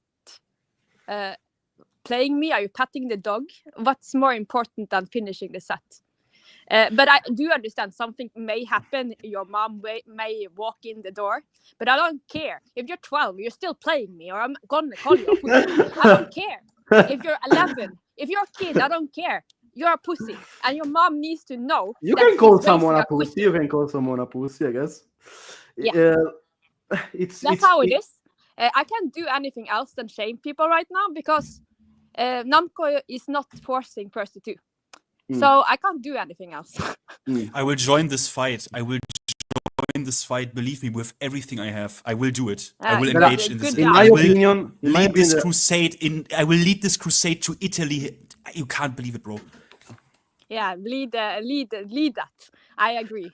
Do the work. Do the good work. Do the good deeds. Also, thank you, Alexis. I saw you were typing. Thank you so much. Anything else? That was very short. I don't have anything else to say. No, I wish you stayed. I wish you stayed here. Could you repeat? No, I just had to ask you, like, if you could repeat what you think about One and Done's again, just for Blackheart. Hang on. That he gets, that the message sinks in. Can I just say something? No, bro, he's a Yoon player. Like, chill. Yeah, true. What do we expect? For like so many games. She hasn't been doing shit, man. Oh like, what is this? Oh, what is happening? Oh no, this is descending. Can I just put something diplomatic on top of all of this, right? Because wait, like, Lisa, what is your score for Tekken 8? What is your score? What would you give the game? And like, let's say, let's see a Nina player. Let's see a Nina player. Let's see. What are your thoughts? You mean a Kazuya player, actually? Kazuya player. Sorry. You guys, you gotta go. You gotta go. Okay. Yeah, so you got responsibilities. You one and doners. Lol. In a bit. Bye. Bye, Lisa. No, but can I just say on top of that though, I think what Lisa said at the point is like, I don't have any power over what Namco does, but I do have power over the community, right? Shame is a really useful tool for a community. It's a really useful tool. If you see behavior that you don't like in your community, call it out, all right? And like, I think the thing is, Blackheart's earlier argument was a little bit weak in the sense of like, we're all hypocrites. Here's the thing. We've all lied, but that doesn't mean lying is okay, all right? We've all stolen something in the past. Doesn't mean stealing is okay. If you catch me in a lie and you go, hey, bro, you lied, I can't be like, well, you lied too when you were 8 years old, so it's okay. That's not Can't do that. That's not how it works, right? So saying that one and done is a bad thing. You shouldn't do it. And even if you yourself have done it, you've had a really long day and a matchup which is really pissing you off, and you're just like, I just can't do it, and you leave. Okay, that's still a bad thing. We can still acknowledge it and say you shouldn't do that. And if someone comes to you and goes, hey, you want to done me, bro? Like, I'd be like, yeah, you're right. I'm a bitch. I'm sorry, bro. I'm sorry. I shouldn't have done it, but it was a long day. I should not. Like, you can still have that, and that would still be a healthy part of the community. Just recognize that you shouldn't do it. That's fine. That's fine. You can do that. But what you're saying is that because everyone... in my personal opinion, I don't think it's a big deal. In my opinion, it's not a big. It's not a big thing. In my opinion. How can you say that? How can you say that? It's what I believe. You it's are what I believe. You are, brother, you are my idol. You have to be an example. Okay, so I'll give the game a 4 out of 10, Mike. I'm going to leave these guys to argue. They can argue in their own time. I'm going to give this game a 4 out of 10. I have had a great time with the community, or at least the community that have been trying to learn the game. But I'm officially done with it. I don't think it's a good product, and I don't think the direction is a good one. I would like to be proven wrong. I would like for season 2 to come out and just be fucking amazing, and I'll come back so fast. I'm like, I'm back, bitch! Like immediately. I'm not like, you know, I'm not some vendetta. I'm absolutely willing to just like suck this game's dick again if it's good. But the problem is that I just have no faith it's going to go there. So for me, it's a 4 out of 10, just because the online. I mean, look at this argument that's happening right now. Like, if they did, none of this would be happening if they just enforced the first two, in ranked. And then quick match. I wouldn't be against it. I wouldn't. No, you wouldn't. That's the point. We wouldn't. None of us would be having this argument. It'd be a healthier place, especially if you're going to have the rank system the way it is. I think it's just, like I said, the fact that lobby matches don't have functions like you know, now that you've said it, like, yeah, why isn't a team battle in lobby matches? We're in the year of our Lord 2025, and we don't have like a bunch of stuff that we've had in other games. Seems kind of wild. I think the customization in this game is trash. I don't know how Tekken Tag 2 can have better customizations than this, despite having an infinitely larger budget. It's wild. I know, yeah, that you have to remake all those assets. I understand that, but I think it's kind of crazy. Like I said, the rank system's trash. They only just allowed us to play infinite rematches in quick match, which is why it's 4 out of 10 and not 2. I think the DLC package has been underwhelming. No one was rooting for Lydia. Eddie, fine. Eddie's an iconic character. I'm not happy he's here, but fine. Maybe should have been in base roster. Okay. Heihachi being in DLC and not in base roster. Okay, whatever. Clive, huge fuck you to Clive, respectfully. And especially even if you accept Clive, the way he was implemented when the game first came out, terrible. Like, no one 4-1+2, terrible, right? What else? Replay feature was good. Replay feature is really good. I'm a big fan of that. Great practice mode. You know, not the best in the world, but like up there. Yeah, that's it. It's a 4 out of 10 product. It barely does the bare minimum, and the mechanics, the balance, all that stuff, it's not great. But I will say this: it is 4 out of 10. There are things it could do to become an 8 out of 10, 9 out of 10. It is within their power. They can do it. 4 is kind of. They can. They do it. Separate question. But they could. I have an important question. Are there things it could do to become a 2 out of 10? Yes, absolutely. Yes. Could you, yes. Would it be? But would it, okay? Wait, chat. How would the score be if tomorrow the first two would be forced? It would become a 5 out of 10. The rank system would still be trash, but it would be more consistent at least. So yeah, it'd become 5 out of 10. More consistent trash. Yeah, I mean, I'm already happy with. Here's my before you guys came on, actually, I was talking to Mike, and I said that I actually know a condition for when I would uninstall the game. If in season 2, as we've seen in the trailer, you can go into full crouch from heat, and that heat is coming, but that heat dash is still plus 17, and Anna comes out and she still has an unseeable low launcher and a mid launcher.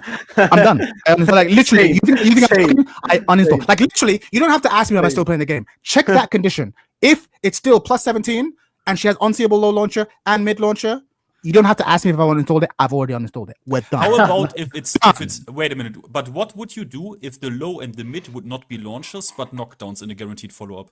I would be pissed. It would be annoying, but I'm like, fine. I wouldn't uninstall the game. The game would be in my system but unplayed. The problem is with the concept of full crouch mix-up in the first place after heat engager. That's so bad. Wild. Yeah, that's obviously, so bro. Obviously, but if they give it unseeable low launcher, but she's only plus 5 in low, okay. So I can hop kick her. Okay, fine, cool. Okay, fine.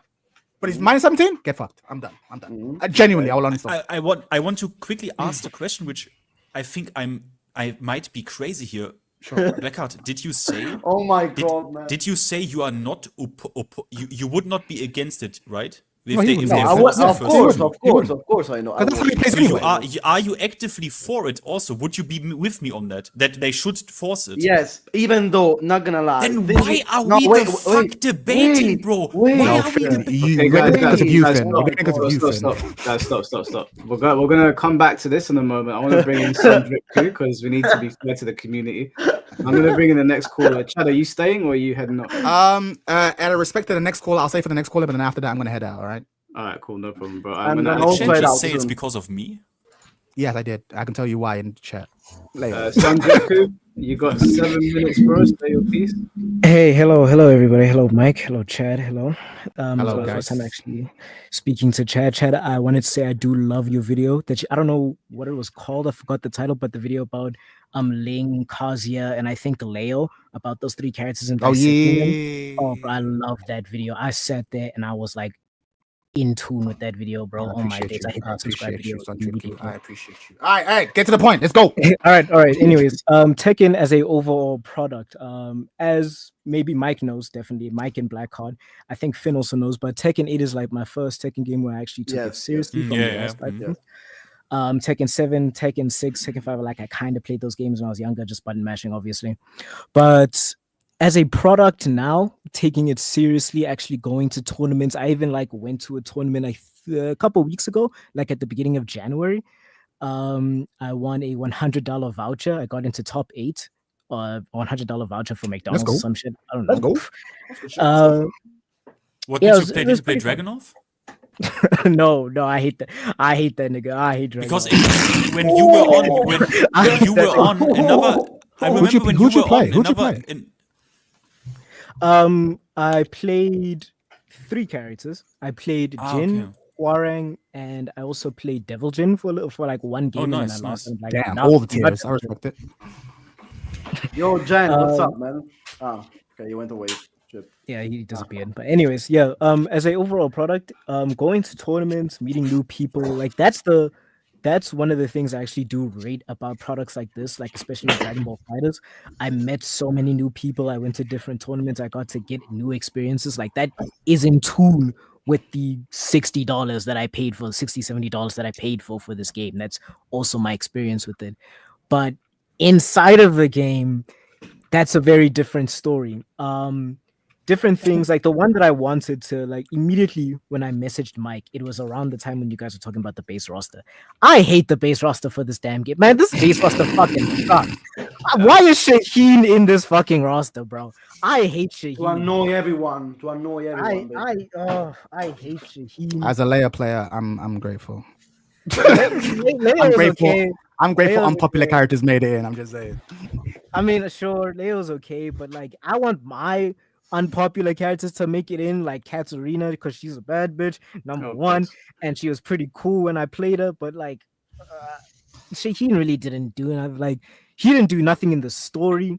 Raven, I can kind of see Mike's points, but like, I just like not Raven. What's that nigga name? Victor. I can see Mike's point the way he doesn't like him, but like, at the end of the day, the nigga has a plasma sword and a gun. Like, you can't not look at that and be like, that's kind of cool. I Like, can. at least I can. Watch me. Why not? Why not? Like, Why not? Watch me. Watch like, me, bro. I don't like Victor. I don't like him. I don't like him. I don't like fighting Shit against too him. young. I don't like playing him.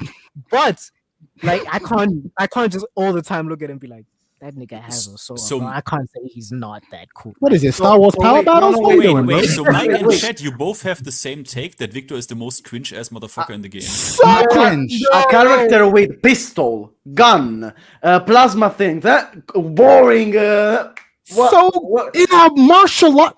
Don't. Yeah, in a Wow, martial watch arts- my- Hold on, guys. Don't. Let's finish. Don't. Yeah, in say the your piece, martial arts game, it's very ridiculous. In the martial arts game, it's very ridiculous. But it's still like, at least when I played Tekken for the first time, I'm like, okay, that's cool as shit. And then I actually played serious, and I'm like, okay, I hate this fucking nigga. Delete him. But with everything else, you buy the game, you play the story mode, which the story mode was very fun. I really love the story mode, especially going through like the older Tekken games, going through their story modes and seeing how it all culminates in Tekken 8. I didn't agree with some of the stuff you guys said about the story mode, on like how it just like focused on the Mishimas, and I'm just like, and how all the other characters really didn't have stories for this game. I'm just like, when else did that also happen in Tekken 6 as well? And what do Tekken 8 and Tekken 6 have in common? Mishima is ending the entire fucking world. Of course, everybody's gonna focus on that one thing. And the more Jin is in the story, the worse the story is. There, I said it. Anyway, continue. That is great, because Jin is my nigga, bro. Yo, Chad, I might have to hit that unsubscribe. I might have to. You might have to, bro. You might have to. It's beef on site. It's on site. It's not wrong. Every time Jin's the focus, let's get messy. There you go. Now continue. I could kind of agree with that, but I also disagree with that, especially for Tekken 6, maybe Tekken 8, because it was like, I think Tekken 8 story did need another hour, but that's a whole different like. I think it did need another hour. They only did it for. But actually, you kind of proving my point, where it's like, if you like Jin, Tekken 8 and Tekken 6 story, pretty hype. Yeah, but if you don't, that was a waste of my time. That's the thing, bro. You don't like the protagonist of Tekken? You like Tekken's protagonist? You don't like? I don't know. Anyway, go on. Continue. Sorry. Wasting my time is crazy, but as a product, you play the story mode. It's pretty cool.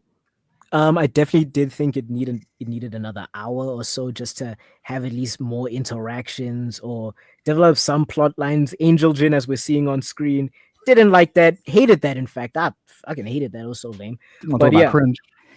Yeah, for real. I think it definitely needed another hour or just a different direction in general, because that final portion was very iffy. And then after the story mode, all you really have is like arcade quest and the character episodes, which the character episodes are nice, but we can go back to the previous live stream where we were talking about Tekken and how some characters were just put to the side and given dumb character episodes and not actually progressing their stories.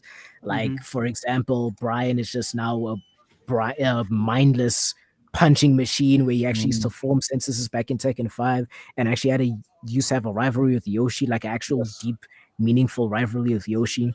I was trying to extend his life. Like he had trying to extend his life. Like Dr. Dr. P believed that's from Bosconovich believed so much about extending life and his creations, and then Brian just came by and said, "Hey, you know what? Thanks. But like, I'm gonna kill you now," which is like, the fuck, bro. Like, we just helped you. Anyway, exactly. That's right. That's dope shit. That's some story. That's a story. That's a story. That's how shit Brian as a character is, by the way. That's damn. Hey. And then we have like Asuka. We have Asuka. Damn. Nah, sorry, bro. I took up the time. It's all right. Go for another 30 seconds. Yeah, but we have Asuka like being basically Lily's fucking minion. Right, and then in Lily's character episode, Asuka's never mentioned. Like, there's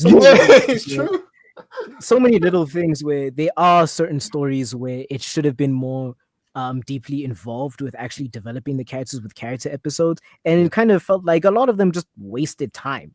Like, I only liked Jun's one and Hwarang's one, really, to be honest. That's really it.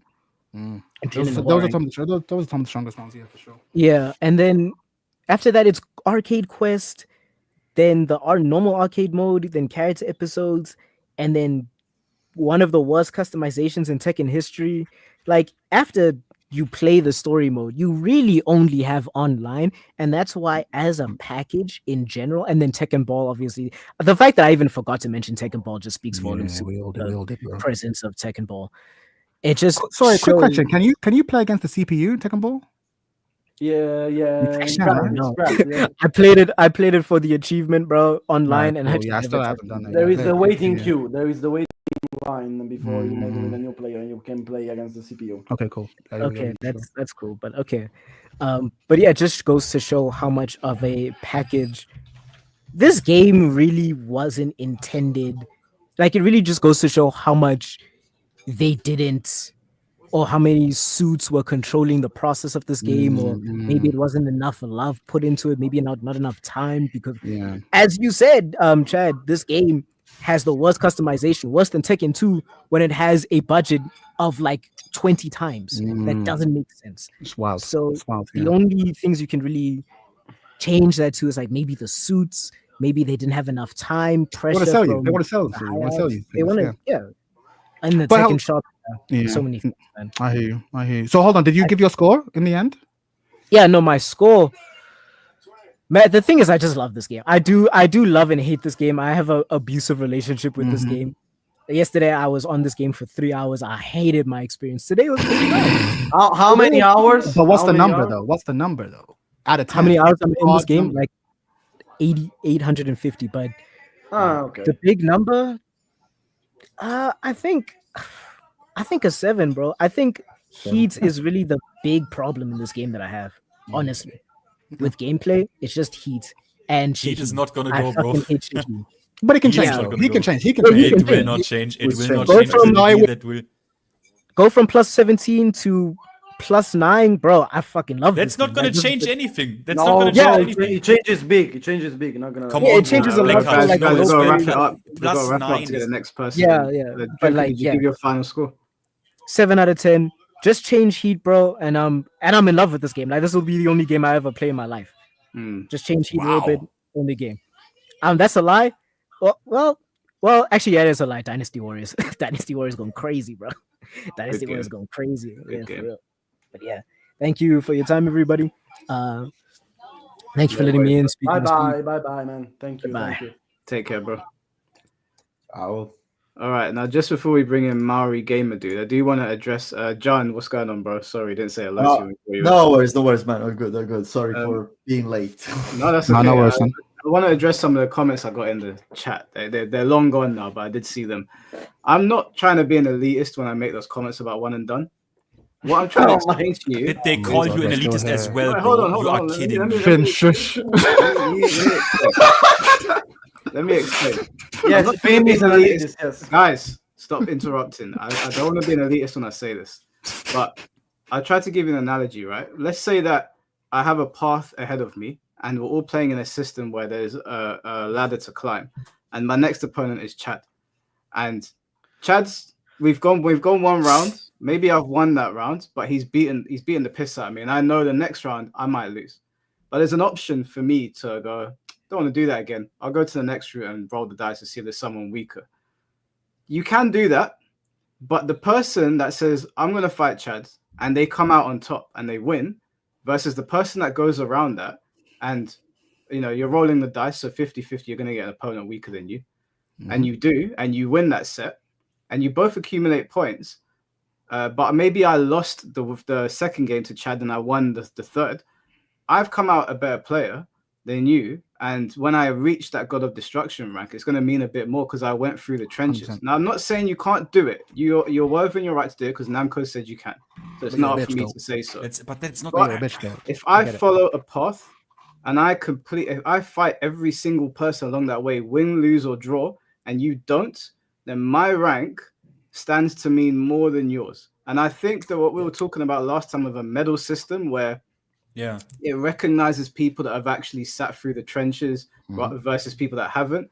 Yeah, you might look at that and be like, this is going to put me off doing playing ranked because I'm going to get exposed for one and dunning, and my God of Destruction is not going to be much as his. But at the end of the day, the mode is called ranked and not casual mode or quick match. It's ranked. Yes. We are playing on the leaderboard to see who the best is. And Mike, if you want to anyone go around it, you're fine to do it, but I'm not going to look at you the same. On this, I completely agree. I'm gonna- I just find it stupid that people About bash how people angry who do people it. get. I understand. I'm gonna step out for a bit. I just find it useless. I understand. I'm gonna step out for a bit. It's been a pleasure. It's 11 o'clock here and I'm still not eating, but this has been awesome.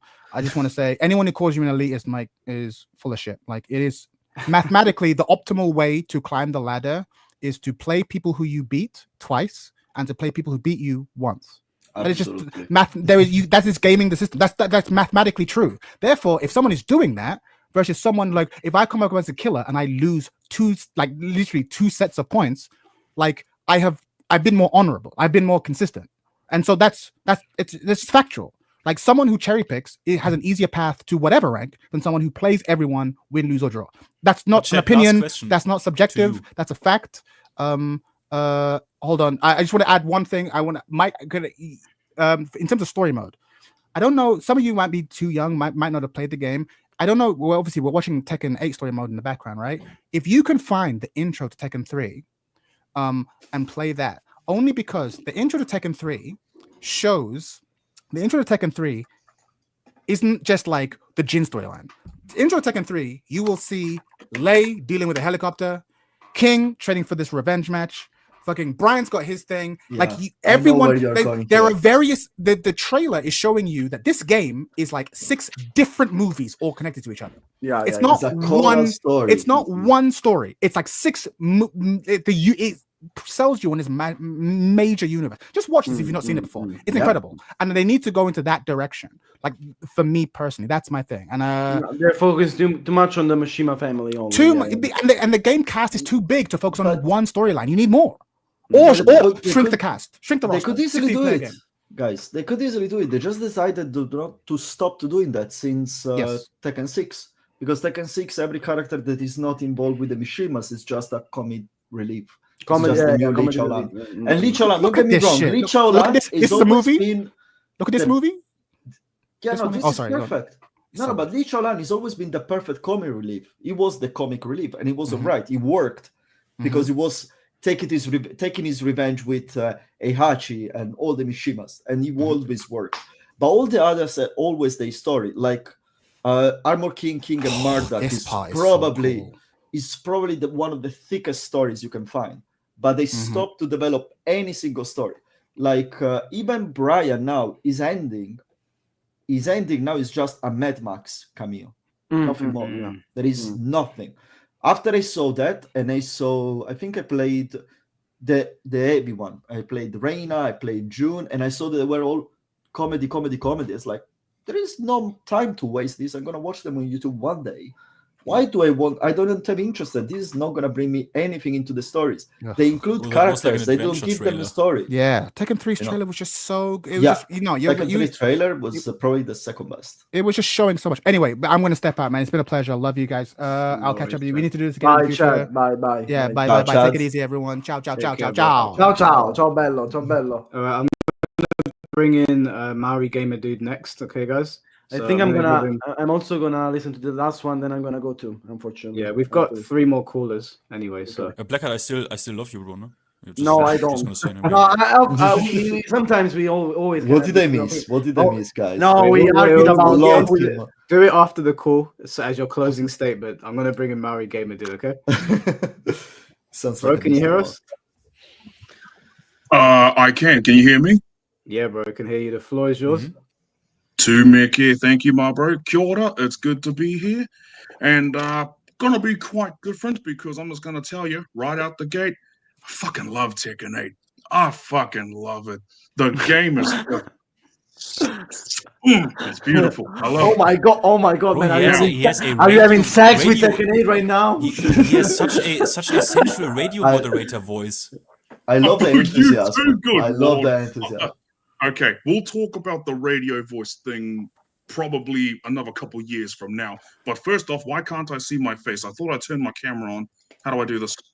You seem like you have the same voice as the buff guy. Same voice. Nah, the buff guy is Buff a bit guy. more unrefined, I would say.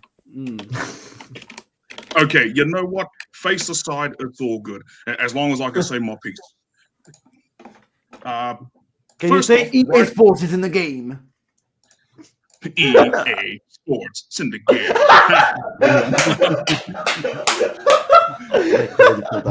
That was good. Okay. Oh, nice. You're playing Tekken Tag 2 in the background. Now, I bought that game on launch. I loved it. I loved it when other people didn't. I stood by that game. It's fucking goated. So, Tekken 8, right out the gate. Gonna say it, 9 out of 10. 9 out of 10. Nice. And here's my reasons why. Right out the gate, this game did everything I wanted it to. I wanted it to do what Tekken 7 did, but just a whole fuckload more of it. And it did. So I'm happy with that. I love how the heat mechanic works. Now, is it a bit overbearing? Can you get a little carried away with it? Can it sometimes come across as more reckless than aggressive? Yes. What everyone's been saying about heat, all their points are valid. All their points are valid. But me, despite the validations, I love it. And it gives me a lot to think about. There's a million things happening a second, and you just got to keep on your toes the whole damn time. Who do you And play? that, Just curiosity. Just a curiosity. Who do you play? okay, now here's the thing. Before I tell you who I play, No, I'm gonna curious. give you I'm just this. curious. I don't want to bash you on anything. I'm just curious. You always that's all ask this good. Blackheart, and then you go if he says No, no, something, no, you no, go, no, no, no, no, no, no, no, no, no, Guys, don't no, take no, up this stuff. no. I swear. I swear. I'm gonna stay mute, completely silent. I'm just curious. Okay. Okay, to Mickey Fana. So, before I answer, whenever I tell people I can deal with who many people still say is a brain dead character, that being Jin, because of how he can go at you like flying through the air with some bullshit from 10 miles away kind of shit from that blasted Salami's channel. He can just go across the screen in like a nanosecond, and how he can do the Zanshin stance, the pressure you up against the wall and block. I was playing a Jin player the other day, and I was able to deal with that. I was like, shit, don't do anything. Shit, don't do anything. Shit, don't do anything. Okay, now, smack, KO. So, but here's the thing. When I tell people I can deal with that, they completely disavow it. Why? Because I play Jack 8. Man, nice choice. And it's just like, because I see people on Twitter or X or whatever the fuck you want to call it, basically the alternative porn site. It pretty much is that now. They always tell me, if you play Jack 8 or Alyssa, Rada, your point has no validation. And I'm like, okay, but counter argument, get fucked. So yeah, you have the Jack voice. You have the big. Yeah. I wanted to say voice, he can literally voice act. If Jack had a voice, yeah. Okay. But I just want to be noted. When you said you played Jack, you noticed the reaction, right? Blackheart was approving, even though he said if Xiaoyu went out of your mouth, he would have said, exactly. Cazzo, papadino, people are always gonna have that, because that's the thing. We all have one or more characters that we simply just can't vibe with. And you know what? Whether you love them or hate them, that's okay. There's a reason why there's a big fucking roster of characters. So when I got done playing with Jack, like I literally just uploaded a video saying, yay, Tekken's 1 year old. Here's over 50 minutes of gameplay. And halfway through that, I played a bit of Reyna because I started picking her up and I was like, fuck me, this character's fun. You know, just the way that she can just go, say yeah. Look at me smooth, yeah, back three, up three, yeah, look at my swag, and then you just push the right kick, fucking bang. Oh, I love it. Yeah, it's awesome. And that's what I love about Tekken 8. It's giving me new shit to work with. Whether it's in the gameplay or just going offline, like story mode. Love story mode. I have played that last chapter so many damn times because I played that last chapter over and over again for the simple fact that the weather effects were in real time. It wasn't a pre-rendered cutscene, like that big slow-mo moment. Smack, when I first played that, I managed to get the thunderbolt in the background for like the perfect, it's a Kodak moment. And I'm like, oh, it looks beautiful. Wallpaper, this shit. So, I see Mike kind of concerned. Can I say that? I see Mike kind of. No, I'm good. But anyway, now going on to the other modes. Super Ghost Battle. When I was going up against my own Jack AI and it hit me with my own unblockable bullshit, I was like, I am a motherfucker. Oh shit. So yeah. I love that stuff. And just the fact that all the people you add in your friends list and download and they all appear in that little arcade area, it's like, hey, there's my friend from Aussie. Hey, there's my friend from America. Hey, here's a guy I don't like. Why are you here? Get out of here. So, hey, there is a one and done thing, finally. Now, that's another thing too. I don't one and done anymore. Now, I never one and done in Tekken 7 or Tekken 8, but I'm not gonna lie, I used to one and done back in Tekken Tag Tournament 2. I did that quite a bit. Now, the Tekken I got into the most was Tekken 6. That's when I first started taking the game seriously, and I played all the games. My first one was Tekken 1, but man, just gonna say it right now, Tekken 6 customization is not as good as people think it is. It is tedious. It is way too much of a slog. Earning currency is fucking annoying. I love the customization in Tekken 8. Okay. Take that as you will. Take that as you will. But when it comes to the community, I sometimes feel like I'm in the camp where there is a lot more positive people than there are negative because I'm always around good people. I mean, heck, Mike Hollow for one, King J, literally all of you guys. Thank you. Sure, we may argue and bicker and be like, no, but this shit into the hypocrite, get the hat to hit the what the piss off. But the thing is that I can confidently say there is a lot more good than there is bad. But the bad is just elevated due to the fact that Tekken now is more popular than it's ever been. It has a lot more eyes on it, and therefore a lot more mouths that can say a lot of shit. And sometimes those mouths open without the brain processing anything of value to say. So take that as you will. We just kind of be like, you know what? I know what's happening. I'll just say my piece. If no one likes it, fuck him. And if people do like it, why? I'm saying a bunch of bullshit. Anyway, just move on. And here's the thing. Like, it's not just Tekken. I love Street Fighter 6. A lot of people do not like how the drive works in that game. But as a Zangief main and someone who likes to play DJ as a sub, love it. I love it. And also with the new mechanics they have in Grand Blue Fantasy versus Rising, I love it. I love it. A lot of people don't from how the original versus works. And I also like how they shifted up the mechanics a little bit in the new Melty Blood. And then they've got Mortal Kombat 1. And then you've got Guilty Gear Strive. I love that game. I love it. You love everything. Is there something you don't like? Something you don't like? Well, if you didn't quite get the me being muted there for quite a bit, Mortal Kombat 1. I wanted to like it, but I don't. Okay. And here's the thing. There's a lot of things in it I do like. Got 30 seconds, Mari, just to let you know. How many? 30 seconds, bro. Fuck. Your score for Tekken 8. Your score was 9. Okay. I will say this. I love Tekken 8, but I can't give it a perfect 10. Why? It's only a 9 out of 10 because it left out the 2 G's, Gigas and Geese. I need them back. I need them back. No, and one of my friends told me, bruh, you've got Jack 8. I was like, fuck off. He's not Gigas. So, yeah. He doesn't have the Giga ass. Jack 8's fun as hell in this game. Love Jack 8. And he's the same goofy robot I first played back in Tekken 1. Love it. You should be. Well, except now he's just, what is it? He's more.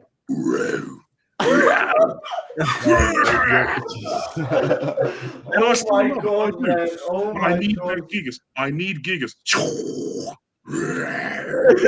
I don't remember.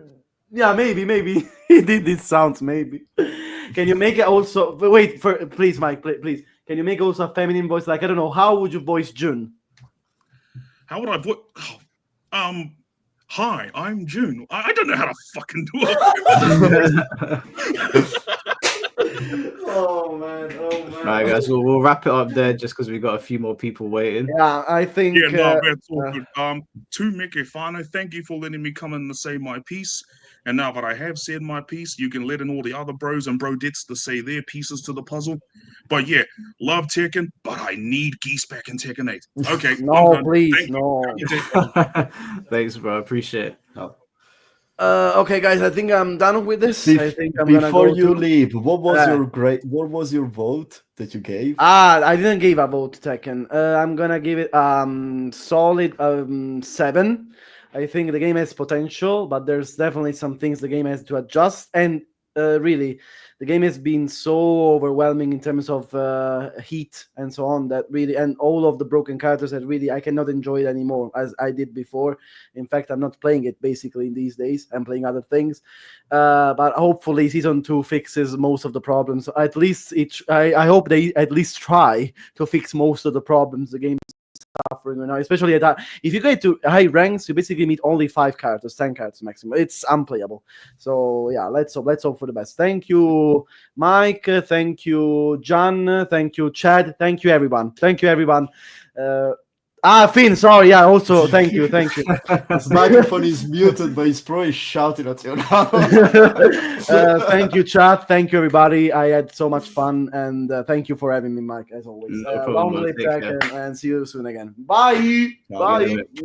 We're going to bring on the next caller. I've got my boy John waiting to jump in, but I do want to say that Maori Gamer Dude is a perfect example of somebody that looks at games in a completely different light to me, and I believe he's genuine. I watch his content, so I know that he's telling the truth. He just has that love for games where maybe there are some problems here and there, but I wouldn't say that he ignores them, but he doesn't hyper focus on them like I do. I tend to look at something and want to talk about that. I find that interesting. He finds interesting things to talk about on the flip side, and I think it's good to have content creators like that as well.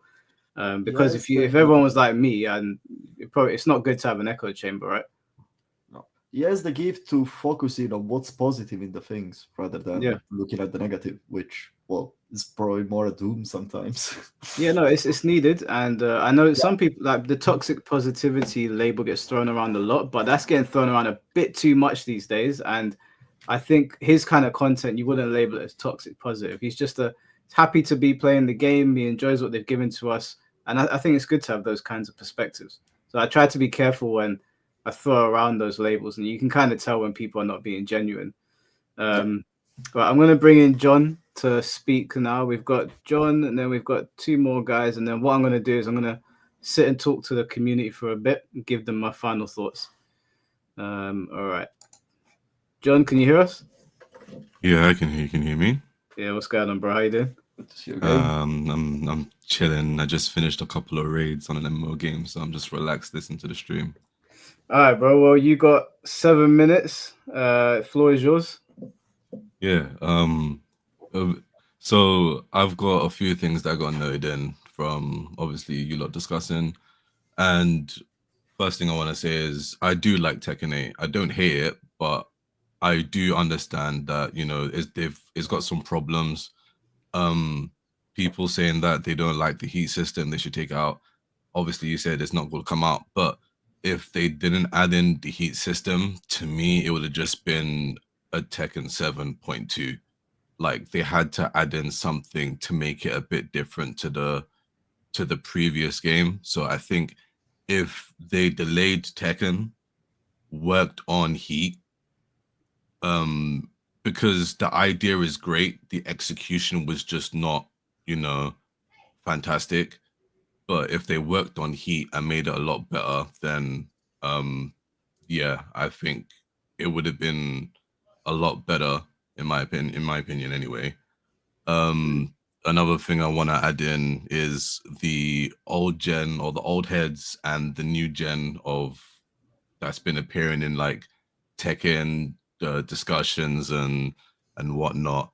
I want to say that, look, the new gen players, you need to understand when it comes to the old heads, when the previous games in Tekken, when people sit and they play games first to 3 and they always have it, you need to understand that's their steak that they've been eating. Don't get upset when people tell you, oh no, you gotta you gotta go through the whole set, go through the thing. That's what we have been going through throughout time when playing Tekken. That's what the community understands as the Tekken. You gotta run the set. Like one of my best lyrics that I heard from a grime artist, I'll say GG if you best of 3 me, you know what I'm saying? So that's how I kind of live by, if we go run that set best of 3, GG's great game, whatever, yeah. Old heads, look, I understand the new gen, they've come into the game, but don't like say, oh, you don't understand, blah, blah, blah. Don't belittle them and all this stuff. Understand that these are the players that have come into the game, that are trying to understand, that are trying to get into it. Like, don't drive them away. These are the people that you want to come in and understand your game. So make them understand why, talk it out, and, get it into their minds, and you understand their viewpoints as well. Because it's like, we have our way of thinking things. So you have to make them understand where you're coming from without belittling no one. But you also have to take into the fact that what makes the game fun for them so that they continue to stay. Because the game can't grow if we don't get new people. Don't mess up their experience from the game. Let them come in, let them play, let them understand, let them love the game. You know what I'm saying? Does it ruin your experience when somebody does those things, like personally?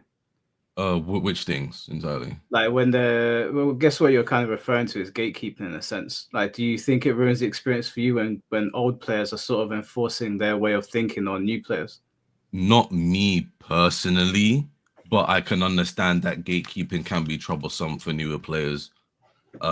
Because obviously, let's say, because I've just finished playing an MMO. One thing is, if someone is like bought the game and you obviously wants to play, don't gatekeep them from playing the game, because it's like, oh, what's the point of me coming into this community when all the people are like, yo, you can't do that here, you gotta follow by these rules, blah blah blah. Let them experience, let them understand, and then obviously it's, you know, they can integrate into the community in a more positive manner than to shun them and gatekeep them. Obviously, it doesn't really affect me. I don't really have no problem with, like, obviously, I just don't listen to that shit. I just, like, if I play the game, I play the game. It's calm. But obviously, not everybody will have the same mindset as me. So I can understand where gatekeeping and can be a little problematic for others. Mm-hmm. No, that's fair. Another thing that I want to add in, I just want to get a few things in before my 7 minutes up. Yeah, so the whole one and done situation I mentioned before, I will say I have one and done before. I am not gonna lie, I have one and done, but I've only one and done in the sense of if it's a really, really horrible connection and it's literally unplayable, I'll play through the game. Once the game is done, be like, all right, look, bro, I can't continue. It's impossible to play. Another one is, this was because I had a bad day at an event, but first round I lost. Obviously, it is what it is. My man is teabagging and key charging me, and I'm like, all right, cool. Now I'm pissed. Now it's on. Run the fade. Let's go. And I obviously ended up winning. It was a lead player that ended up doing it to me, and I was like, calm, let's run. So we ran it, and I was like, do you know what? Nah, you can go do one. And I just left the game because I was pissed. I had a bad day. I didn't like, but yeah, that was it. I don't one and done. I always run the best of 3, whether it would me winning the game by a landslide or me absolutely getting my milli rocked. I remember one game I had on a rant. I was on a 4-game win streak. I was feeling myself. Steve player came in and absolutely rocked my jaw. I've never felt such a less of a man when I was playing against that Steve player. Shout outs to him and all the rest of the Steve mains. Like I rarely see them, but like, yeah, I would, even if I'm losing, I would always best of 3, because it's like, it is what it is what I grew up doing. For my hopes for this game, I really do. Obviously, Mike, you know my stance on it, but like, I know Harada's like, oh, don't ask me for anything, but yo, listen to the community when they're talking. Bandai, listen to the community when they're talking. You need to fix up season 2. You need to fix it up. You need to do some changes for the better, because from where it's going is and what's happening, people are not in a happy state or right place of mind with the game. I know you're like, don't ask me for anything, blah, blah, blah. I'm asking you, listen to the community. I'm asking you, listen to what the people are telling, because the people is what is here for your game. And if you don't have the people, you don't have a game. Look at Concord. Yeah. That's dramatic. No, that's bang on 7 minutes, bro. I appreciate you for jumping on. I agree with you as well. Yeah. What was the grade? Oh, my grade. Sugar. My grade is probably a 6.5, I would say. I do love the game, but if they do some changes like for it, I would give it a good 8.59 if they do some changes for season 2. But for me currently, 6.5. Biased opinion, I would give it a 7.5. But me personally, I would have to do it 6.5 as the current stance of the game. Okay, fair enough. Well, thanks for jumping on, John. I appreciate it, bro. No, thanks for having me. God bless you guys. And yeah, Mike, obviously keep up the good work, and I'll see you soon. Actually, yeah, I'll see you soon. We got a few things to talk about. Yeah, I'll hit you up after this. Yeah, Not in front of everyone here. All right, take care, people. Have a good night, guys. All right, safe, bro. Bless. All right, we got one more caller, and then what I'm gonna do is I'll speak to Finn and John, and then I'll get them out of here, and I'll give you guys my final thoughts as well. Let me add him in. Martin, can you hear us? Yes. Can you guys hear me? Yeah, we can hear you, bro. You got 7 minutes. Go for it. Okay. Well, I just got one question. I come from the Mortal Kombat community, but you guys know who's Fate? The other Fate. Yeah, apart from you, because I have a question about, since everybody talking about, the new Beacher fighter, and they're saying that once the part 6, is released, Tekken 8 is gonna die or something. But I have a question. Do you guys think it's gonna come out with bug issues? The reason I asked because Beacher Fighter 5 or whatever it's called. Yeah. Phase, it was ranked number 1 of the world. I thought it was a glitch. Yeah, I thought it was a glitch or a hack or something. But I actually contacted him and yeah, it was real. Yeah, so I saw it was real. Yeah, so my question is, do you think the rank system is gonna be busted with a new one? I imagine no. Because everybody's hyping it up, like this game is gonna top Tekken 8. What Virtua Fighter? Yeah, the part 6. 6? Yeah, when it come out. People don't even know how the game is. Well, it's too early to say anything. It's very early. We just have a blueprint of it. Yeah, I think there's a space for it to do well. Topping Tekken, I don't think that's gonna happen. That is a tall order. But it will leave a dent for sure. We'll see where it goes. It depends on how they market it. As for Fate being number 1, I saw that. I saw it was like some sort of glitch or whatever. So that was my question, because I'm like, all right, that rank system is busted. So I wonder in 5 right now in Virtua Fighter 5. Yeah, it's broken. So it's broken. So I wonder if the next title is gonna have bug issues on release. Like kind of like Mortal Kombat 1. We won't know until Sega released very, very good products. I think they're very high quality, but there's always going to be problems, so we'll have to wait and see. Yeah, I was just wondering because you have some doubts once you see stuff like that. Do I have doubts? Not really. Yeah, because he's a casual. Well, like Sikander says, shit players, and I'm surprised that he ranked number 1. Yeah, I'm not a good player either. I'm probably right there, but yeah. Yeah, I think it was just a glitch because people said that they were playing him and he was losing a lot. So I'm sure he wasn't boosting or anything. I just found it funny to see his name on the top, but it is what it is. Oh yeah, and sorry for my English. It's crap. I'm not even sure why. I'm from the U.S., but because I speak Spanish, I'm not even sure why. I have this accent, I'm not sure why. It's just so funny how you said this. I'm from the US. I don't know why. I'm not sure why. Everybody says where you're from, or the thing. You guys probably wonder this guy. What are you Latino? I thought you're from Argentina or something. No, Mexican American. That's what I thought. Yeah, he's Latino. Yeah. No, but I'm not sure why I stuck with this accent, and why like the other generation that speak like very good English, like an American. That's all right, bro. We can understand you. It's fine.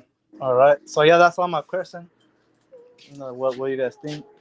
Yeah, we'll see when the game comes out. I've got a lot of faith in Sega. They put out a lot of good products, and RGG specifically, they put out great products. So, we'll just see. But obviously, the demo that came out was based off Benny the Jet versus Jackie Chan in Dragons Forever. So it's not a real fight. Yeah. Also, I want to say Tekken 8 is the first game I pre-order. Once I started to watch, your videos and the Giant videos, I'm like, all right, I like what he's talking about. So I actually pre-order, and it's the first Tekken I ever bought. Well, I bought Tekken 7. I bought Tekken 7, but I didn't pre-order. I bought it when it was already like with many DLCs out. Mm. And Tekken 8, I like it more than Tekken 7 because, as you guys know, Tekken 8 was kind of like watered down. I could tell because you got some mechanics similar to Mortal Kombat. Like the rage art, similar to Fight or Blow. And yeah. And for my experience with Tekken 8, I do better in Tekken 8 than Tekken 7. Yeah, so I think because they added some scrubbing mechanics for Tekken 8. They added some scrubbing mechanics for Tekken 7 as well. Yeah, but I got my ass whooped like so bad on Tekken 7. While Tekken 8, like for some reason, I could do better combos there for some reason. What do you prefer, rage arts or fatal blows? Being a Mortal Kombat player. Well, playing Tekken 7 and the story mode, I prefer everything from Tekken 8 because it's similar to Mortal Kombat. Like the story, the way it's presented, the rage art and the combos, they made it easier, like watered down. Now, if I go to Mortal Kombat X, I have a hard time, Yeah. I'm not like a newcomer. I'm like a Mortal Kombat fan since the first games. What's your favorite Mortal Kombat? Oh yeah, I get in a call, but yeah, that's everything I had to say. Oh, no worries, bro. Thank you for jumping on. Thanks for the invitation. Thank for you. letting me in. Yeah, I was asking for it. No worries, bro. Have a good day. Bye. I actually think that fatal blows are better than rage arts. Yeah, I wanted to say that. I think also they're cooler. Yeah, fatal blows don't increase in damage as your life goes down. You just have a set fatal blow, and then you use it once, and it's done. You don't get it for the rest of the match. Yeah, I don't have it anymore. I don't like the frames based. That some of the frame data on the fatal blows is a bit messed up. But overall, I think fatal blows are better. I don't see necessarily the scaling a problem. I think it's just that it goes to too much. Because like the base damage, the minimum damage Rage Art does is very low, but what it can be, which is basically 47%, is too much. It's like you should not get too much. You should not get as much in a game where you have two very strong one button option. Mm-hmm. It can do even more when you play Asuka, right? Oh no! If you charge it, does it do more damage? Yeah, I think it does more damage. Yeah. Oh fuck! I didn't know that. Yeah. I didn't know that. I know it was. Did you ever see Kingray bob someone with that? Holy fucking shit! Like I saw that in tournament. I was like, "Are you crazy, bruv?" Like I that thought did it was just so safe. much. No, I think it does more damage because the damage he does is unnatural. Yeah, the rage arts need to be completely reworked, in my opinion. But sorry, guys, I made a mistake. There's actually one more caller. I don't want to leave him out, so I'm gonna bring him in, and then we'll continue the discussion from there. Okay? Yeah, bro. Absolutely. All right, THC in me. Can you hear me? Yeah, I can hear you guys. Thank you All right, bro. for bringing me on. No worries, man. You got 7 minutes. Go for it. Thank you. So I just wanted to mention for Tekken 8, I got like some mixed feelings. For little disclosure, I am a Mishima player. I've been playing since Tekken 7. I started in like season 3 around like May 2020. And I've played a lot of fighting games in the past, but Tekken 7 was my first Tekken. I never really played before that, but I fell in love with the game. I liked how it was there was a lot to it. There's a lot of nuance. There wasn't just like, for 2D games, there's always like, most of the time there's like one answer for each question that gets put out. But Tekken had like multiple answers for each question, right? But for Tekken 8, they lowered the skill floor quite a bit, right? And I know a lot of people don't like that. I'm not a huge, I don't think lowering the skill floor is bad, but to bring in new players, especially with today's, a lot of people coming into the fighting game community and whatnot, but it was a little bit too much in Tekken 8. So I mainly play Kazuya and Deviljin. I got them both to God of Destruction in Tekken 8. Kazuya was back in the summer, and recently with Deviljin. It was hard with Deviljin. He's a tough character. Yeah, Deviljin is forced to take a lot of risk. But even though it's a good character for rank, but yeah, you have to take a lot of risk. Yeah, and most people don't know the matchup, right, for Deviljin, even in the higher ranks. But the thing I have a problem with Tekken 8, just apart from like the fighting mechanics. It's like you guys mentioned it before, like it's the rank system, right? There's a lot of like bro. discrepancies between like the skills in terms of like each rank. Yeah. And I know there was a previous caller who mentioned that we shouldn't gatekeep, but I feel like a little bit of gatekeeping is good, right? Because you like already. yeah, because like the thing is that like if you have a little bit of gatekeeping, like it kind of like maintains the like the integrity that we've built in our game or in our little community, and it like it, and it keeps it from being like diluted, right? And then once you have like a lot of casuals coming in, you'll have like the corporation seeking to like please the casuals. And I'm not saying that's always a bad thing, but then you forget about like your main hardcore fans, right? And that's what Tekken 8 kind of has. What do you think about this ranked system simply having 10 dead ranks at the beginning? What do you think about that? First response trash, right? Yeah, Absolutely. right. I have more like I also think point bonuses and second chance demotions are also trash as well, right? Yeah. You can basically get further and further with a negative win rate, right? Yeah, because you can streak. Yeah, exactly. Exactly. Tekken 7 with Kazuya, I made it to Tekken God, right? And I felt like that was such a crazy accomplishment for myself, right? Being my first Tekken. I played Kazumi in the beginning to learn how to play the game. One of my friends was like, "Play this." I wanted to play Lee. He's like, "No, don't do that. Don't play Kazumi." I mean, obviously learn you the should game. play the character you wipe with, but yeah, yeah. But so I was like, you know what? I took his advice, right? I was like, this is one of my good friends. He's been playing Tekken for a while. He's like, you know, this is who you should do. And I heeded his advice, and it worked out. And then I played Kazuya. You know, surprise, surprise. I watched, you know, our Lord and Savior, Main Man Sui, right? And I like I knew about the character, but I didn't know how he worked. But I really liked the electric, right? So, you know, played him, and I really liked him. So, long story short, you know, getting to Tekken God in Tekken 7 with Kazuya was I felt really good with that accomplishment, right? And Yeah, it learned a is. lot about the game, a lot, right? Played with all my friends, just went to the lab. Like, I'm from Toronto, right? We got a really good Tekken local scene here, so went to my locals a lot, right? Just had a really good time. Tekken 8 comes along, and you feel a little bit betrayed sometimes, right? Because a lot of your legacy skill like kind of goes to null. Yeah. But I feel like this game still has its moments though. So if we remember the what was it called? The last chance qualifiers, right? With Edge versus Kisuke. I felt like that right there was a true like silver lining in like the Tekken 8, right? That match was, I feel like, I know people don't really like to say this, but I felt like that was like good Tekken, right? You probably pull out the best match of Tekken 8. Yeah, like that right there. One of the best. Definitely one of the best. Yeah, that right there, you can see the mind games, right? The low parries that Kisuke was doing, and how Edge tried to adjust, right? And what he did, like just everything about it, just such layered gameplay. It was awesome, right? But then, you know, I went back and I watched like Raif versus Rangshu when he was playing the bear. All I see with Jin is like dive kick, you know, Zen 3+4, dive kick, Zen 3+4, dive kick. Unfortunately, electric. because these are the strongest options in this case, and they are they are then the most dominant, right? You Yeah, you only meta. see that. It's meta, right? It's like if you're not doing that, what are you doing, right?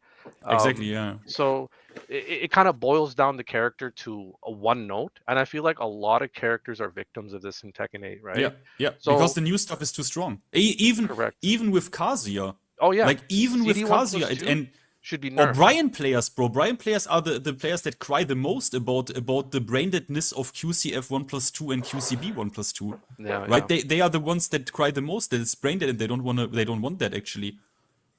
Yep, I agree. So like even for me as a Kazuya main, I think CD1+2 made the character dumb, right? Yeah. Kazuya should not have a plus on block mid that's +5, right? At most it should be like +2, so he can jab you so you don't power crush, right? Because you had Uraken, right, for skill with instant while standing 1+2, right? Correct, exactly. Yeah. Giving him forward 2, I know is still a lot, like a demon paw with Kaz, but I feel like it fits this game though, right? Yeah, so exactly. That can be kind of like, you know, forgiven. But CD1+2, absolutely not. There's a lot of like, you know, trash Kazuya players who are carried by that move, right? Yes. it's for because these moves are so omnipotent, right? Yeah, like covers all these options. moves are so back in Tekken 7 you saw Claudio back one where you're like, what an excellent move, fuck this move, bro. Now you have like, plus on block, what it's huge hitboxes, amazing tracking. It's too much. that is the one dimensional too shit easy, you just right? Too much too yeah. easy, right? And it's just but I still feel like Tekken 8, like I personally think that Tekken 8 is a better game than 7, just because 7, once you get to a little bit of a higher level, the game kind of boils down into like a fast mid, a fast low, Yes, and yeah, movement, it's true. right? It's true. I have played, bro. I went back and played against the Brian. He's Tekken. He was Prime rank, yeah. Tekken God Prime. I played against him, and it was fun in the big. Like I was moving around like way quicker, right? Like movement felt better, but in the end, I was like, wait a minute. I literally I felt bad, bro, because I was like, it's a bit boring. It's boring. Absolutely. That's what I'm saying. I went back and I played Tekken 7 quite, because I have a friend who doesn't like Tekken 8 at all. He only plays Tekken 7. Very good friend of mine. I still want to play Tekken with him. We go and play 7. He plays Miguel, right? And I play Kaz, and all I'm doing, I'm backdashing, staying in range like 2.53, waiting for him to whiff and Doria, right? Yeah, because and I played Noctis against Brian. Yeah, what do you think is gonna do? Nothing. Nothing's gonna happen. Yeah, you just because I played Noctis 4, against Brian. What do you think is gonna happen? Yeah, it's just, but I feel like Tekken 8 is good. I like the sidestep in this game. I know there's moves that cover a lot of ground with like the tracking and whatnot, but I feel like the sidestep, if we look at it in a vacuum, is good, right? The movement is great. Yeah, the moves the tracking has to be nerfed, kind of like dragging out back 4-3, right? I think a lot of moves should have that same treatment, right? A lot of strings. In this game, yes. In this game, yes. And I feel like with the movement being like the sidestep being so good, the rules of the sidestep changed a bit. Because in the old game, you would stop sidestepping at around -6. In this game, you can sidestep at -6, right? You can do that and have some success. Yes, right? yes. It depends on the move that you do, but you can still move, and that's what Tekken, I feel like personally, is about. It's a lot about movement.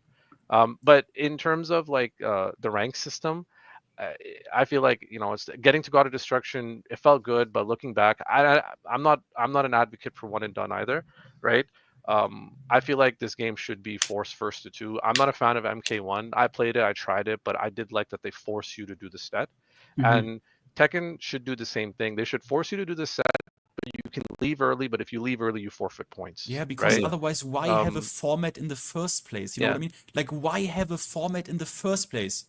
Exactly. It's just if they wanted guys, to. The last 30 seconds, and then we'll wrap it up there. Gotcha. So I'll just give my rating. My rating is 6 out of 10. Right. They need to make some adjustments in the rank system. They need to add a God of Destruction queue like Street Fighter 6 with the master rank. So we can have like rank beyond God of Destruction. Because I don't feel like there's a reason for me to play ranked anymore. I got both my mains to God, and I'm like, I don't want to play ranked anymore. I played Clive and I got into Tekken God. That's how bored I was. But yeah, that's it. 6 out of 10. Hopefully season 2 they nerf you a bit, and yeah, that's it. Cool, bro. Well, thank you for jumping on, man. I appreciate it. Thank you very much. Have a good day, guys. Take care, man. All right, guys. Well, I'm gonna ask you guys to give your final verdicts on year 1. We'll start with Finn, and then I'll get you guys out here, and I'll give my final verdict to the chat. And sorry, guys, I have not been ignoring your questions. I've seen them coming in, but I can't speak over people when they're on here. So anyway, yeah, Finn, do you want to go first? Yeah, I want people to remember that they actually already did shit, right? They already did nerf heat burst. They did nerf damage across the board. They did completely revert, basically, far from a few exceptions, they reverted homing throws. They nerfed wall crush. They nerfed stage interactions. Like, these are what, like 5 things? So they did that, right? Like, remember this game on launch or in the CBT, we don't even need to talk about that. But on launch, brother, it was already a different game. So maybe I'm eating also a bit of, maybe they are actually, again, some people are unhappy, some people are happy. Again, I don't know what to make of it when I see Fury's poll where people say, okay, 65% want only minor changes. Obviously, I also don't know what that means, right? But yeah, it is again, right, 65%, but then you look at another poll, you see then the negative side is in the majority. So I don't know if people ever will be happy with the game. I don't know if it's just an illusion, because if we are honest, and you would be a purist from Tekken 5 or... Yeah, let's say you're a Tekken 5 purist. For you, Tekken 7 would be casual trash.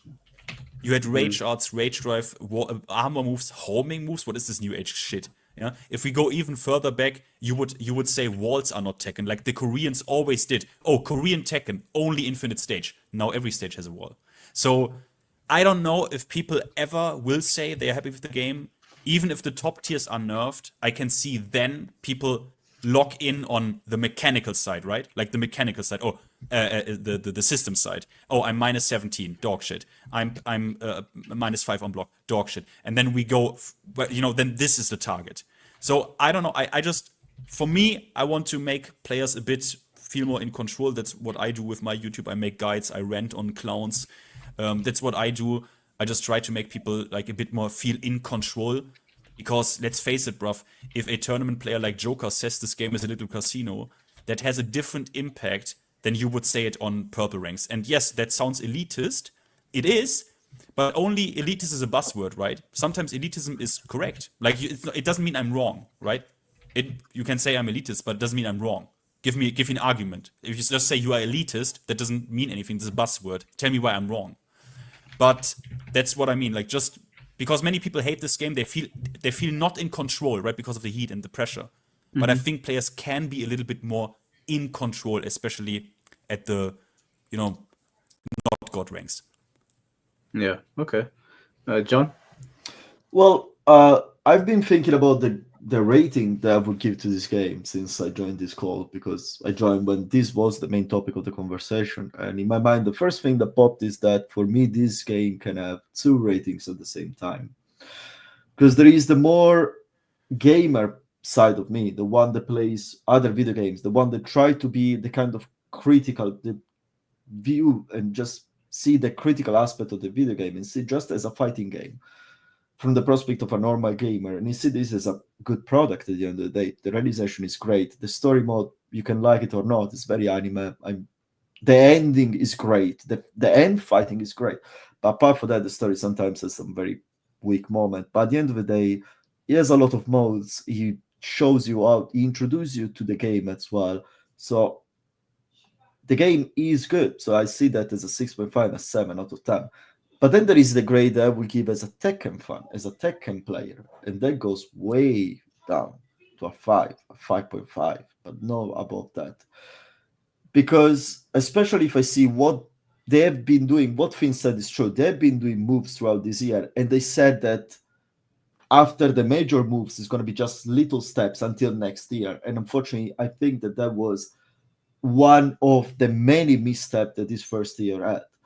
And as well, other things that really, really, really make me just think like this game could be so much better, but they really put effort into make it smell bad to us, was like how the Fight Pass was implemented. And just be aware, I'm not saying that the Fight Pass is wrong. I'm saying, you know what, it's a game where we pay already money. So if you put a Fight Pass, I'm fine with that. But to put like some real fat into the Fight Pass, okay? Puts a lot of stuff, not these crumbles that you're giving us. Because it's literally I was of the opinion they should put in remastered stages of Tech Tournament 2 or some shit.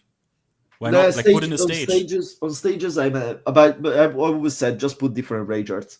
Same mechanic, starting with frame, exactly the same. It drops is a cutscene. Just put different rage arts.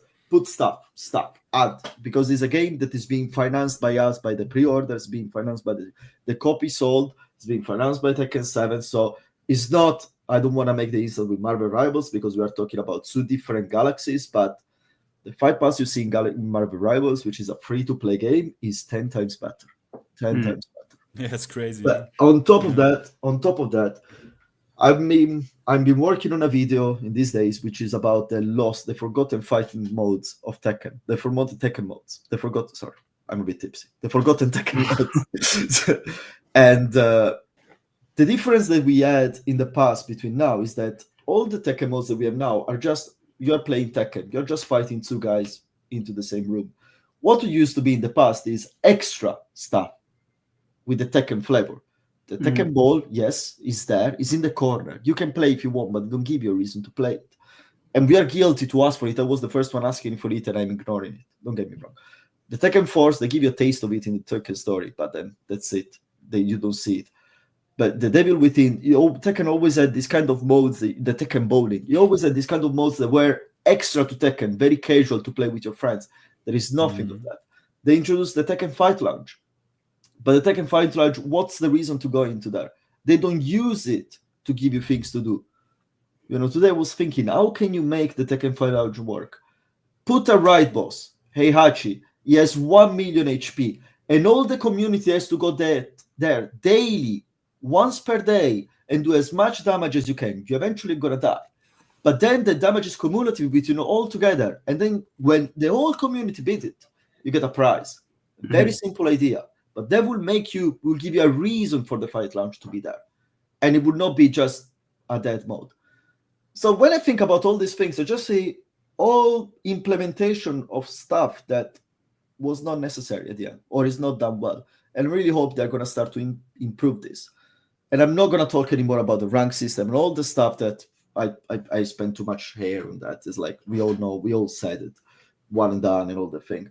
So that's why I think balancing is going to become okay, I think. I still think that Heat eventually is going to become bearable and not overwhelming. They're going to balance things. And I still think as well, I think it was you, Finn, that said Arada should listen to the community. I think Arada listens to the community because this is the last thing I'm going to say, basically. Because in Season 3 in Tekken 7, the problem was that Tekken didn't have enough health bar. The health was not enough. And everyone will say, we either need damage reduction or we need more health. But everyone was at the same time thinking, no one would increase the health bar in Tekken. And then they increased the health bar. And it made it way more bearable. So I think they listen to a certain extent. And balancing is the thing that actually worries me the least, because they always know how to make and balance a fighting game. But the extra game mode, all the fluff, especially in such a heavily financed game as they're selling it, as the Tekken with the most money involved, that's something I would like to see. Because of all these reasons, I cannot give it more than 5 or 5.5. Being very okay. Cool. All right, guys. Well, it's a Tekken fan. I appreciate you guys jumping on. I'm going to have my say now, but I'm going to get you guys out here in the meantime. Is there anything that you guys want to close on just before I address the chat?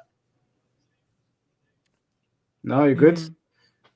I'm good, bro. I'm good. Yeah. All right, guys. Well, thank you for joining me. I really appreciate it. And we're going to do this again very soon, but I'll let you know what it's going to be about later.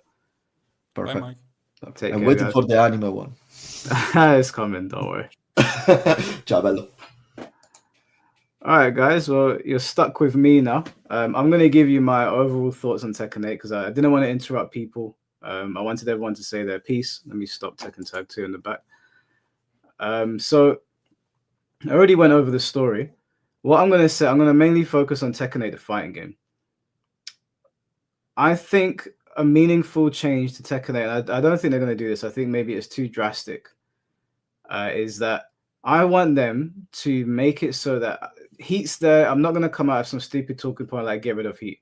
What they need to do, in my opinion, is have it become a system that you actually need to take care of and you actually need to manage. So you can start the round with Heat. If they want to do that and they want to enforce it, fine. But after you use it, that should be it for the rest of the fight. The same way Mortal Kombat does the fatal blows, where you use it and it's gone. That's it. That's what should be done with Heat. Because what happens in a round is you've got Heat, you've got Rage increase, then you've got Rage super, and it's like it's too much. I just want to play a bit of good old Tekken. If you want to have your new mechanics in there, fine, but there should be some management around it. So if I use my super move in round 1, it's gone. But then you'll force the players to actually think about, okay, how do I want to approach this? Maybe you even force them to learn harder combos to carry someone to the wall to get that extra damage. So I think all of these systems should be limited to 1 round. Only Heat tokens. I know the Heat token system was a mess as well. Just you get to use Heat once. That's it. In terms of balancing, I think that they will make it better over time. I was kind of expecting it to be a bit of chaos in the first season. It's not an excuse. I don't like it, but why is saying remove Heat a stupid talking point? Because they're not going to. That's the thing. It's a waste of time. Heat's not going to be removed. First of all, that would look terrible on the Tekken developers to remove an entire system that they built the game around. From a publicity standpoint, it's not going to happen. Just like people are saying the drive rush system should be removed, that's not going to happen. I can guarantee you that everything in my bank account, that will not happen. What can happen is they can refine the system and make it better for everyone. I think that rage arts shouldn't do more damage if you have less damage, because it's too much. Some of them do 50%. They need to limit it more, make it max 2 uses per match. No, I think 1 use per match. 1 use, and that's it. In terms of roster, I'm not too mad at the roster. I think that Panda is a waste of a slot. I think it should have been Miguel over Shaheen, although I understand Namco, they probably looked at Shaheen and they said, we can't sell this guy to people, so we have to put him in the base game. Because who here is going to buy Shaheen if you ain't got the season pass? Let's be real.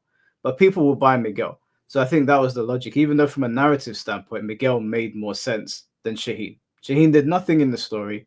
He's an underutilized character because nobody likes him, even though he's very, very powerful. The Heihachi DLC was not great with the even though it was free. The whole Genmaji Gate incident was not good.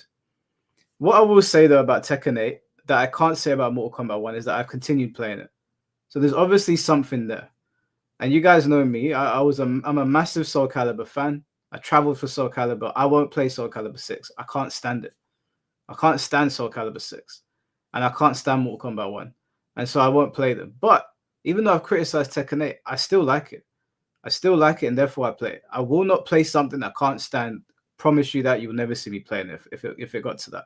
I don't know how Season 2 and the whole full crouch heat thing is going to work. That's going to be interesting because heat to me is the biggest problem in the game. Now, I understand people like, well, we don't want it to be Tekken 7.5. I hear that. But that doesn't mean that what we've got going now is good. I was talking to King J the other day, and he was like, bro, imagine this is our Tekken game for the next 5-6 years. It won't last. So changes need to come in.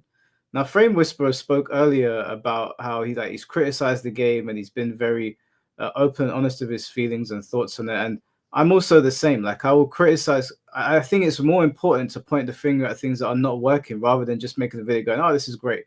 Now, you can acknowledge the good things, and I think that's good. Like, Maori Gamer Dude does that, right? But I think it's more constructive to talk about things that need to be fixed so we can get a better game. It's not necessarily hating. It's just pointing something out. Well, so in terms of an overall score, actually, before I give my overall score, I saw you guys talking about Virtua Fighter and Tekken. The only reason Virtua Fighter and Tekken are compared is because for a long time, they were the two juggernauts in the 3D space. Obviously, Tekken has completely dominated that space now. Virtua Fighter hasn't had a new installment in, 20 years? Virtua Fighter is not going to come in and take Tekken's space. I think it will probably be a better game because I think Virtua Fighter 5 as a fighting game, just a pure fighting, is more enjoyable than Tekken 8. But that's only because I prefer games where you can take your turn more. And that's one thing that I really dislike about Tekken 8. When you get hit in Tekken 8, you are waiting for a long time, and you wait, and you wait, and you wait, and your back is against the wall, and you do some more waiting.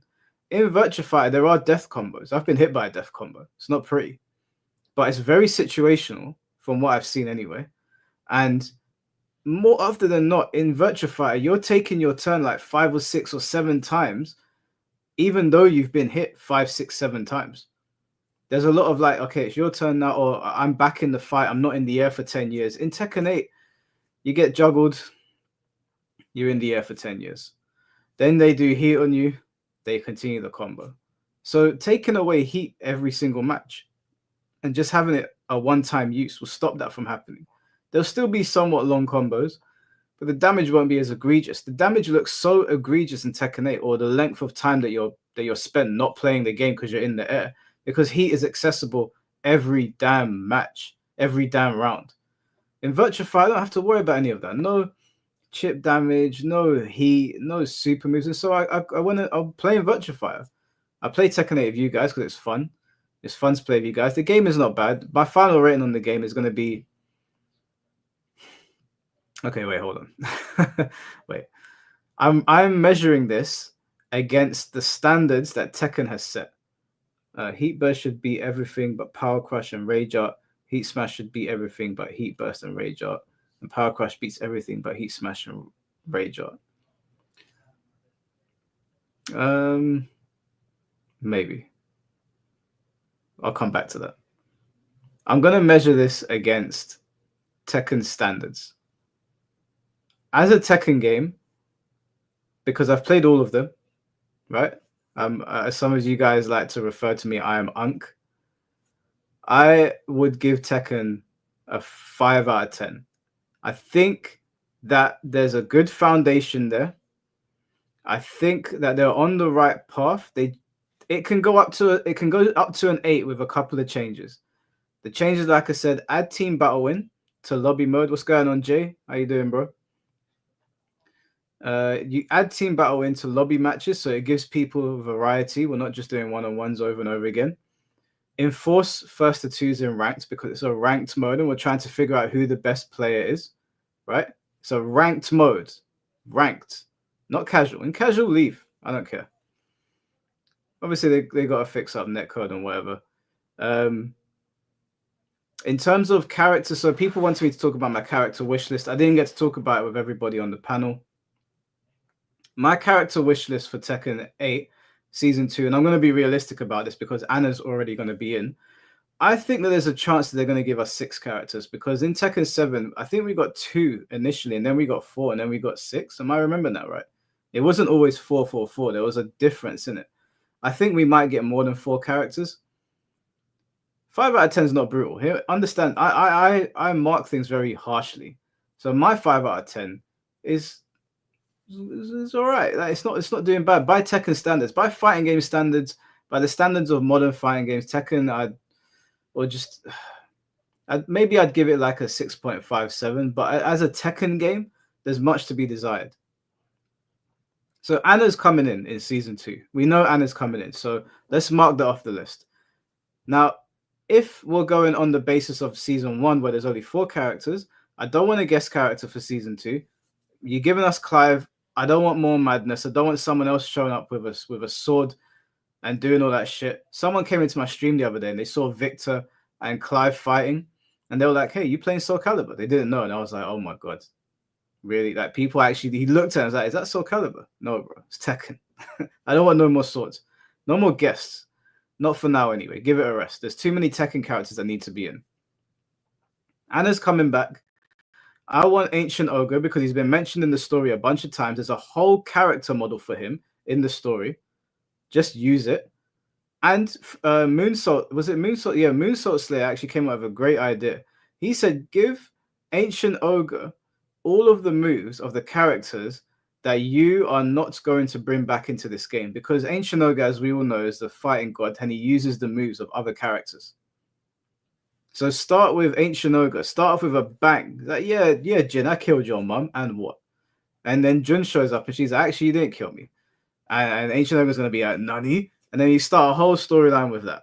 Let Kazuya and Heihachi kill each other, and let Jin get into a story with Ancient Ogre. So bring him back and give him the moves of the characters that they believe are not going to return, which might be bittersweet because if you see, like, for example, Bruce's lunging, I think it's forward 4 or something, and you see that move, you know Bruce is dead. They killed him. Ancient Ogre's got his attack. Let's just say. So they'll deconfirm characters in Ancient Ogre's moveset, like Wang, for example. That might be bittersweet for some people. It might even turn people off the game. Maybe that's a bad idea. Anyway, Ancient Ogre's my first one. Second character. Now, this is obviously this is a selfish one. I'm going to do a selfish one and then the ones that I want. Marduk would obviously be one that I want to come in, but I know most people don't want to see Marduk. So for the sake of being objective, what would sell the most? It's got to be Armor King, right? Armor King's got to be the other character, the other meaningful character. So you've got Anna, you've got Ancient Ogre, and you've got Armor King. The last character that I would put on here for Season 2 would be Jinpachi Mishima. And that's not even a selfish thing. Before anyone starts in the chat, I've looked at the rhetoric online. People like Jinpachi. Every time I post about him, the post gets a lot of engagement. People want that character back. Now, you've got all of these Mishimas in the game, including Lars and Lee, even though he's adopted. Everyone's there, apart from Jinpachi. apart from Jinpachi, right? There's not an argument to not have Jinpachi in the game. I don't care if he turned to sand. Just figure out a way to bring him back. You saved Heihachi from a volcano. Come on, let's be honest. Bring Jinpachi back. I think Jinpachi, he is one of those imposing characters where you do the trailer and he walks out and people go, oh, holy shit. You got Ancient Shinogi and Jinpachi in the same pass, you got my money immediately.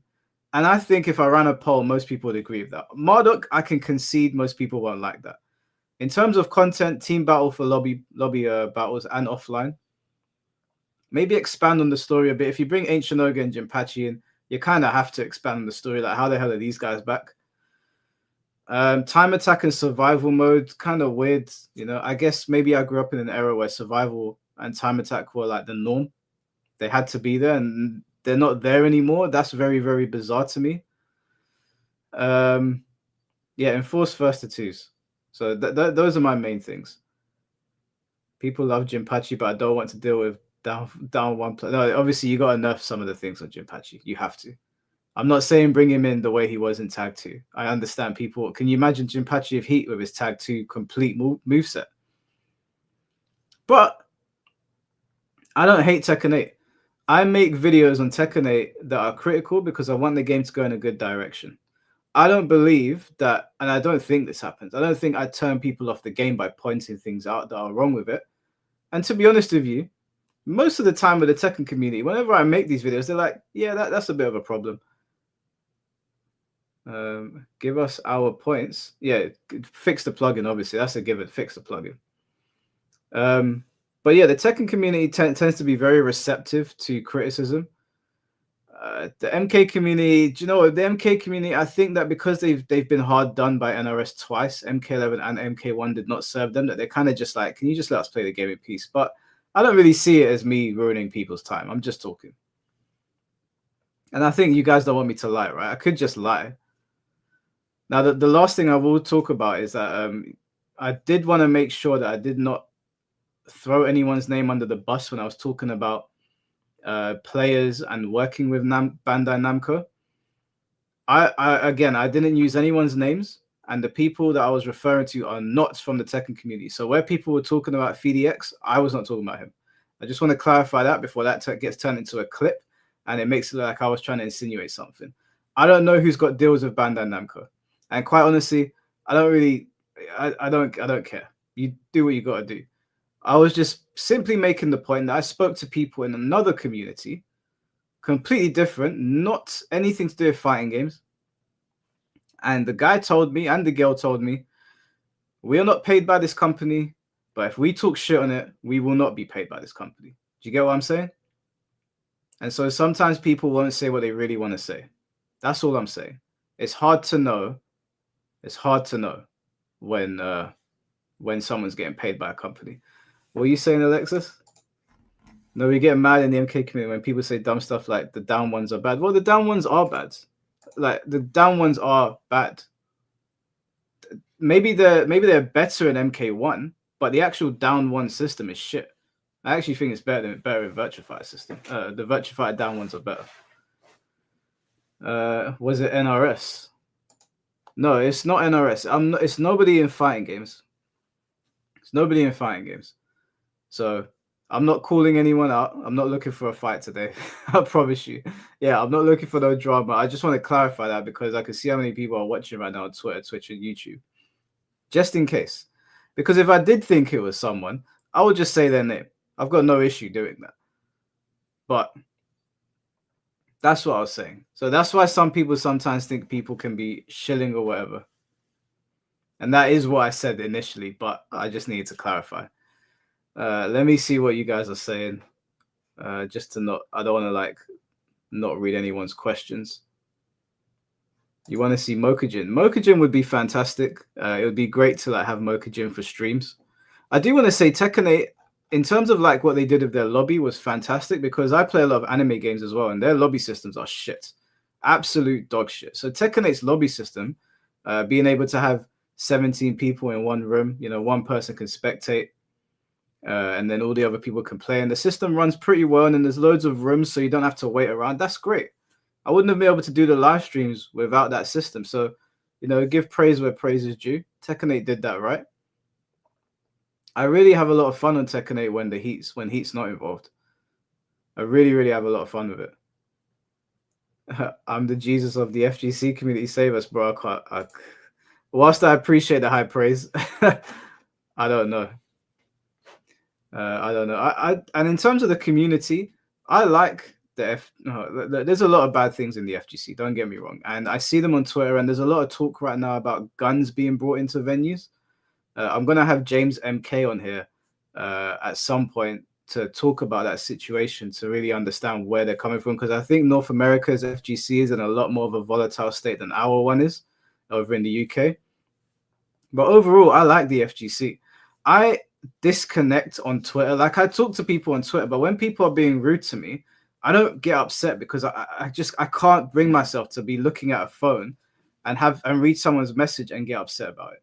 Now, I'm not saying you can't upset me. Of course, there's things that can upset me, but over a video game, the way people speak, I know that's not how they behave in real life, and I know most people are polite. So my interaction with the FGC has always been a positive one. I've always had a good time when I go to tournaments. I always have a good time when I interact with people. And, you know, we're almost on 20,000 subscribers, and it's great interacting with you guys. I have a great time. So I guess it really matters what you focus on. Where we were talking before, and I was saying, you know, some gamers really focusing on the positive stuff on the games and they don't care too much about the things that went wrong. I do the opposite with the game, but people tend to hyper focus on the negative stuff on Twitter. I don't really do that. I do the opposite. So I'm kind of like the flip side of it. I'm always carrying a gun wherever I go, so that's fine. I really hope people are not bringing guns to tournaments. I'm going to ask James MK to speak on that a bit more, but as a British person, hearing people are bringing guns to tournaments is fucking crazy. But at the same time, some of the things that I've read of people saying, oh, I don't like this person's views or whatever, we should beat them up. And look, there's people on there that I don't like their views. You know, there was a guy on there talking about how women need to get out of the FGC and e-girls are bad and blah, blah, blah. And I quote tweeted him and I basically said, why not? I'm legal. Listen, I live in Britain, dude. So the idea of people carrying guns around is kind of terrifying to me. But I understand, you know, America's a different place. To be fair, people like Technicals are being threatened with violence for being at events. Yeah, now, Technicals, I've spoken to Technicals. I've been watching his videos long before I even jumped back on YouTube. I like Technicals, man. I think he's a stand-up dude. I think he just calls it how he sees it. I don't really know why people keep on threatening him. He's not saying anything that isn't true. He lays all the facts out. So if people are threatening him with violence, it's on the TOs to do something about that. If the TOs are allowing the people that are posting online saying they're going to hurt him to go to tournaments, then there's a bit of a double standard there, because even though I don't agree with everything that's going on with what they call themselves the dissident FGC, I don't agree with everything. I don't think it's fair to ban those guys from going to tournaments or try to ostracize them, but then you send death threats openly. I think that's a bit crazy. What stops a bad guy with a gun? A good guy with a gun. I hear that. I'm not against guns. I just want to make that clear. I understand. I think taking guns away from Americans would be a terrible idea, because as far as I'm aware, you've got more guns in your country, and I've got to imagine most of them are on the black market. Well, a lot of them are. At least over here, most of the guns over here are on the black market. And it's not great when somebody has a gun and you don't. So I'm not advocating for that at all. I understand how it works. In an ideal world, of course, nobody would have guns. We'd all be singing Kumbaya. Nobody would be fighting. But I get it. You need to protect your families. You need to protect yourself. It's just the idea of guns being in a tournament. That's scary. Like, imagine I back Kempo somebody a bit too many times, and he's like, do you know what? Yeah, I just came to play a game, bro. And I know the thing is that some people are a bit unhinged. Maybe I back Kempo one too many times. Maybe I hit one too many TRs, you know, TR, and then I get a TR in my back. It's scary, which is why I'm scared to come to America. So you guys keep going, when you come into Texas or whatever, I think I'll go to Japan. We need Alexis appreciation day since I was the first mod on your channel. Yes, Alexis, I appreciate your work very much, as well as Jahuti as well. You guys are amazing mods, and Mediu and Jaton. I can't remember how many mods I've got now. But the whole getting girls out of the FGC is silly. I mean, like half my mods are women. Half the time when I go to tournaments, there's girls there working the cameras, they're doing the brackets, they're helping out with like the visuals and whatever. So that's all nonsense. I'd love to speak to that guy and try to understand where he's coming from. But I doubt he would want to speak to me, to be honest with you. A lot of people will not want to jump on and have that conversation in front of everyone. I remember seeing you and Tootin's convo on guns. Guns are positive. We need to take better care of mental health to drop the violence down, though. Yeah, 100%, man. I don't disagree with you. Listen, if I lived in America, you crazy. You guys walk around with guns. You think I'm not going to own one? You must be mad. I'm going to have ebony and ivory.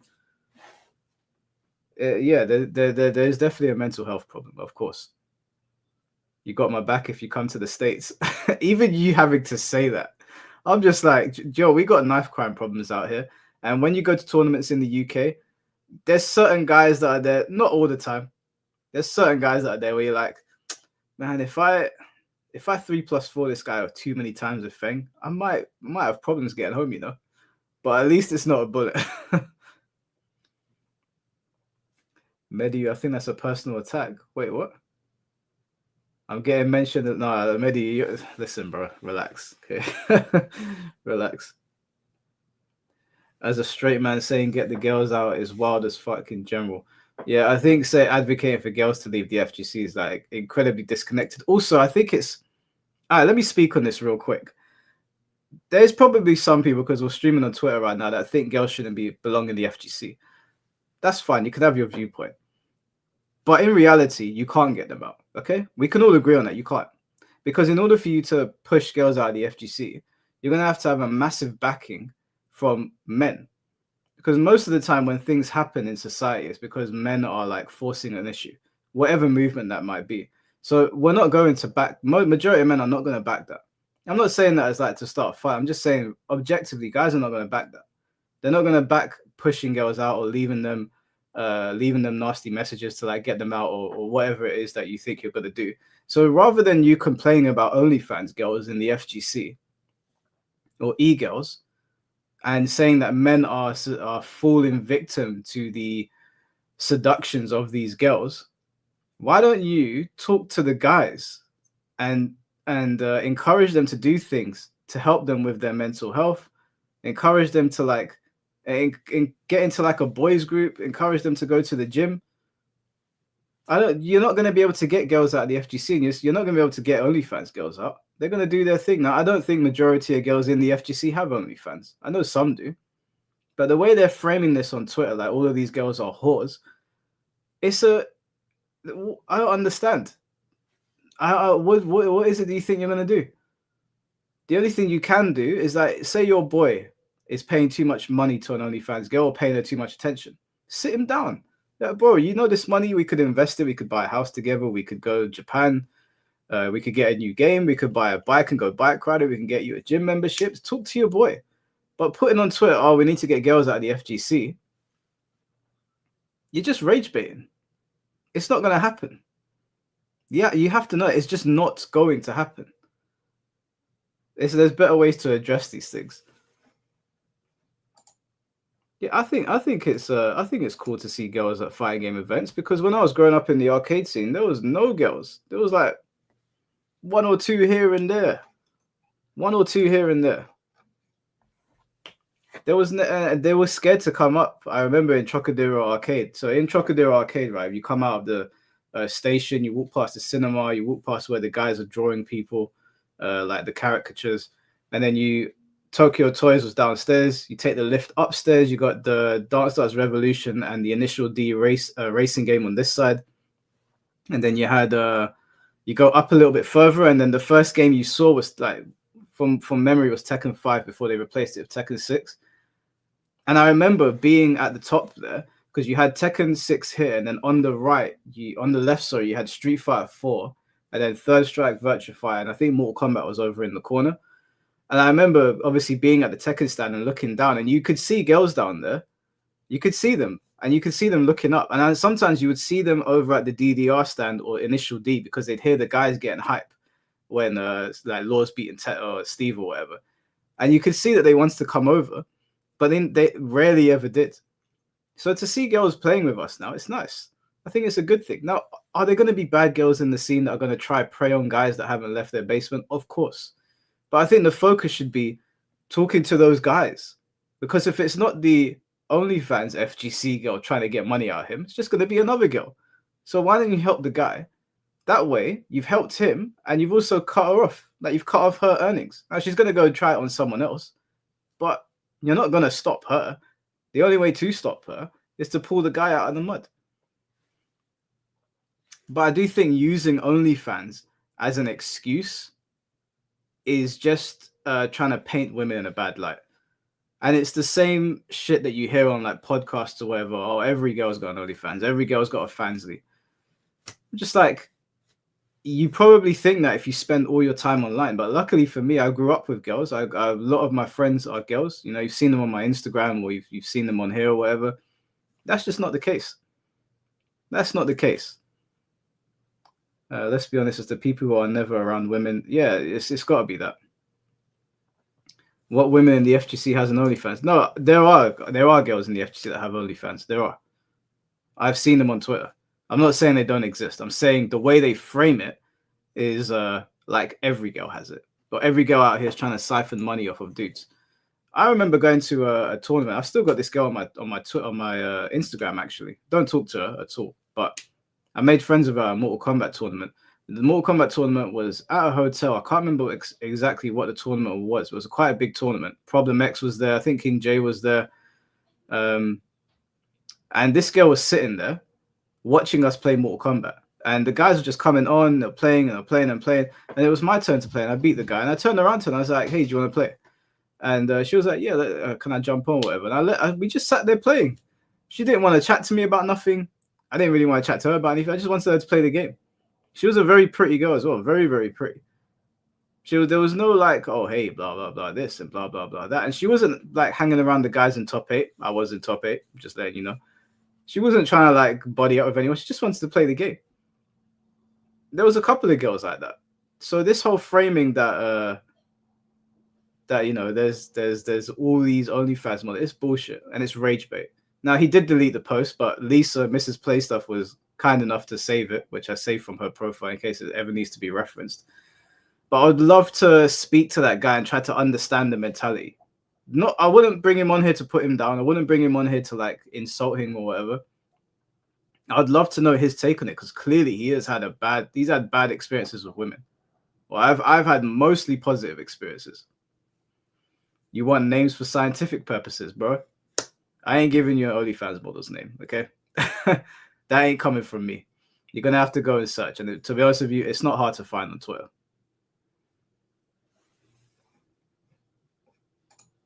As soon as they find out we're women, we get hate mail calling us whores. Oh. Hey, do you know if it makes you feel any better, Alexis? I was playing Mortal Kombat once, and I don't know how this guy knew that I was half black. And he goes, you play like a monkey. And I was like, what? And then I turned on the voice chat, and he was like, oh, you are black. And I just started laughing. I was like, I'm not gonna give this guy the time of day. I'm just gonna laugh at him. Just laugh at them. They'll get bored. Just laugh at them. That's why, like, you'll see me invite people on here that I don't agree with, or interact with people, or go into people's spaces that I don't agree with them. It's just voices on the internet. Even when I went to a tournament, a Mortal Kombat tournament. Ellie's gonna be on here tomorrow. I'm doing a video of her tomorrow. I went to a Mortal Kombat tournament, and we were sitting in the cinema, and I think it was like top 4. Undead Jim was there, Foxy Grandpa was there, Big Problem X was there, and I was fighting Undead Jim for like top 3. I think that's what it was, and I was getting booed constantly. The whole MK scene was booing me. I stood up to play my match, and it was resounding boos. And I was like, why? I'm using like a low tier character as well. Shouldn't you guys praise me for this? They had no praise for me whatsoever. The only person in the crowd that was cheering for me was Ellie. In a sea of people just booing me, I could just see Ellie with her pink hair just going like this. Go on, Mike, you can do this. Now, unfortunately, Undead Jim beat me, and I finished 4th. So that turned into cheers. But I just don't. It's just game like it's. I don't know why people take it so personally. Don't let racist people or like people that hate women or whatever, don't let them get under your skin. You just laugh. They'll get bored. Trust me, they'll get bored. Got called the N-word on Rainbow Six Siege by kids yesterday. We were all in the COD lobbies, bro. It's the reason you don't get upset is because it's just nameless people on the internet. How's it going to affect your day? It's not going to help you with bills. It's not going to help you get out of bed for work in the morning. It is what it is. Damn, wish I was in the crowds, would have booed harder. Why do you hate? We see what I mean. My own mod hates me. Is it because I beat your ass the other day? Is it because I put your Lee in a chokehold? Listen, bro. Take your L's like a man.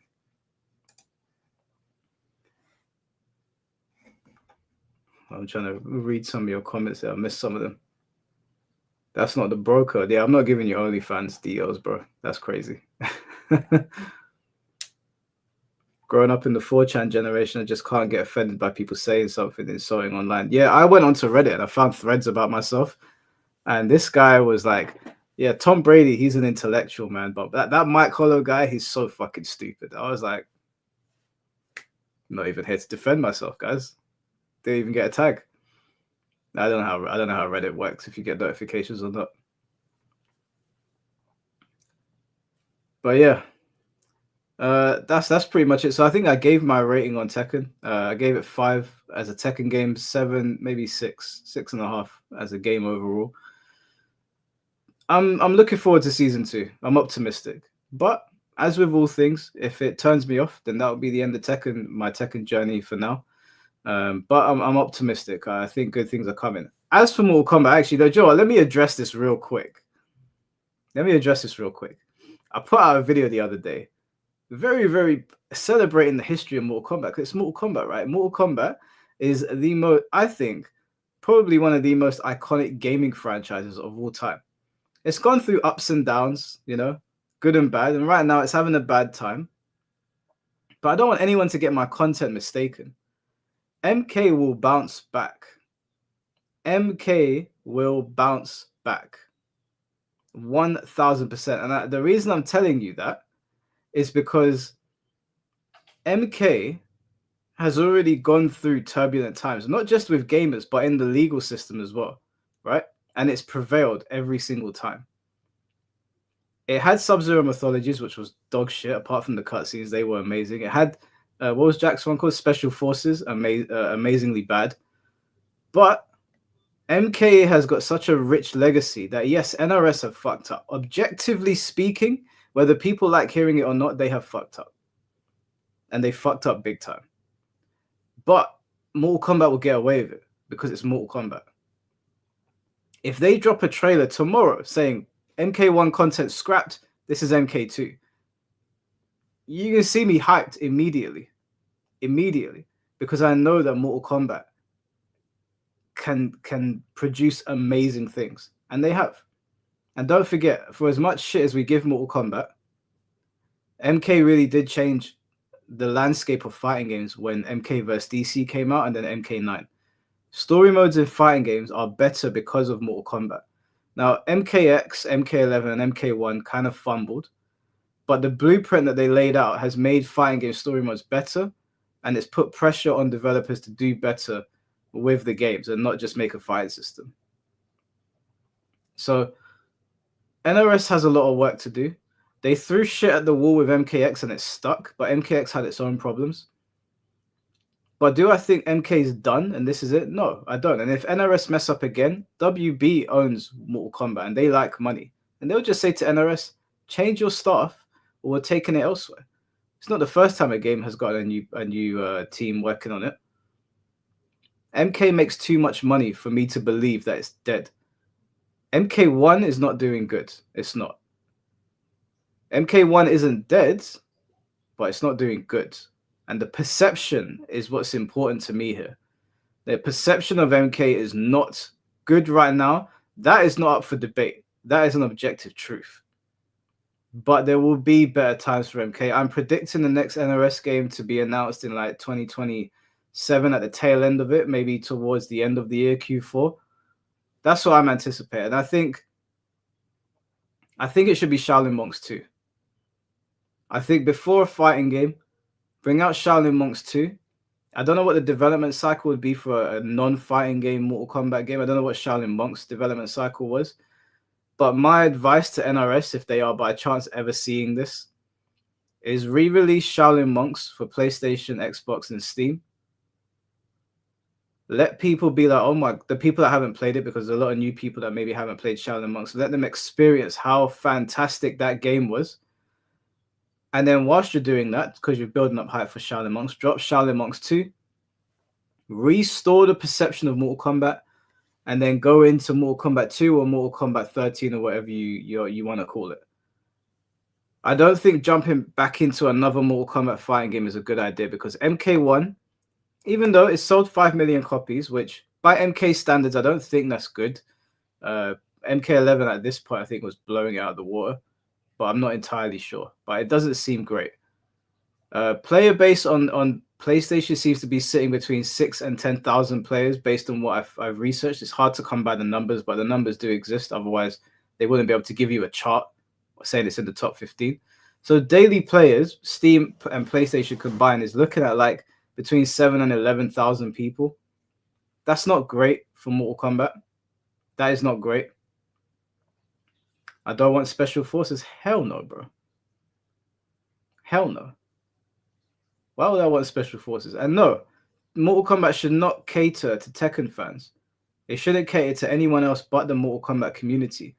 But it does need to listen to the right people in the Mortal Kombat community, because some people make suggestions, like Cherney said we should do cameos again. Even if you like cameos, you have to understand that's not good for the game's future. That's bad, because people in general don't like cameos. So listen to the MK community, but listen to the right people, because there's a lot of people with bad suggestions. What is the most successful MK game other than MK11? It's MKX. If you come out the gate, and I'm not even advocating for a 3D game, even though I think that would be a godsend, but 3D doesn't mean Tekken before anyone starts. I would love it if they took the tone and the atmosphere of the original timeline, the digitized version and the 3D games, took that tone and atmosphere and that music, the Deadly Alliance music. Do you know what? Yeah, before we close the stream, let's get a little vibey in here. Let me just show you guys. I'm sure you've probably already seen it as well. Let me just show you guys what I'm talking about.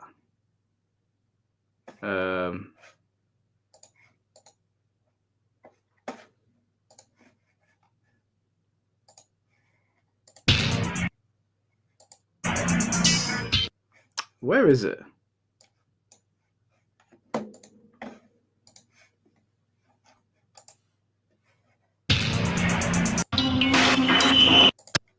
All right, let's see if you guys can hear this. Hope it doesn't get copyrighted.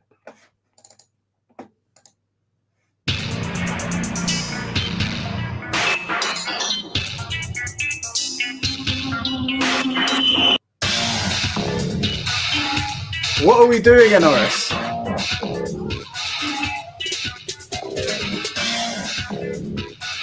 What are we doing?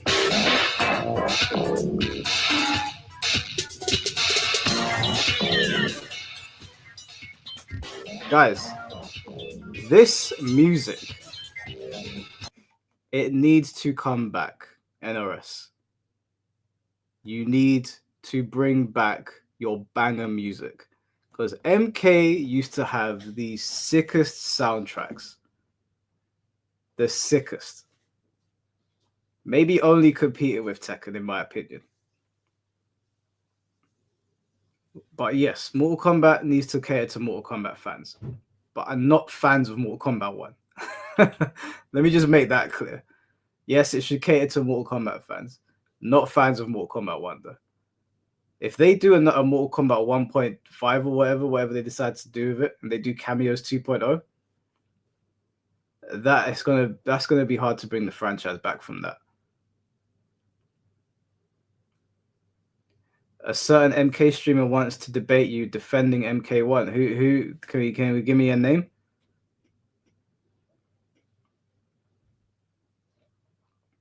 Has someone that played Deadly I'm assuming you're saying Deadly Alliance. Was that actually good? Yes, I loved it. Alexis, I have no idea who you're talking about. I have no idea. A mutual of us. Just tell me their name. We say names around here. We say names. Give me their name. I don't mind talking to someone. Maybe not now because it's 12:40. I have work in the morning. But Alexis, I'm not playing this game. I don't play these games. If someone wants to talk to me, say their name, and I'll call them out, and we can do it. You're all right. Well, we're not doing it then. True Underdog. I already spoke to True Underdog. I'm sure it's not him that she's talking about. Let it be a surprise. No, why? There's just 400 people watching right now. Just tell them. Just tell everyone who it is. It's not like we're revealing a new character. They're gonna come and watch it anyway. Sikander. Yes, it means yeah. Of course, I'll put Sikander on. Me and Sikander can have a conversation. 100%. I'll talk to him. We'll set something up. We could definitely do that. He said anytime after Thursday. Okay, well, probably over the weekend then, because Friday's Chinese New Year, and I'm going out with my fellow peoples, gonna celebrate Chinese New Year. So yeah, I'll set a date up with him. Our time difference is big. Yeah, it's 12:40 here, bro. 12:40. I got work at 9. But yeah, no, 100%. We can. I can definitely talk to Sikander. 100%. That's no problem at all. I know Tom Brady would love to be in on that. But I'll ask Sikander what he's comfortable with. I'm sure there's a lot of people that love to talk to Sikander about Mortal Kombat as well. So we'll set something up. We always keep it respectful around here, apart from when it's Fate. Versus you guys know how it goes. Mike's across the pond. Yeah, no, it's late, man. I do my streams at these times because most of my viewers are American. Just me and Sikander. Yeah, that's fine then. Just me and Sikander, no problem. Yeah, most of my viewers are American, so I try to release my videos when I know that Americans are on YouTube.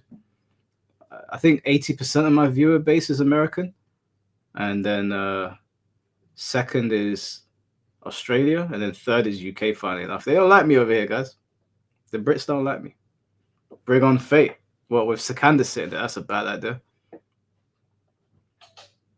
Everybody just talks over each other. Yeah, it's very hard to. I tried my best to moderate today, but we had like 7 people on the call, so I apologize if it was annoying for you guys. But it's a bit difficult to moderate that many people.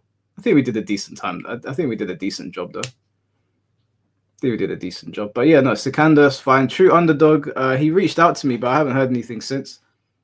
No idea what he's doing. Arturo Sanchez is going to be on here at some point. James MK will be on here at some point. Who else? Do you know I'd love to speak to? I'd love to speak to Gutex. I don't know. I don't even know if he's part of the FGC anymore, but I'd love to know what he's doing now and how he feels about everything. But yeah. Anyways, guys, I think that's it. I think we've covered everything. Explain why Britain doesn't like you, Mike. Go. I don't know. I don't know. You're not going to be for everyone, right? Not everyone's going to like you. And I think that's fine. I think if you're trying to be liked by everyone, then probably a bit of a phony. So maybe my videos have just not hit the British algorithm yet.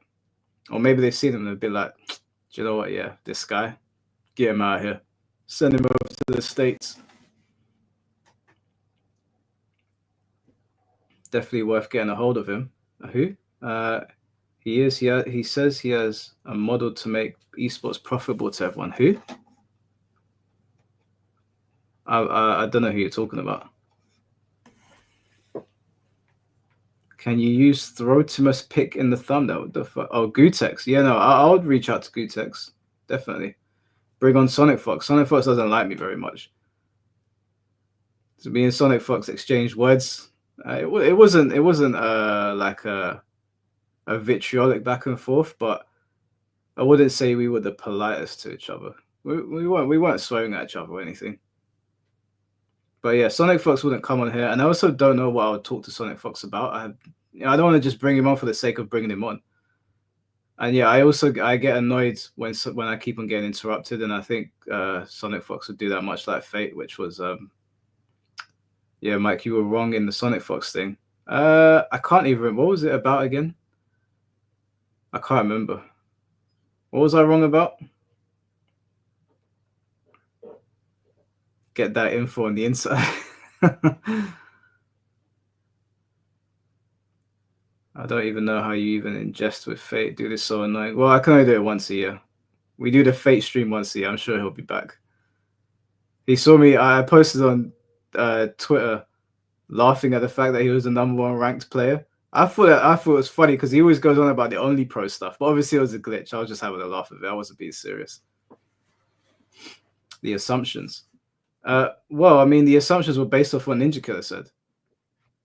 I went based off that. But I can concede that like I'm the one like pointing the finger at him, so I need to come with something a bit more solid than what I did. So I can concede on that, 100%. He did say that he was going to dunk on me at some point, so I guess still waiting for that to happen. But bring on D all the way G. Yeah, D all the way G is a good one to bring on. Actually, I'll definitely bring him on.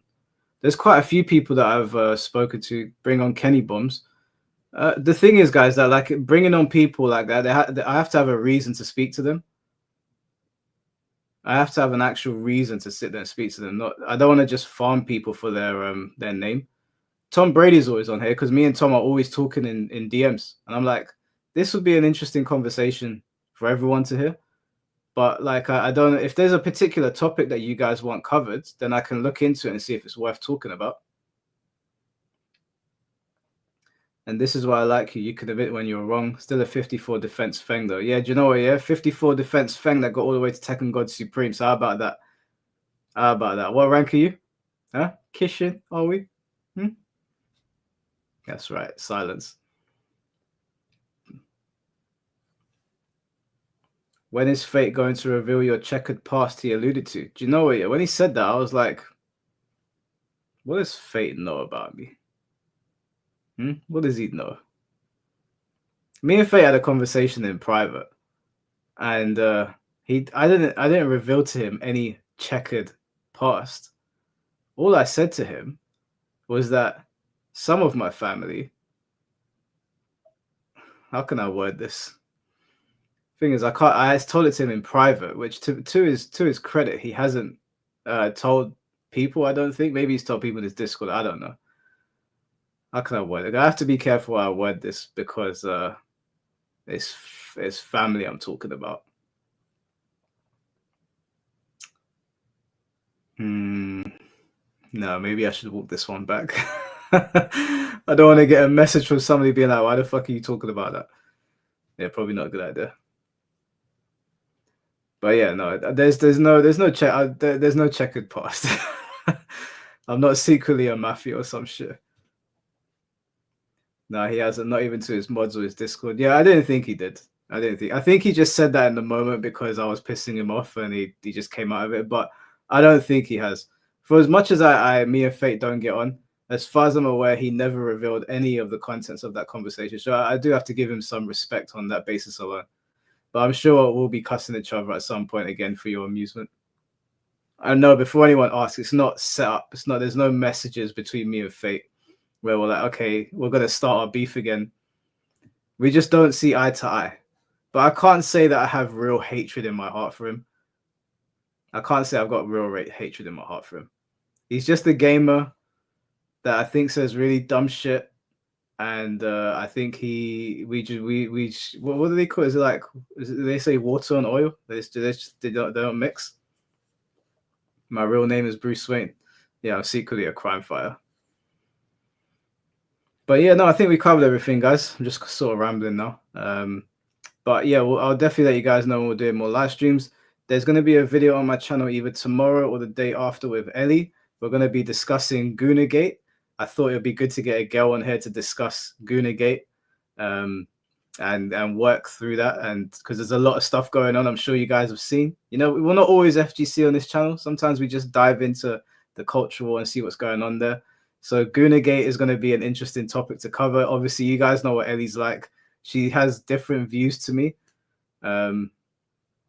When are you live streaming and debating with Myron Gaines? I'm not debating Myron Gaines. First of all, do you know what? One thing I learned is that even if you disagree with somebody, you need to be well read on that subject to have that conversation with people. And I don't know what I talk to Myron about. Even if I disagree with him, he operates in that field. He'll just end up cooking me. Because even if I disagree with his viewpoints, I don't pay attention to what's going on over there. And I'm not really looking to start fights with people that are not in the same lane as me. We're trying to keep it to gaming here. So the Goonagate situation is within the lines of gaming. I can have that discussion with Ellie. I know she's not going to like my takes. I know some of you are not going to like my takes. As a matter of fact, my most disliked video ever was literally from the other day, where we spoke about Ayane and Ninja Gaiden 2 Black. Some of you really didn't like my takes in that, which is fine, and we're going to go over them more. But I do want to say that I appreciate everyone that remains subscribed to the channel, because I don't want people to subscribe to me because they think that I'm blowing smoke up their ass. I want people to subscribe to the channel so they can hear an honest opinion from me, and we can disagree about it and we can still be cool. So I lost about 30 subscribers when I put that video up. I was like, damn, they really didn't like that one. Someone was like, Mike, take it down, man. So I was like, no, I ain't taking it down. It's my opinion. I want people to be subscribed so we can share our opinions and we can move on to the next topic. Not so that I can blow smoke up people's ass. So there'll probably be times in the future where I post videos of people like, what the fuck is he talking about? And look, I've been wrong before. Do you guys remember the chocolate brownie take that I had about Tekken? You guys cooked me for that. You cooked me so bad, I had to make a whole video reading out your responses to me. Not a single comment in there was like, yeah, Mike's on the ball. That was a terrible take. And when I watched it back, I had to hang my head in shame. I came on last year, I was like, yeah, I'm sorry, guys. That was a bad take. But I don't get offended, you know. I'm not perfect. Everyone makes mistakes. I know some content creators saw that as an opportunity to dunk on me, but once again, if we're doing opinion-based channels, you can't be too up yourself. You're gonna say dumb shit. It happens. It is what it is. It's not gonna be my last dumb take.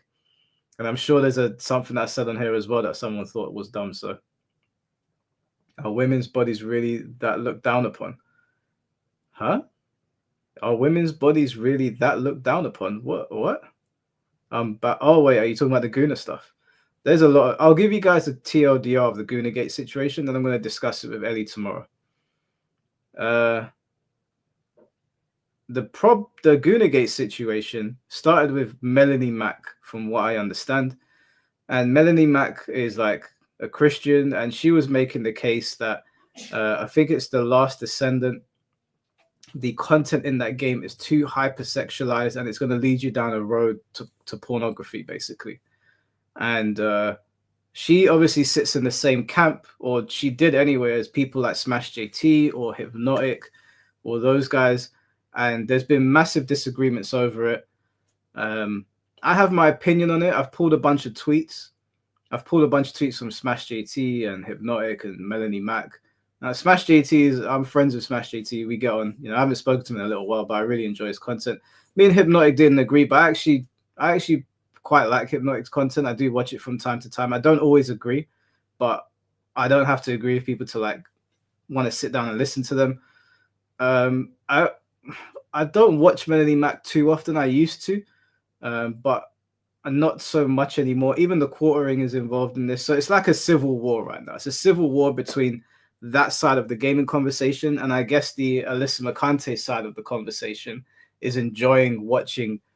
I guess you would say they're the right or right leaning or whatever. I don't know how they would frame themselves. They are cannibalizing themselves. So it's an interesting topic, but we're going to have Ellie on here to help work our way through it. I'm going to show her some character models, show her some Ninja Gaiden character models, see how she feels about it. I know she's not going to appreciate some of them, but yeah, I like the Ninja Gaiden character models. Maybe minus Ayane, but we'll talk about that later. There's nothing civil about gooning. We'll get to that. We're going to get to that. We're going to get to that. Don't worry. Grifters. I'd be careful about throwing the grifter word around. I'd be careful about that. But we'll get to that, guys. I need to go to bed. I got work in the morning. I've only got 8 hours of sleep, and I need to hit the gym as well. So thank you all so much for all the new members. Crazy that we're approaching 100 members. There's a bunch of members content on there now. There's like 15 videos. I try to upload every 2 days. And thank you for all the new subscribers, all the donations. You guys are amazing. And like I said, I really appreciate the community. JJB, a True Underdog stream. I'll let you know when. But yeah, appreciate you all. Take care of yourselves. I'll see you for a stream on either Saturday or Sunday.